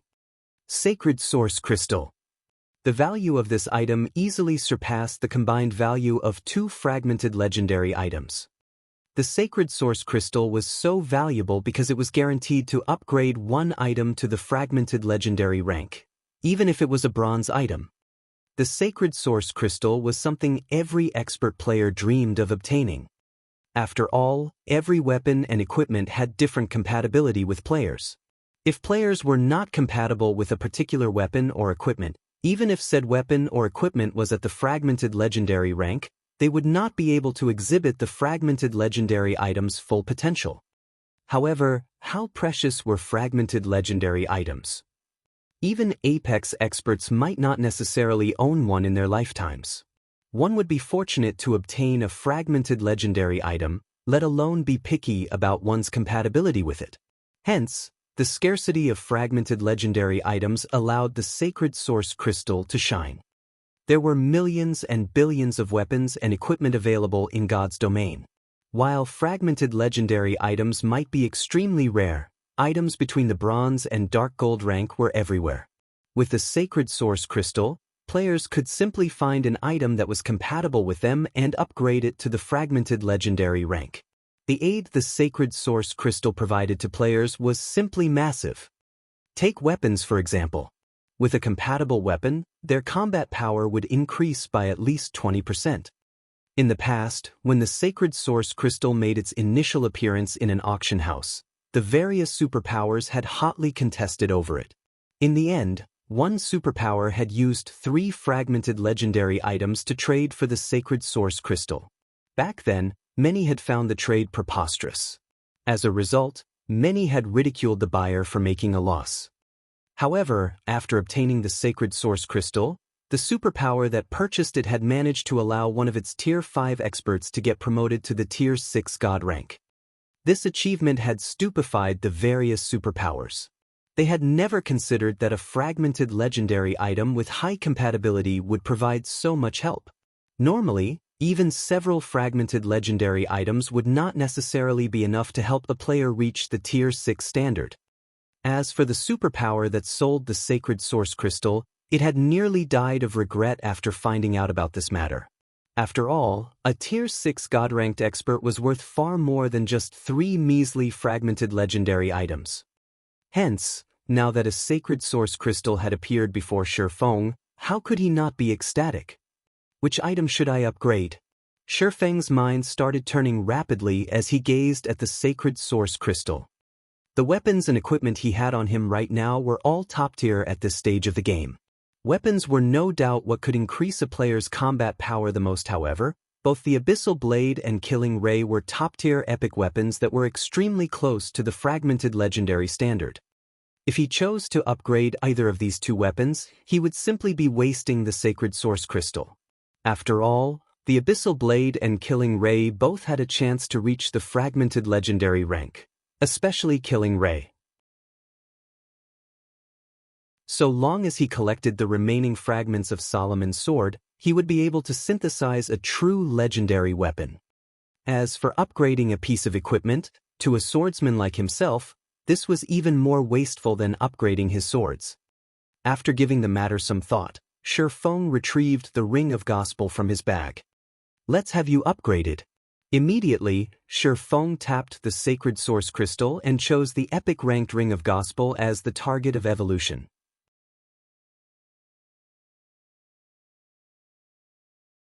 Chapter 2008, Miniature World.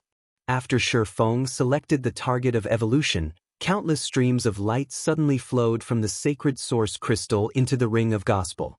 Due to the sacred source crystal's power, the incomplete divine runes and magic arrays engraved on the Ring of Gospel started completing themselves.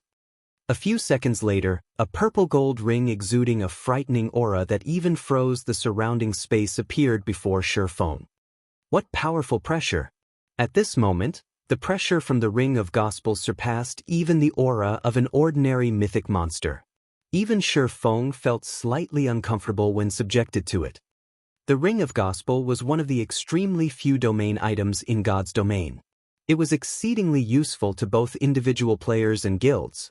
However, as an epic item, it had a major flaw. It needed to be fed 20,000 magic crystals every 7 days, a price no ordinary guild could afford. As for Zero Wing, this was still a significant expenditure even after obtaining the manatite vein. Hence, Shi Feng had decided to upgrade the Ring of Gospel in order to rid himself of this troublesome flaw. Shortly after, the Ring of Gospel released the surrounding space. Only then could Shi Feng finally move his body again. As for the Ring of Gospel itself, it returned to his hand. At this moment, though, the ring gave off a completely different feeling than before. The ring felt extremely heavy. However, this weight did not originate from the ring itself but was a pressure coming from the surrounding space. Meanwhile, this pressure had reduced his combat power by a minimum of 50%, a phenomenon he had never experienced before when using the Ring of Gospel previously. Could a deviation have occurred during the upgrade? Shi Feng could not help worrying. Hurriedly, he inspected the ring's attribute panel. When an item's quality increased, normally, its effects would grow stronger. However, some items would encounter an error during the upgrade process and develop different effects. Some items would even have their nature altered completely. Although such occurrences were extremely rare, the chances were not zero. It was also the outcome that players dreaded seeing the most. Ring of Gospel, fragmented legendary rank item. Crafted by the Dark Shaman King after gathering the world's energy, this ring contains a miniature world. The ring's inner space was further perfected using a sacred source stone. The ring can suppress an area space, granting the wielder absolute dominance over the space. Additional skill 1-. Miniature world. Freezes the space within a radius of 5,000 yards. All enemies within the area cannot use teleportation tools or teleportation-type skills, and communication with the outside world is severed. Weakens enemies' physiques by 30% and decreases basic attributes by 30%, movement speed by 50%, and reaction speed by 30%. Maintaining miniature world costs 5,000 magic crystals every 10 minutes. No cooldown. Cannot be used before binding. Additional skill 2-. Ring of Brilliance. Improves all allies' physiques by 20% and increases basic attributes by 20% within a 2,000-yard radius. Increases an area's mana density by 100%. Maintaining Ring of Brilliance costs 2,000 magic crystals every 30 minutes. No cooldown. Cannot be used before binding. As the Ring of Gospel contains an inner world, it is strongly rejected by the outside world. Existences below Tier 4 will be greatly suppressed by the external world's power when using this ring. The higher tiered the user is, the weaker the suppression will be. It didn't deviate? Shi Feng breathed out a sigh of relief when he saw the Ring of Gospel's attributes. Although the upgrade had increased the usage requirement, the Ring of Gospel skills had also received significant improvements. Previously, the Ring of Gospel simply placed a seal on the affected space. Now, the ring directly froze it. With this improvement, the Ring of Gospel would be useful in both raiding bosses and large-scale combat out in the fields. After upgrading the Ring of Gospel, Shi Feng stored it and walked to the teleportation array engraved at the altar's center. His body then transformed into a streak of light and disappeared from the altar.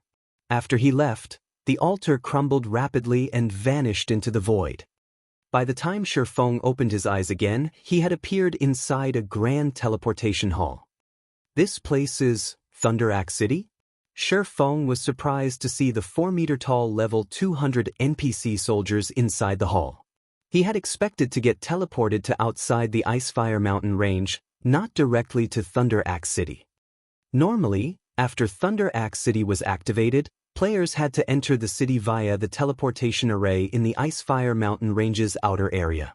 Meanwhile, activating the outer area's teleportation array required one to use the Rubik's Cube obtained through the exploration quest on the teleportation array. Only after arriving inside Thunder Axe City and handing the Rubik's Cube over to the Thunder Axe Giant's Great Elder would players be able to fully activate Thunder Axe City. Now that he had directly teleported to Thunder Axe City, he could save up on a lot of travel time. Just as Shi Feng was about to exit the teleportation hall, he suddenly noticed a bunch of new messages from Aqua Rose and Blackie. Why are there so many messages? Did something happen? Shi Feng eyed the messages with some confusion. His communication with the outside world had been severed when he entered the cave. However, when he was doing his quest inside the cave, he had logged off to rest every day. During these break periods, he would contact Aqua Rose and Blackie to get an update on the latest developments in Zero Wing and God's domain. Before he logged into the game this evening, Aqua Rose and Blackie hadn't reported any problems. Now, after just a few hours, the two of them had sent him more than 10 messages in total. Shi Feng immediately contacted Aqua Rose. "Guild leader, are you done with your quest?" Aqua Rose asked. "It's mostly finished," Shi Feng replied, nodding. "I received quite a few messages from both you and Blackie. Did something happen outside?" The fact that he was challenging a high-ranking quest and unable to make contact with the outside world was something the guild upper echelons knew. Hence, they wouldn't contact him unless there was something extremely important. After all, his quest was very dangerous, and even the slightest mistake could result in failure. He could not afford any disturbance whatsoever. Originally, today was just like any normal day. Although our guild members have continuously clashed with the various large guilds at the Witch's Hill, there were no large-scale battles involving more than 1,000 players. However, just 3 hours ago, players capable of transforming into monsters appeared among the enemy.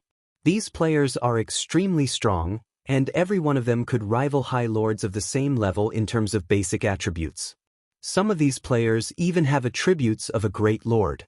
Moreover, these players are all experts, so they could slaughter even our Tier 2 experts with ease. Our guild members are no match for these people. Currently, several thousand members have already been killed. Due to these monster players, our members can't grind at the Witch's Hill at all, Aqua Rose said, frustrated. Although their side had killed a few of these monster players, the difference in the casualties the two sides suffered was massive. Until now, they hadn't even killed 500 of these monster players, yet their side had already suffered more than 5,000 casualties. Moreover, the only reason why they managed to kill these monster players was mainly the magic-breaking crossbows and basic combat devices. However, there were simply too few of these tools available, so contending against these monster players was simply impossible. Players transforming into monsters? Shi Feng frowned upon hearing Aqua Rose's words. How willing of them! He knew a little about matters regarding players transforming into monsters.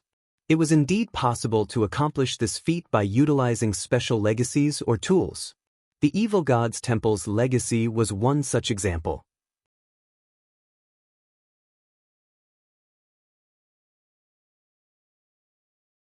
Chapter 2009, Thunder Axe City Activated.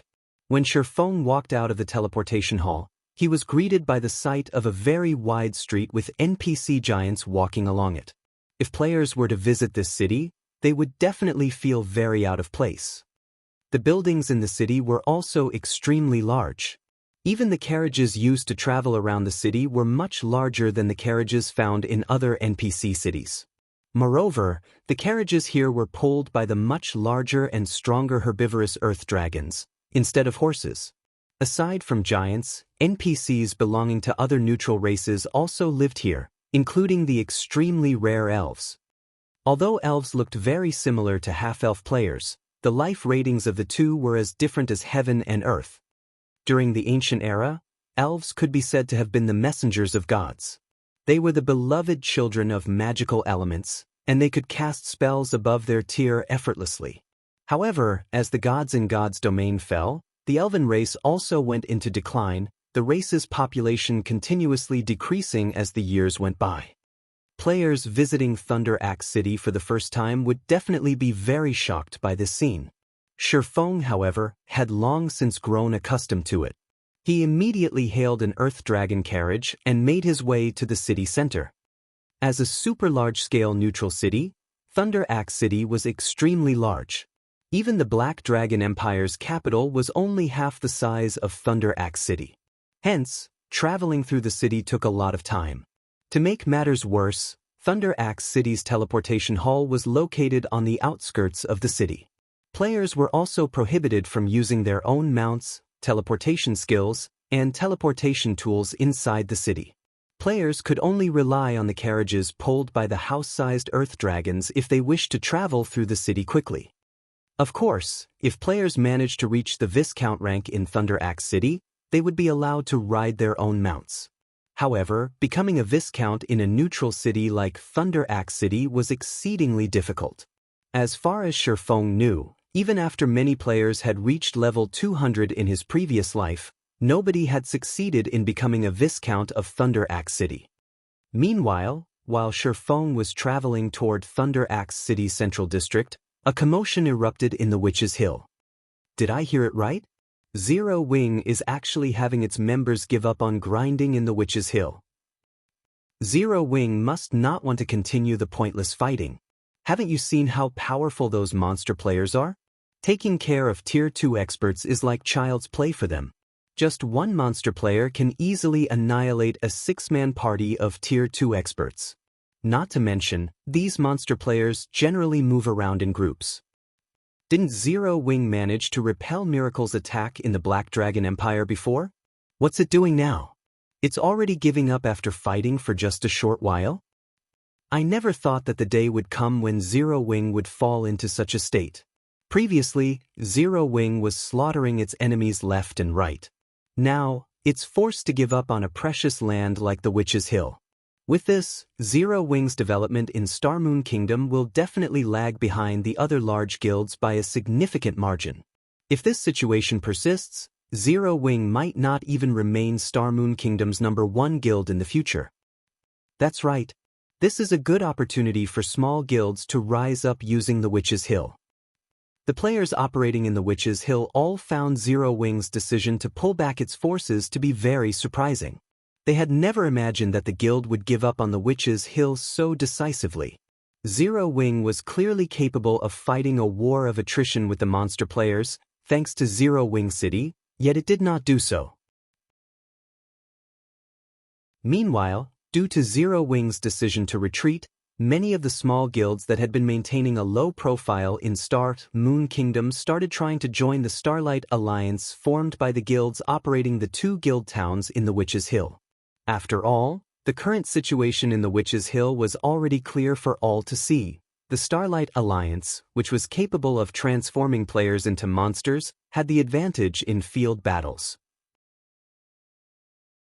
As long as Zero Wing's members dared exit Zero Wing City, they would definitely die. Meanwhile, shortly after Shifeng gave out the command to retreat, the upper echelons of the Starlight Alliance's member guilds gathered at Wildhammer Town, a short distance away from the Million Forest, for a meeting.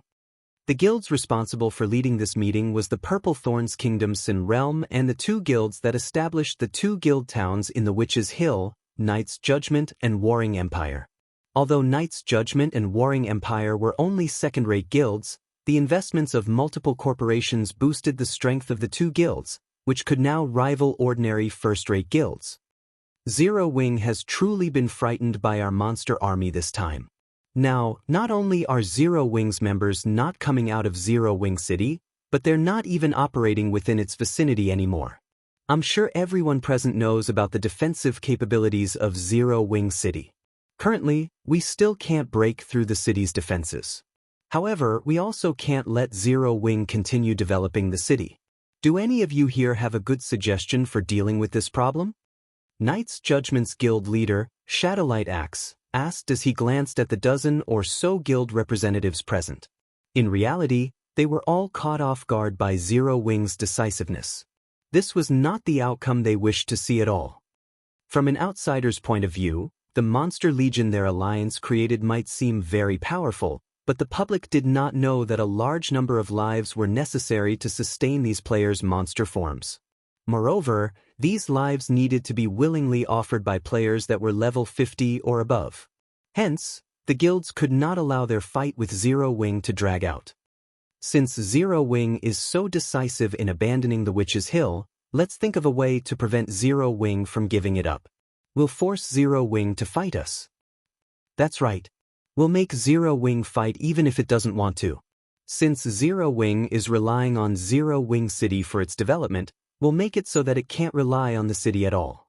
We can set up a teleportation seal on Zero Wing City and announce that, so long as Zero Wing refuses to fight us out in the fields, we'll kill every player that comes out of Zero Wing City. We'll kill these players until Zero Wing is willing to come out and do battle. If Zero Wing still refuses to fight us, then nobody will dare to visit Zero Wing City. At that time, let's see how Zero Wing develops using Zero Wing City. This is a good idea. Zero Wing's main source of income right now is Zero Wing City. If Zero Wing City fails, Zero Wing won't get off scot-free either. If Zero Wing doesn't want to see its city fail, it'll definitely have to fight us. That's right. If Zero Wing really refuses to fight, it'll become the laughingstock of the kingdom. I want to see how Zero Wing plans on developing in Starmoon Kingdom then. Everyone present nodded in agreement upon hearing this plan. They were all adamant about forcing Zero Wing into a fight. Meanwhile, as the Starlight Alliance was planning all of this, Shifeng had finally arrived at Thunder Axe City's central district. There was a lot of traffic in the city's central district. Despite there being no players here, the street was still crowded. NPC merchants of neutral races could be seen doing business all around, selling all kinds of items and materials, the quality of their products not the slightest bit inferior to those sold by player shops. However, Shifeng did not waste time sightseeing. Instead, he walked straight to a mansion located near the main street. 20 giant soldiers stood guard outside the mansion, every one of them a level 180, Tier 2 soldier. The captain leading these soldiers was even a level 180, Tier 3 giant. This mansion was none other than the residence of the giant race's great elder. Upon arriving at the mansion's entrance, Shifeng immediately told the guards there his purpose for visiting. After the guards relayed his words and received a reply, they led him into the gigantic mansion. Very quickly, Shifeng arrived in an elegant study where a white-robed elder sat. Giants were natural-born warriors and were not adept at magic, yet the great elder was actually a level 200, Tier 5 Grand Wizard. He would be considered an overlord-level existence even in an empire. It's been a long time since a human adventurer has visited this city. I heard that you have the power to activate the ancient teleportation array outside Thunder Axe City. May I know if this is true? The giant elder asked softly as he observed Shifeng. That is correct. Here is the ancient cube I found. It is capable of activating the ancient teleportation array, Shifeng replied, handing the Rubik's Cube he obtained from the 7 luminaries' treasure chest over to the giant elder. Sure enough, this is the teleportation array's teleportation core, the giant elder said, his eyes glowing after he inspected the cube. In a somewhat excited tone, he added, "Thank you, human adventurer. This item is indeed what our giant race has been searching for all this time. With this item, our giant race will finally be free of the defensive seal that has been in place since ancient times. Since you have provided such a great help to our race, we giants definitely won't mistreat you. Take this precious giant's holy stone as a token of our race's gratitude." After the giant elder was done speaking and Shifeng accepted the giant's holy stone, a series of system notifications entered his ears.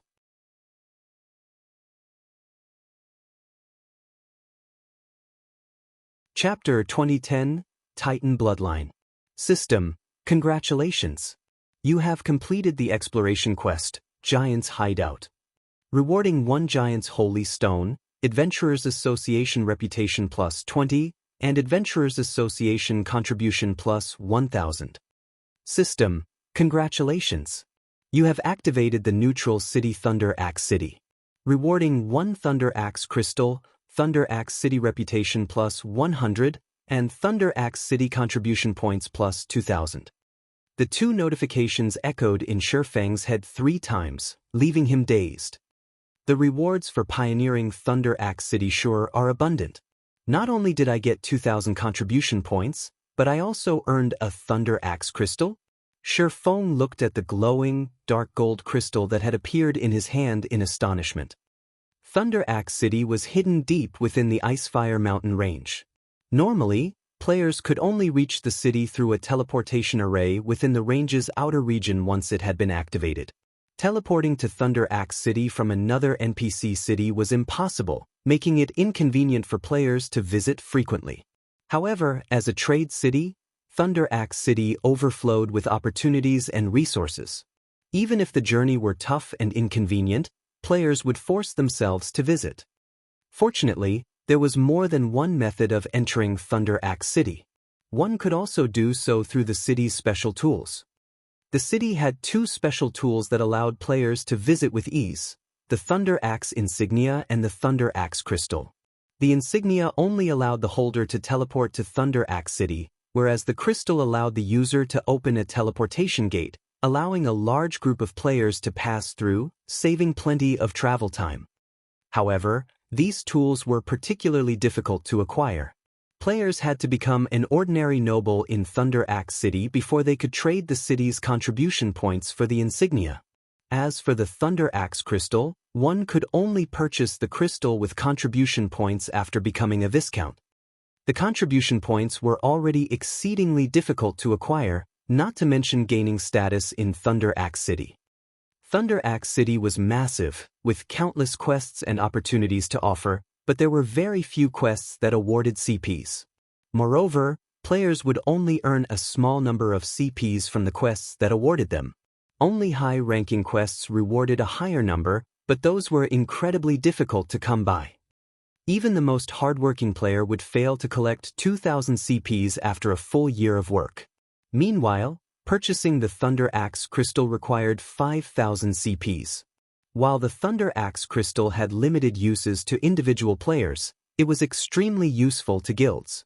With the crystal, guild members wouldn't have to waste time traveling to the city. With the time they saved, they could do far more in Thunder Axe City. Following which, Shi Feng stored the Thunder Axe Crystal and turned his gaze toward the giant's holy stone he had received from the Great Elder. Based on what he had learned in the past, the exploration quest's reward included the epic-ranked Giant's Crystal. One could use it to convert 1,000 level 50-plus players into Giants, bypassing the conversion quest. Unfortunately, players under level 50 would have to visit Thunder Axe City and complete the conversion quest normally to convert into a Giant. The conversion quest's application fee was 20 gold per person. In other words, by completing this exploration quest, one could forego the 20,000 gold in application fees while allowing selected players to skip the troublesome conversion quest and become members of the Giant race. However, what the Great Elder had just given Shi Feng wasn't the Giant's Crystal, but the Giant's Holy Stone. Fragmented legendary rank. When Shi Feng called up the Giant's Holy Stone's attribute panel, he was shocked. Isn't this quest reward a little too generous? Giant's Holy Stone, fragmented legendary rank. A holy stone created after condensing the ancient Titan race's bloodline. Effect 1 - converts up to 1,000 players to the Giant race. Targeted players must be level 50 or above. No cooldown. Effect 2 - grants up to 3 Giant players a strand of the Titan bloodline. No cooldown. Shi Feng had no particular feelings regarding the Holy Stone's ability to convert 1,000 players into Giants. The Giant Stone he had expected to receive could do the same, but the Holy Stone's ability to grant players the Titan bloodline was just too powerful. Among God's domain's numerous races, the Titan's life rating was the closest to that of the gods. Despite not being gods, Titans were born with a portion of a god's abilities. When a Titan became a Tier 6 god, they became incomparably formidable. However, the closer one's life rating was to that of a god, the more difficult it would become to cross the final threshold to the Tier 6 standard. According to Shi Feng's memories, only the king among Titans had reached Tier 6. Not even the 10 saints of Titan City had been Tier 6 gods. In Shi Feng's opinion, they were only demigods. Even so, they had the power to rival Tier 6 gods. Tier 6 god-ranked players couldn't compare to Tier 6 NPC gods.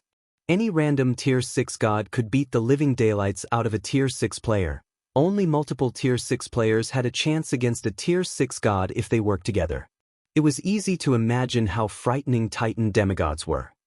Meanwhile, the giant's holy stone before him was capable of granting giant players the Titan bloodline, which was far more powerful than the dark iron bloodline he had obtained.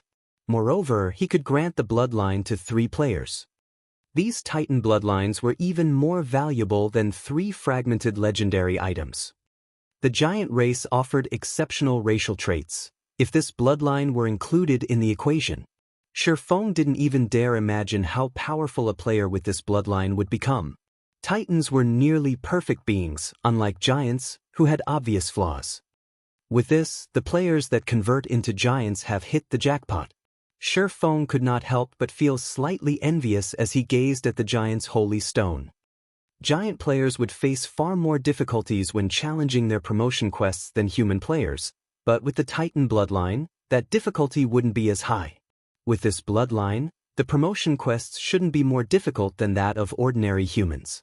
This meant that the experts who became giants could reach far greater heights. Giant players would become terrifying after reaching Tier 5, not to mention Tier 6. In the past, one giant expert had reached Tier 5 thanks to a ton of resources from his guild. Whether or not he had been strong enough to contend with Tier 6 God-ranked experts, he had ranked among the top 20 Tier 5 players in God's domain.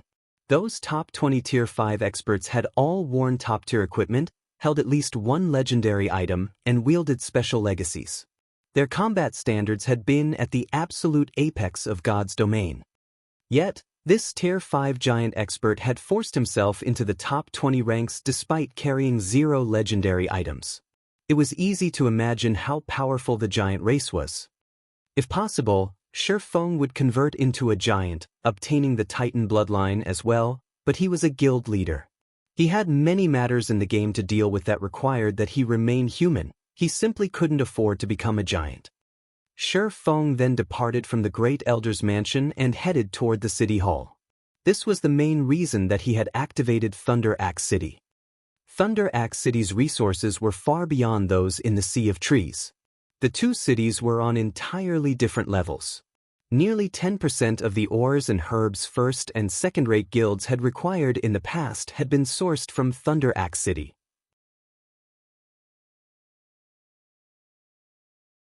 Chapter 2011 Advanced Shop.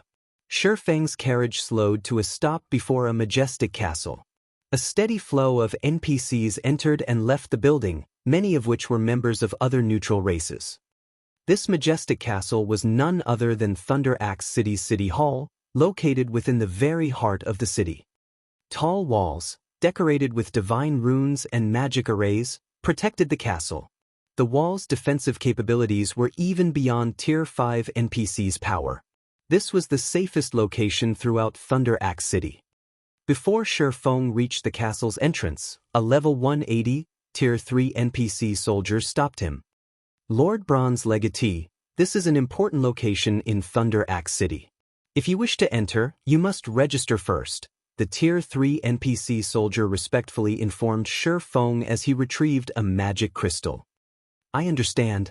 Please register me then, Shifeng said, nodding. Thunder Axe City's City Hall wasn't like those in other NPC cities. Players could enter city halls in human cities without registering or gaining permission. However, not only did players have to register, but they also had to obtain an ordinary noble rank in the city before they could enter this city hall. Players had to register due to the magic array around the city hall. If the magic array didn't recognize their auras, it would attack and suppress them the moment they entered the building. Security was so strict due to the importance of Thunder Axe City's City Hall. Rather than a city hall, it was more appropriate to view it as a treasury or trade market. The city hall stored all kinds of treasures the giant race had collected since ancient times, including legendary items. Once players became nobles in Thunder Axe City, they could freely trade with the city's giants. The giant race had lived in Thunder Axe City since ancient times, so they had accumulated countless treasures. As long as players had the ability and resources, purchasing a legendary item wouldn't be a problem. This was also why so many players and powers had been adamant in visiting Thunder Axe City in the past. A few superpowers experts had purchased legendary items from the giants back then, while far more had purchased fragmented legendary items. Of course, some superpowers had tried to rob Thunder Axe City Hall, but less than a handful had succeeded. Moreover, all of those players had been Tier 6 God-ranked experts. When these God-ranked players had attempted the heist, their guilds had invested a ton of resources and manpower to assist them. Even so, they had only claimed 1 or 2 fragmented legendary items before fleeing for their lives. In doing so, however, these superpowers had earned the city's ire and had been banned from entering Thunder Axe City ever again. The cost of the endeavor simply hadn't been worth the superpowers' investments. The NPC Solder had Shifeng's aura recorded in the system after a short moment, allowing him to enter the city hall. NPCs of various races filled the castle's first-floor hall as they conducted their business with the giants. Although Shifeng wanted to trade with the giants as well, he couldn't even afford an epic item with his current strength and resources. Hence, he glanced at the NPCs before heading toward the castle's second floor. When Shifeng reached the second-floor hall, he noticed far fewer NPCs than on the first floor. There were only several dozen NPC merchants here, all of which sought to purchase the city's lands. Suddenly, a beautiful female elf dressed in formal wear approached Shifeng with a smile. She asked, "Lord Bronze Legatee, how may I be of service?" "A senior administrator?" Shifeng was slightly surprised when this female elf greeted him. However, he quickly snapped out of his daze and responded, "I wish to purchase some lands and advanced shops in Thunder Axe City. Can you recommend some?" Normally, only the ordinary administrators received visiting players in the city hall, so he had been caught off guard when this senior administrator welcomed him. Although this elven beauty was only a level 200, Tier 3 senior administrator, Shifeng could feel the intense pressure radiating from her. The pressure she gave off was no weaker than Weissman's, who was both White River City's magistrate and a Tier 4 great wizard. This was why elves were so frightening. Even at Tier 3, they could easily cast Tier 4 spells. "Alright, please follow me." The elven administrator nodded and led Shifeng to a reception room on the 3rd floor. Once inside the reception room, the senior administrator handed Shifeng 2 lists. One list contained the city's available plots of land, while the other contained Thunder Axe City's available advanced shops. However, the list contained very few of both, with less than 50 entries in total. If other players saw these lists, they'd be astounded. Most random NPC cities had more than 500 plots of land for sale, yet Thunder Axe City had less than 50. However, Shifeng was ecstatic to examine the lists. It was already impressive that the 2 lists had 50 prospects. Thunder Axe City was unique, and its lands weren't easy to purchase. This prevented the various superpowers from monopolizing the city's benefits, giving other powers and players a chance to thrive within the city. A bronze legatee's status in Thunder Axe City sure is high. Shifeng sighed ruefully as he examined the first list. There are actually 19 advanced shops available. When he had been a baron in Thunder Axe City in the past and tried to purchase an advanced shop, he had only been given 12 to choose from. Advanced shops were often available in neutral cities. Like in the Sea of Trees, Thunder Axe City had advanced shops, such as advanced grocery stores, advanced restaurants, advanced smithies, and advanced bars, to offer. However, no power would normally be willing to purchase neutral cities' advanced shops. These advanced shops' incredibly high prices were the first reason.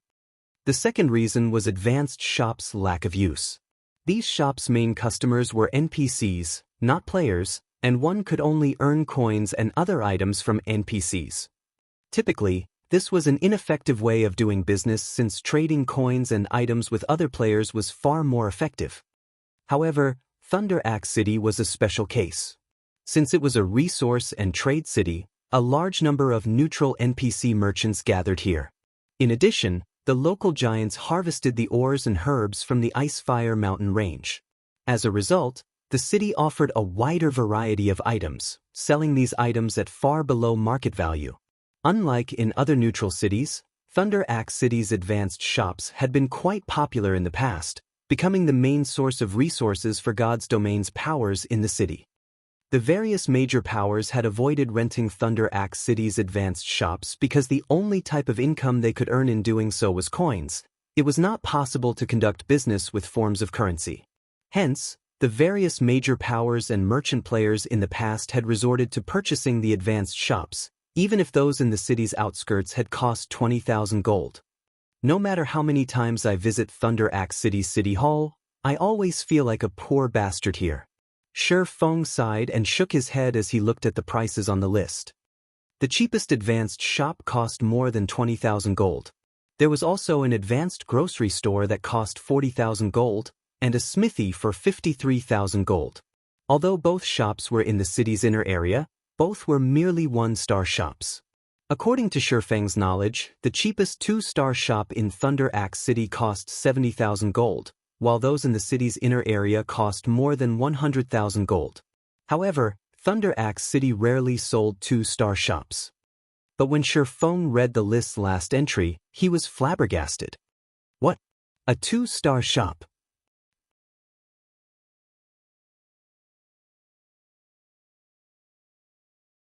Chapter 2012, Two-Star Smithy. Shi Feng stared at the shop list's last entry with wide eyes. A two-star shop. Thunder Axe City did have a few two-star shops, but they were beyond players' reach. Even a Viscount would have to get lucky to secure an opportunity to purchase a two-star shop, much less a baron. Could this be a reward for being the first person to purchase an advanced shop? Shi Feng doubted that the bronze legatee title would grant him such an amazing benefit, allowing him to purchase two-star shops in the city. After giving the matter some thought, he realized that this must be a reward for being the first player to purchase an advanced shop. The difference between a one-star and a two-star shop was practically negligible for players in other super large-scale neutral cities, but it was a different story in Thunder Axe City. Here, the difference between a one-star shop and two-star shop was like the difference between a town and a city. Two-star shops were more attractive to NPCs than their one-star counterparts. NPCs typically viewed two-star shops as more valuable and reliable, so they favored shops with higher star ranks. Two-star shops also operated on a different scale than one-star shops, but this was beyond just the physical size of the shop. More importantly, higher-ranked shops could handle larger transactions with NPCs. Each transaction with NPCs in one-star shops could only reach a maximum value of 50 gold, whereas two-star shops transactions could reach a maximum of 300 gold, a six-fold increase. After factoring in NPCs' increased interest in conducting business with two-star shops, the difference between ranks was clear. Hence, Thunder Axe City's two-star advanced shops were extremely valuable. Countless guilds had dreamed of purchasing their own, but very few had actually succeeded. Most powers had been limited to one-star shops, slowly upgrading them to two-star status. However, in God's domain, once one fell behind, making a recovery became intensely challenging. Meanwhile, the various large guilds dreamed of purchasing two-star shops to ensure the upgrade to three-stat status. NPC cities could only have a limited number of three-star advanced shops at a time. Once this limit had been reached, the two-star shops that met the requirements for an upgrade could only become three-star shops after surpassing another three-star shop's transaction volume. Unfortunately, surpassing a three-star shop's transaction volume was nearly impossible for a two-star shop. When a two-star shop completed its promotion to three-star status, it would undergo a qualitative transformation, increasing its maximum transaction value to 1,000 gold. Although the increase ratio wasn't as great as that between a one-star and two-star shop, it was a major turning point. Once a shop reached this maximum transaction value, Thunder Axe City's nobles would visit to conduct business. The items these nobles possessed was far beyond that of ordinary NPCs. A noble's every item was valuable and precious. Upgrading a one-star shop to two-star status in Thunder Axe City cost a lot of time and resources. By the time one completed the upgrade, those who had purchased two-star shops would have already upgraded to three-star status. Trying to contest for the limited three-star shop slots would become atrociously difficult at that point. This was also why Shadow had only possessed a two-star shop in Thunder Axe City during Shi Feng's previous life. As far as he could remember, only superpowers and a few first-rate guilds had secured 3-star shops in the city, and ordinary first-rate guilds had no hope of competing for a slot. Why wouldn't Shifeng be surprised to find that he could purchase a 2-star shop right off the bat? Moreover, the 2-star shop in question was an advanced smithy. Naturally, smithies were the most valuable to God's Domains guilds among the various advanced shops. This was the case due to the specialized transactions each type of shop conducted with NPCs. NPCs that visited smithies were generally there to order custom weapons and equipment. Moreover, these NPCs would prepare their own materials, including rare forging materials that players could obtain by operating a smithy. In addition, ordinary NPCs and NPC merchants frequently sold their ores to smithies, making these advanced shops the perfect place to obtain materials. Lord Bronze Legatee, are any of these lands and shops to your liking? The elven administrator asked curiously after Shifeng's long moment of silence. If nothing here interests you, you may return next week. We should have others who want to sell their properties at that time. No, I'm very satisfied with what I've seen. I'll take these 5 plots of land and these 2 shops, Shifeng said as he pointed to the inner area lands and outer area shops. Since he was only a baron, he could only purchase lands and shops in the city's inner and outer areas.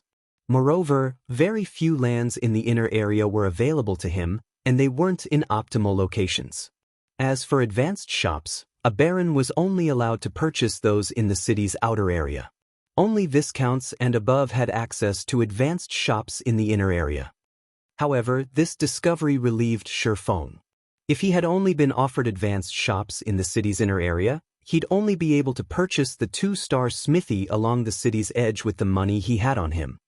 Even so, the 2-star smithy already cost him 90,000 gold, and the 1-star potion shop he had selected cost 47,000 gold. Very well. The total for these 5 lands and 2 shops comes to 206,000 gold. The 11 beauty joyfully exclaimed after swiftly completing her calculations. If first-rate guilds upper echelon saw Shifeng spend over 200,000 gold on 2 shops and 5 lands, they'd think that he'd lost his mind. With so much money, one could purchase more than 10 plots of land in the heart of a kingdom's capital. However, Shifeng paid the 206,000 gold without hesitation. Rather, he found the price quite reasonable. While this investment might not yield any short-term returns, the profits would be well worth the cost once players entered the game's later stages. Shifeng had only brought a little over 170,000 gold with him when he had set out on his exploration quest. He had also spent over 20,000 gold in Glory Town. Fortunately, while he had been gone, the guild had accumulated over 70,000 gold in savings, despite Zero Wing's continued expansion. He just barely had enough to settle the bill. He wouldn't have much left after this transaction. A short moment later, the elven administrator revealed 7 deeds and handed them to Shifeng. Once he verified that everything was correct, Shifeng set off toward his new advanced shops.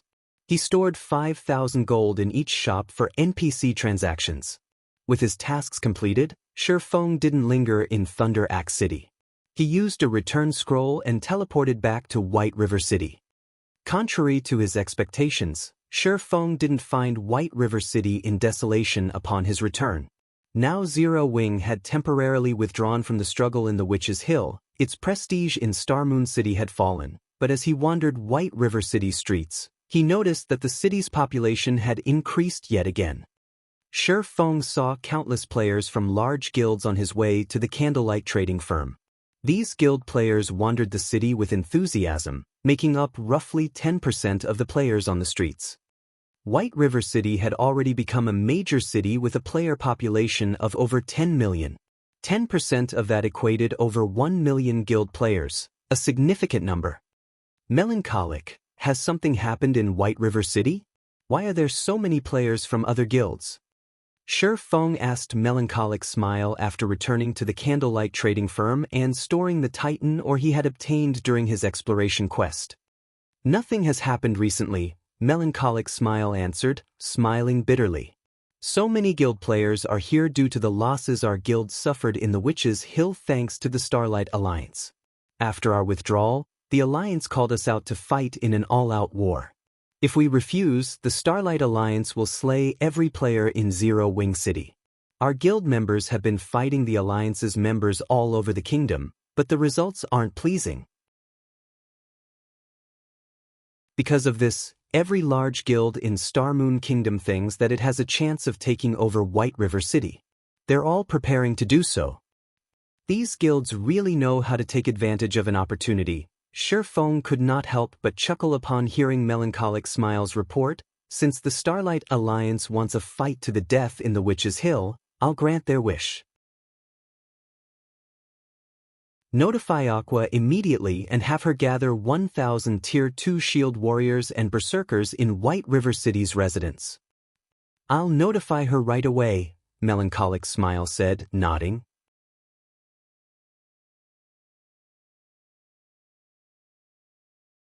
Chapter 2013, Advanced Abilities Activated. After assigning Melancholic Smile's tasks, Feng departed from the candlelight trading firm and headed to White River City's library. He had been bound by the soul chain all this time, and no matter how he looked at it, finding the mysterious NPC that had appeared in Blackwing City was simply unrealistic. Even if he found the NPC, he'd have to avoid the man. Not even Charlene, who had been a Tier 5 red official, had been able to stop him. How was a Tier 2 player like himself supposed to deal with the NPC?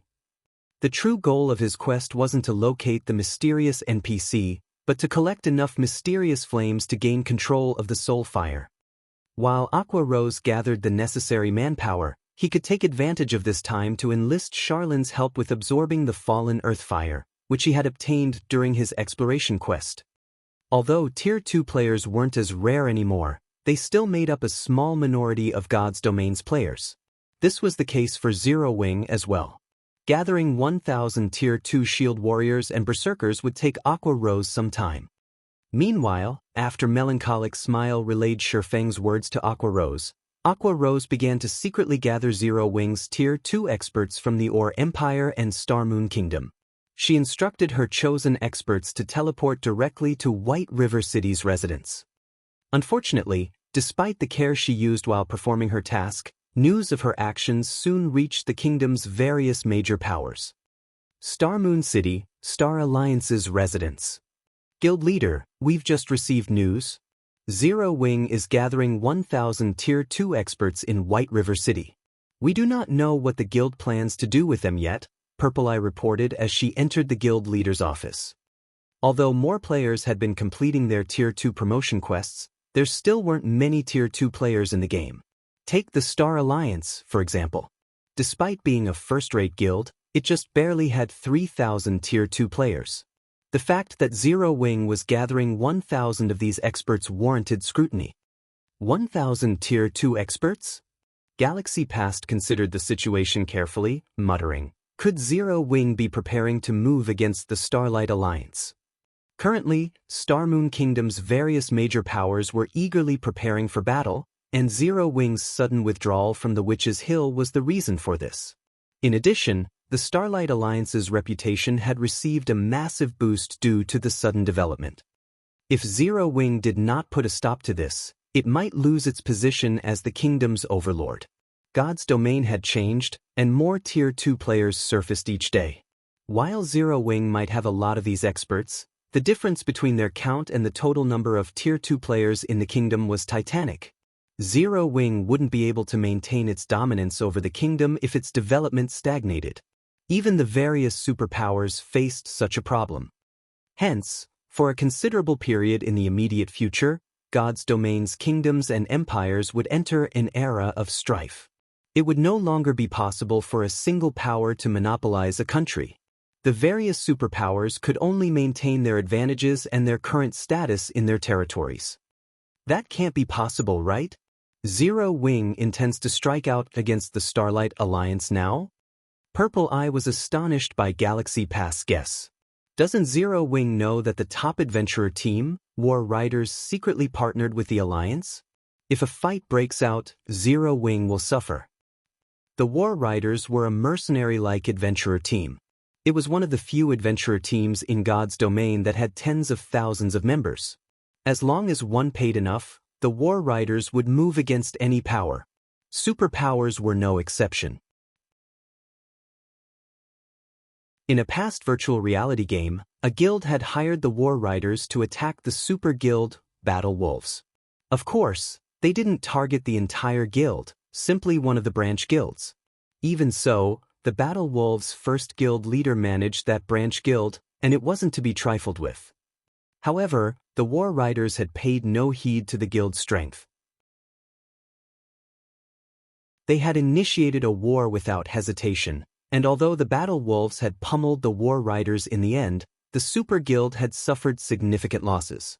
Because of the assault, the Battle Wolves still had a bounty out on the adventurer team. The War Riders hadn't changed after joining God's domain, and as time passed, both its reputation and its strength grew. As a result, many independent experts that wanted to earn some side income sought to join the adventurer team. After all, the War Riders' sole goal was earning money. Members of the War Riders had no obligations and responsibilities to the team. Just some time ago, the War Riders' member count had exceeded 30,000. Now, it was already considered a super large-scale adventurer team, and many first-rate guilds feared its overall strength. I don't know. I can never tell what Black Flame is thinking, but he's preparing for something. However, with the War Riders' participation, the Starlight Alliance should maintain its status quo even if Zero Wing prepares for an assault. We should use this opportunity to further our development in the kingdom's various cities, Galaxy Past said, chuckling as he shook his head. The various major powers had been busy trying to solidify their positions lately. Now that the sudden development in Star Moon Kingdom troubled Zero Wing, this was the perfect opportunity for the Star Alliance to become the kingdom's #1 guild. Meanwhile, the kingdom's other major powers concocted their own schemes. As soon as the Starlight Alliance defeated Zero Wing, they would spread their influence throughout the various NPC cities, especially White River City, the kingdom's most populated city. As Star Moon Kingdom's various major powers planned and prepared, Shifeng arrived before White River City's library. The library had changed drastically due to the city's latest promotion. Now, it looked more like a castle than a library. A large number of magical class players had gathered at the building, many here because of quests. So many magical class players had come here to quest due to the library's new function magic walkthrough. This function gave players access to the gigantic, magic water globe in the center of the library, allowing them to learn the double casting technique. Not many magical class experts had mastered the double casting technique at this stage of the game. But now that the system provided a tutorial, magical class players swarmed to take advantage of the opportunity. However, using the magic water globe required library contribution points and magic crystals. The required magic crystals were a small matter for magic class experts, but the library contribution points could only be obtained by completing the library's quests. Hence, so many magical class players eagerly quested at the library. After a brief look at the library's first-floor hall, Shifeng made his way to the Star Moon Hall on the library's top floor. As always, Charlene sat in the hall reading some tome. She only set the book down after noticing Shifeng before she began to draw the magic array that would help him absorb the fallen earth fire. Once the magic array took shape, Shifeng retrieved the fallen earth fire and wrapped the soul fire's scorching flames around it. However, fusing with the fallen earth fire proved far more difficult than fusing with the purple thunder flame. This time, Shifeng felt as if he were trying to wrap a sheet of paper around a bonfire. His control of the soul fire had to be precise. The slightest mistake could throw the process off balance, which would cause the fusion to fail. After 32 subsequent failures, Shifeng finally encased the fallen earth fire in soul fire successfully. The moment the fusion succeeded, flames devoured his body. He felt the flames burn and sting his flesh as he succumbed to a splitting headache. Shortly after, the sound of a system notification reached his ears. System, congratulations! You have successfully fused the fallen earth fire and activated the soul fire's advanced abilities.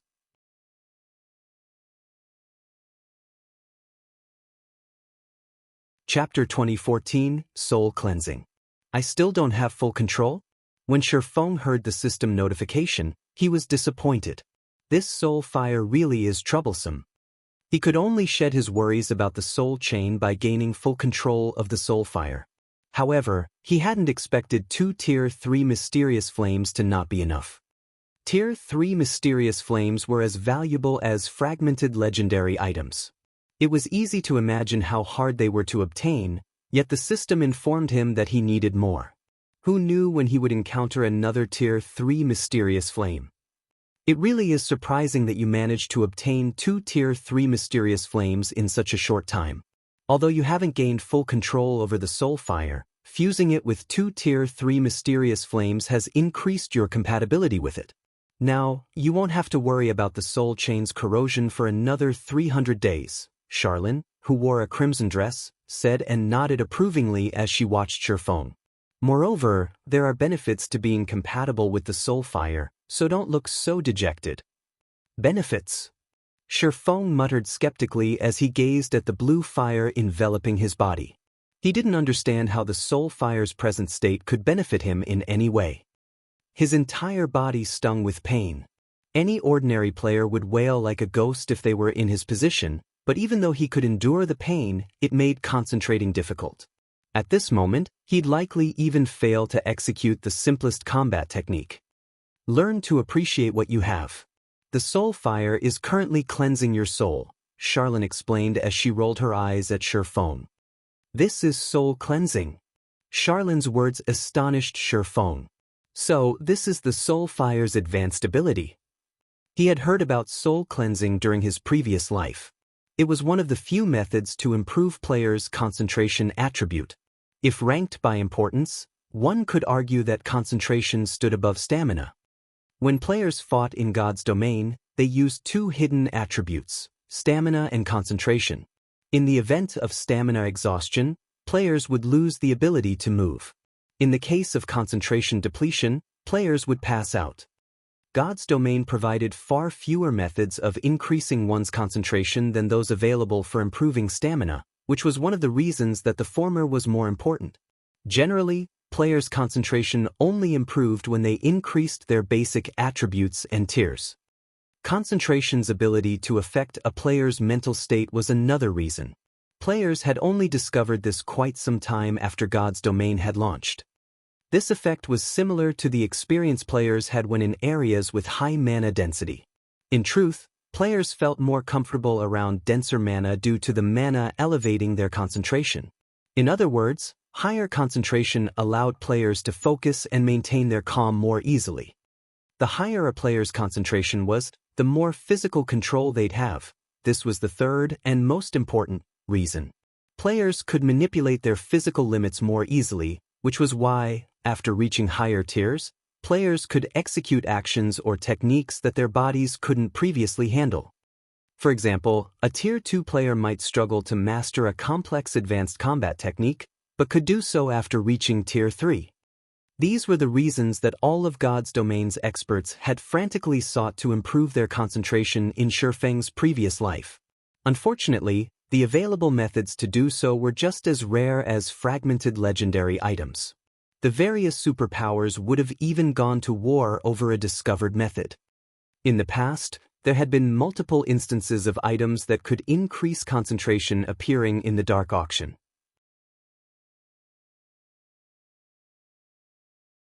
Both his physical control and mental clarity had improved drastically.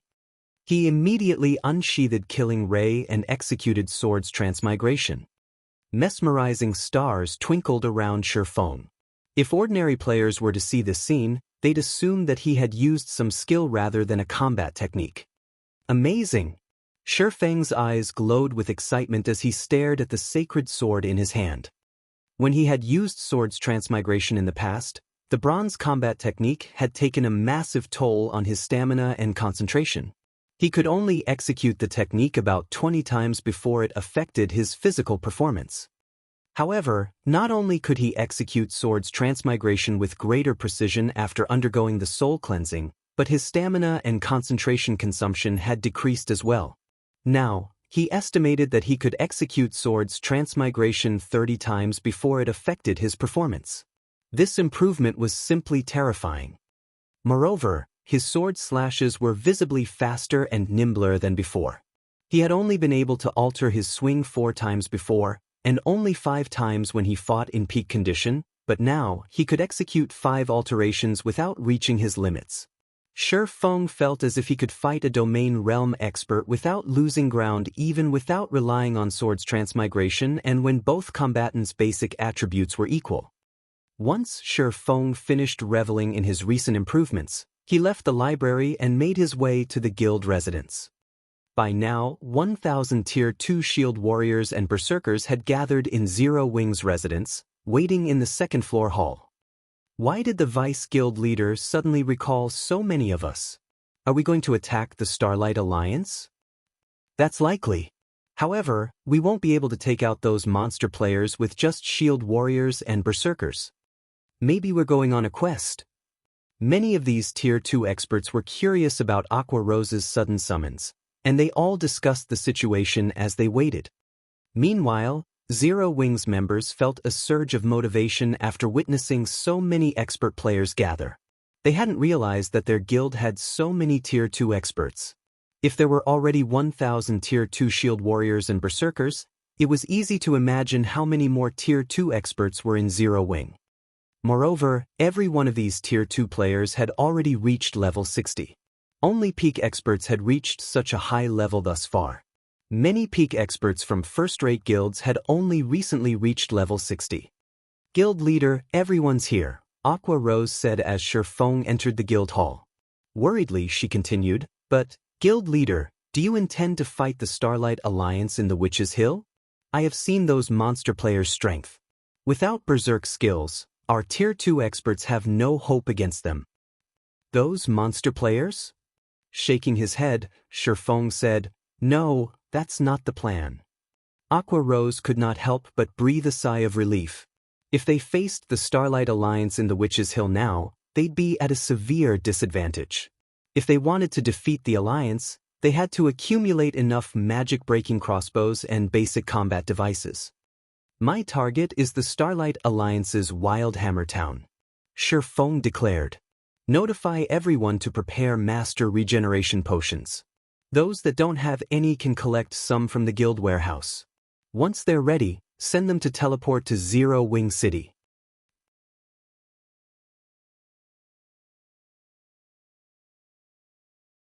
Chapter 2015 Approaching Storm. Wildhammer Town? Aqua Rose was stunned to hear Shi Feng's target.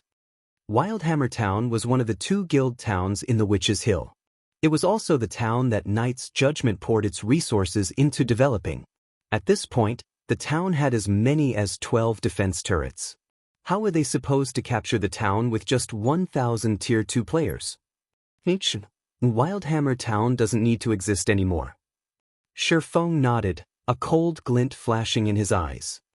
Sensing the killing intent radiating from Shi Feng, Aqua Rose recognized his determination. She was at a loss for words. Zero Wing had never tried to stop any of the large guilds from developing in the Witch's Hill. After all, the more popular the Witch's Hill became, the more of an asset it would be to Zero Wing. However, not only had the Starlight Alliance openly declared war on Zero Wing, but it had also made multiple attempts to provoke the guild.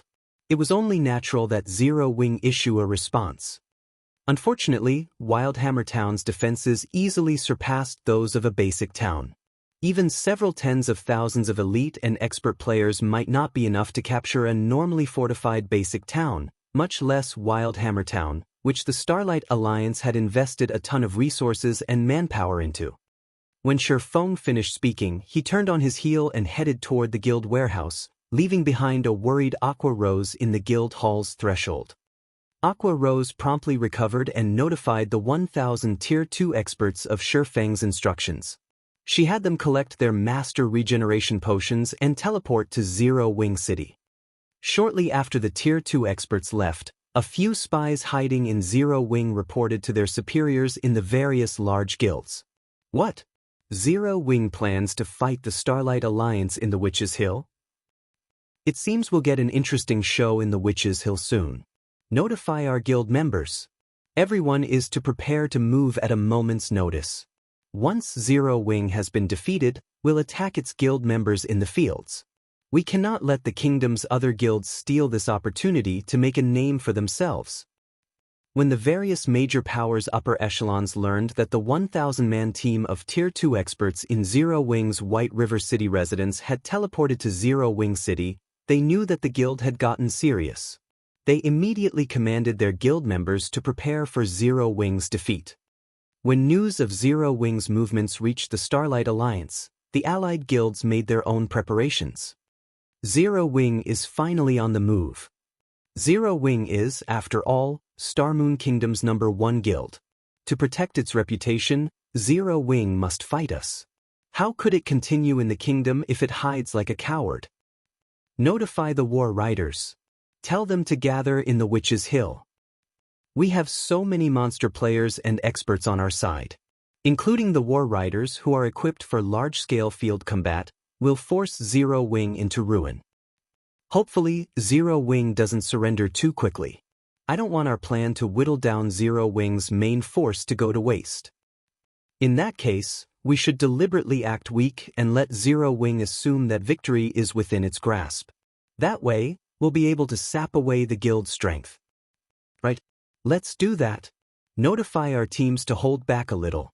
However, they are to kill as many players wielding magic-breaking crossbows and basic combat devices as possible. The various representatives in the Starlight Alliance's meeting voiced their opinions. Soon, they all reached a consensus and decided to toy with Zero Wing on the battlefield. For a time, the experts from the Starlight Alliance's dozen or so member guilds gathered in the Witch's Hill. At the same time, a large group of players from the War Riders Adventurer team appeared in Zero Wing City. Despite being Adventurer team members, these players moved with the discipline of guild players. Not only were all of them level 57 or higher, but they also had over 1,000 Tier 2 players with them. It wasn't long before the players in the teleportation hall noticed these Adventurer team members. Zero Wing? I've been hearing this name for so long.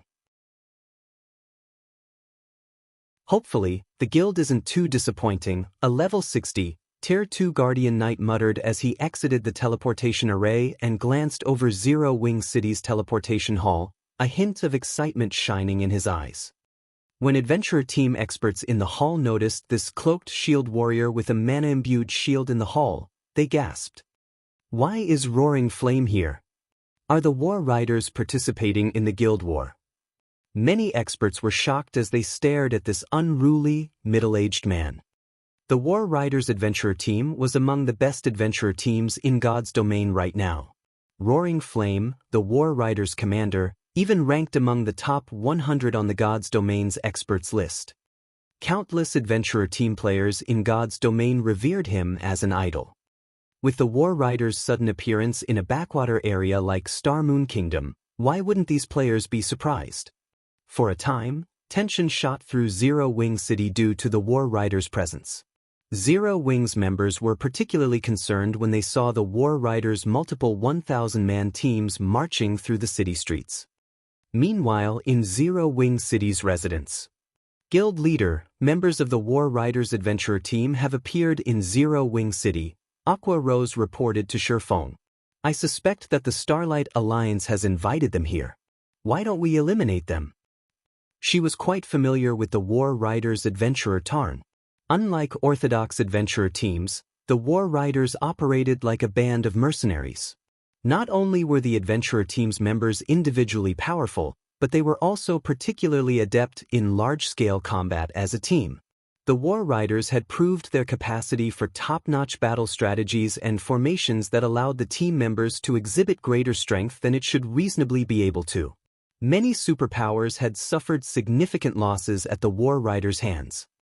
In Aqua Rose's opinion, the fact that the War Riders had arrived in Zero Wing City spelled nothing good for the guild. If the adventurer team wanted to develop in the Witch's Hill, it should seek permission from Zero Wing first. The fact that the adventurer team hadn't meant that it was under the Starlight Alliance's employ. Meanwhile, Now that the war riders were inside Zero Wing City, the guild had the home ground advantage. This was the perfect opportunity to remove the adventurer team from the equation. With Zero Wing's defenses, not even the infamous war riders had any hope of leaving the city alive. Forget it. Even though they have allied with the Starlight Alliance, they haven't openly opposed us. If we kill them in Zero Wing City, it will only cause a panic among the independent players and various adventurer teams in the city, which would be detrimental to Zero Wing's development, Shi Feng said, chuckling as he shook his head.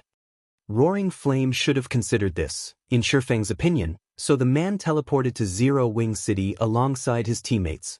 Shi Feng had to admit that the Roaring Flame was a calculating individual. It was no wonder why the War Riders had become one of God's domain's true top adventurer teams in the past, an existence that even the various superpowers had feared. I guess you're right, but I don't like the idea of letting them take advantage of us, Aqua Rose grumbled, frustrated. Despite the War Riders' bold use of their teleportation services, they couldn't do anything about it. Take advantage of us? Shi Feng laughed.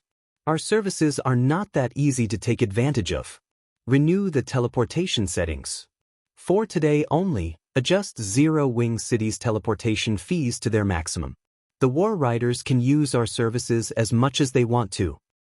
Understood. I'll see to it immediately. Aqua Rose joyfully replied. If they adjusted the teleportation fee to the maximum, even Tier 2 experts would wince at the expense.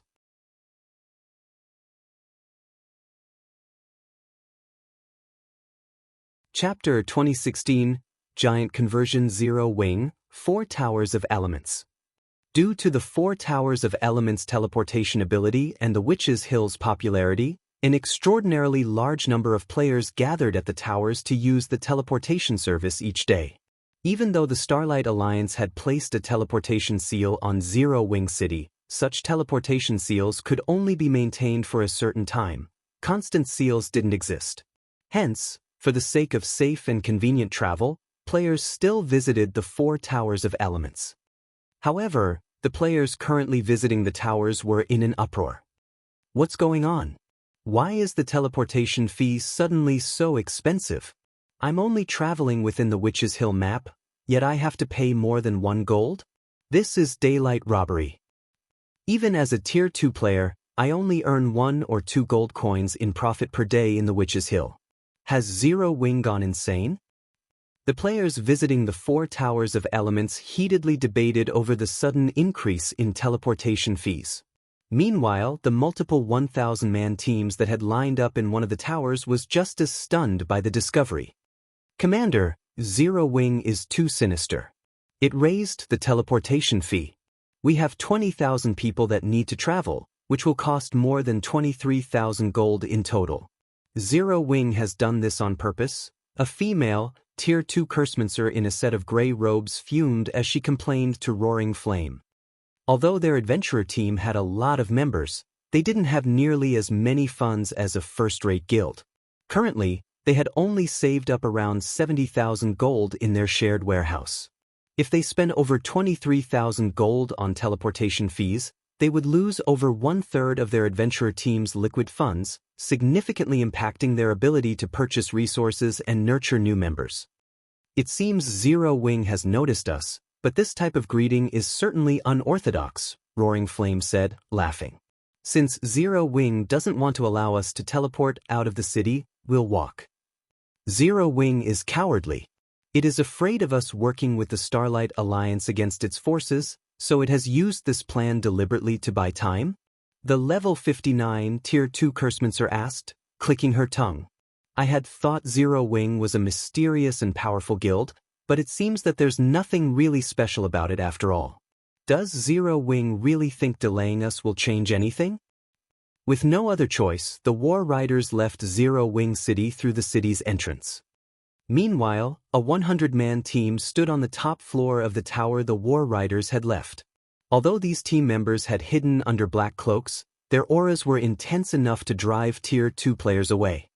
If Shi Feng were present, he would have noticed that this 100-man team consisted of Blackwater's Heavenly Eagle Legion, established by Xuanwu Qisha. Quite a few of these players were refinement realm experts, and Snow Scar, the leader of the team, had recently risen through the ranks on the God's Domains experts list, earning the title of Spear Demon.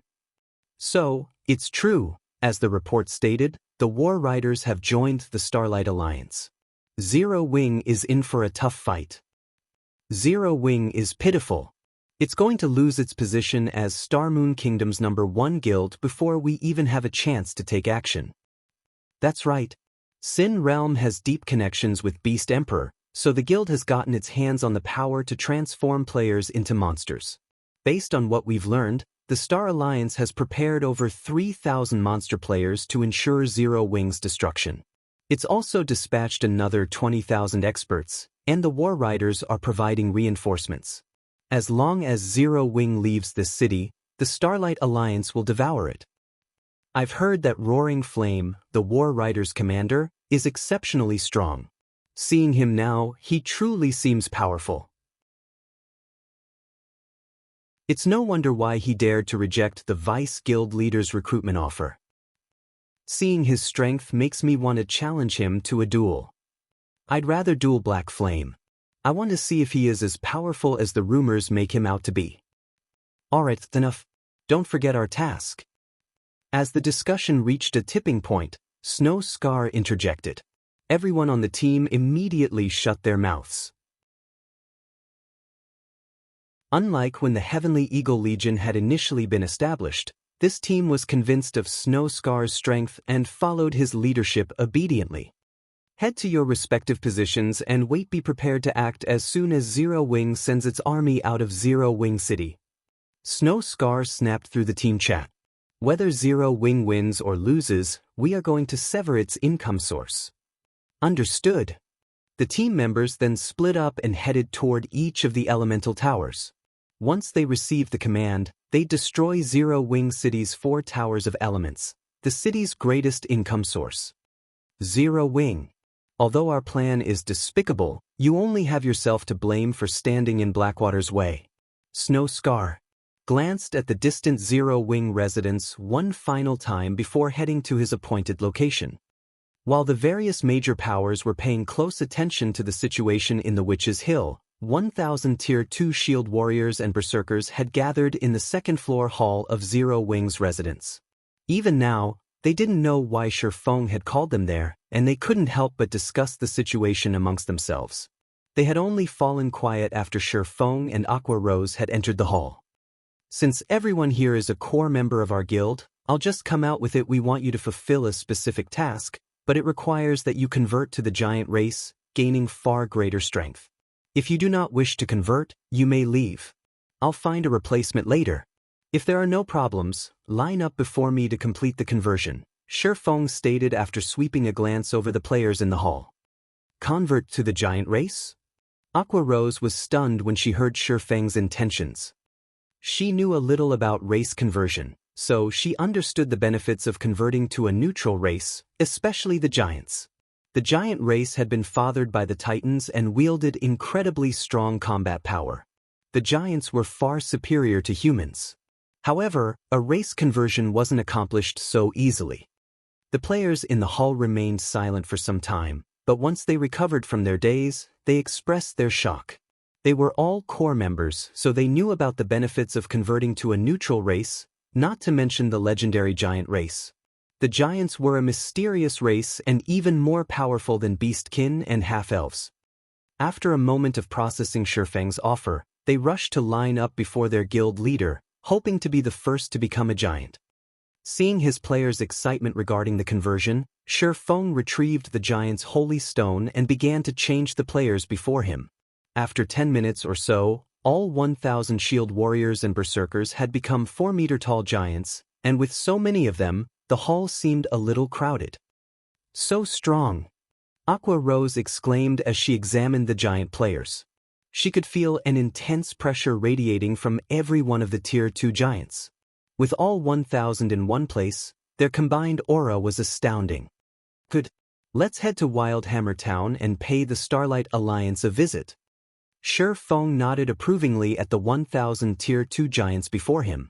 He then activated Spatial Gate, opening a teleportation gate that led to Wildhammer Town's area.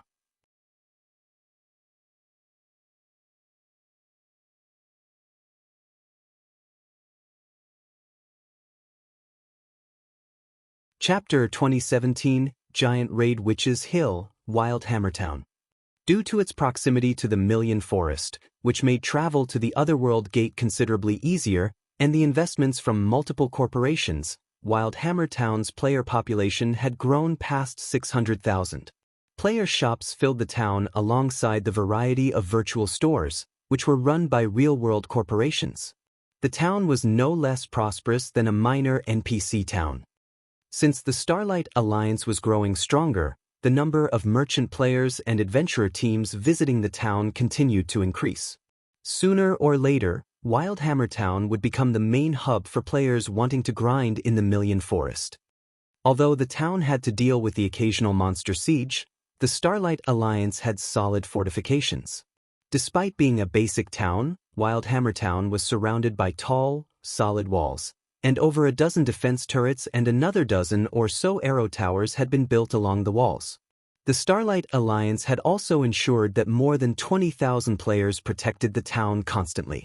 With all these defenses, not even the Witch's Hill's monsters could cause any damage.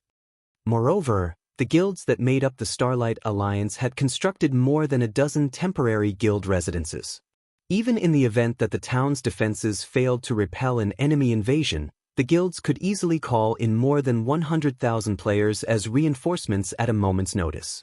One could say that Wildhammer Town was the safest town in Starmoon Kingdom. As the sun set, the afterglow gradually covered the earth as darkness began to awake from its slumber. Currently, a robust man carrying a silver longbow climbed atop one of Wildhammer Town's defense turrets and quietly observed the distant forest. The six-man party that guarded the turret stopped slacking the moment they noticed this man, growing nervous. Although this Tier 2 Ranger was only level 57, an insignificant level in a guild like Knight's Judgment since so many Tier 2 players had already reached level 58 and beyond, the six-man party only had admiration and respect for the man before him. This man was one of the only 6 players in Knight's Judgment that had obtained an advanced legacy. He was also the only expert in the guild to complete the Hell Mode promotion quest. He had been dubbed Soul Chaser in Starmoon Kingdom 8 Feathers. Anyone who had challenged the Tier 2 promotion quest understood how difficult the quest was. A lot of players had to spend a long time preparing for the normal mode promotion quest. Some expert players had even failed their promotion quests after reaching their current levels, still stuck at Tier 1.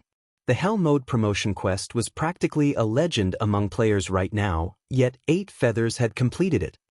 Some time ago, the Ranger had sparred with Sin Realm's famous 7 great experts. Although he hadn't defeated any of them, he hadn't lost either. Sin Realm's 7 great experts ranked at the very peak of Purple Thorn's Kingdom's players, but unlike these experts, 8 Feathers was still in his early 20s. He still had plenty of time for growth.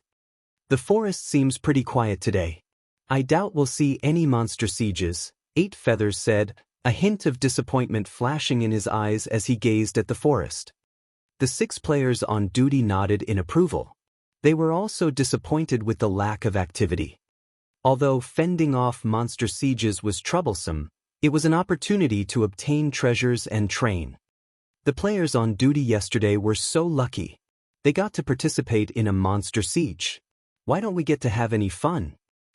I've heard that Commander 8 made a killing yesterday. He even managed to obtain a piece of level 55 secret silver equipment and over 20 primordial crystal fragments.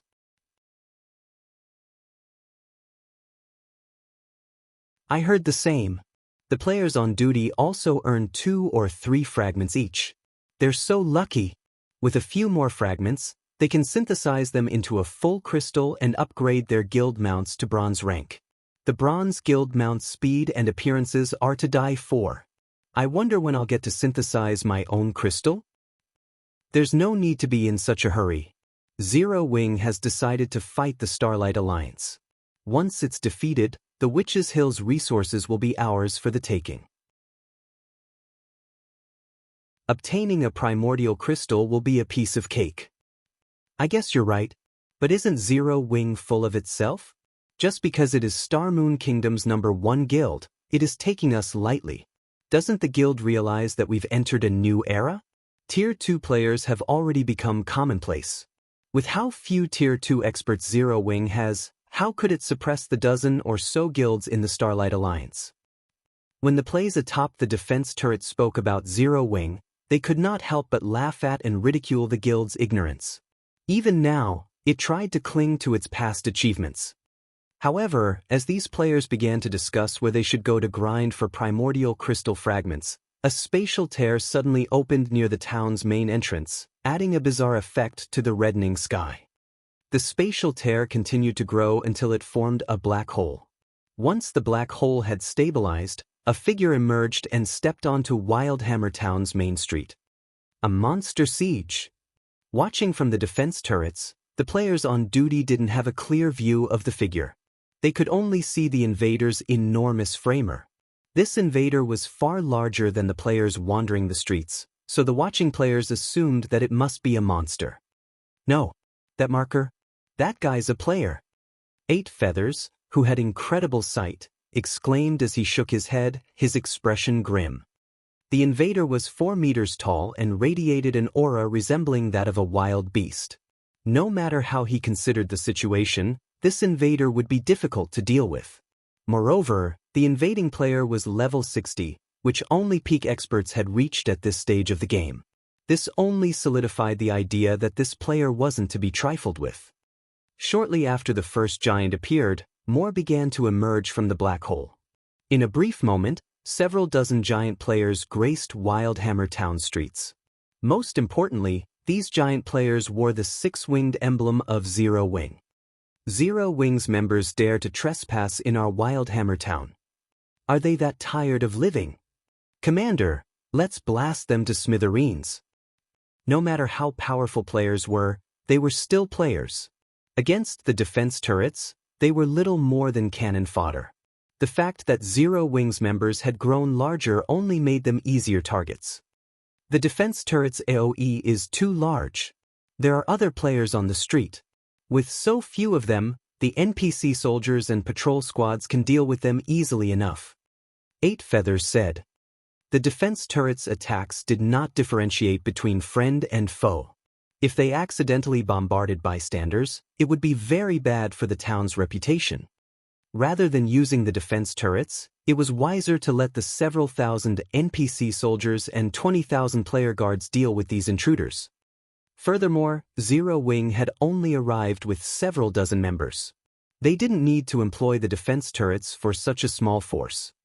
However, when one of Knight's Judgment's patrol squads reached Zero Wing's giant players, one of Zero Wing's massive members executed a Tier 1 whirlwind slash with his battle axe.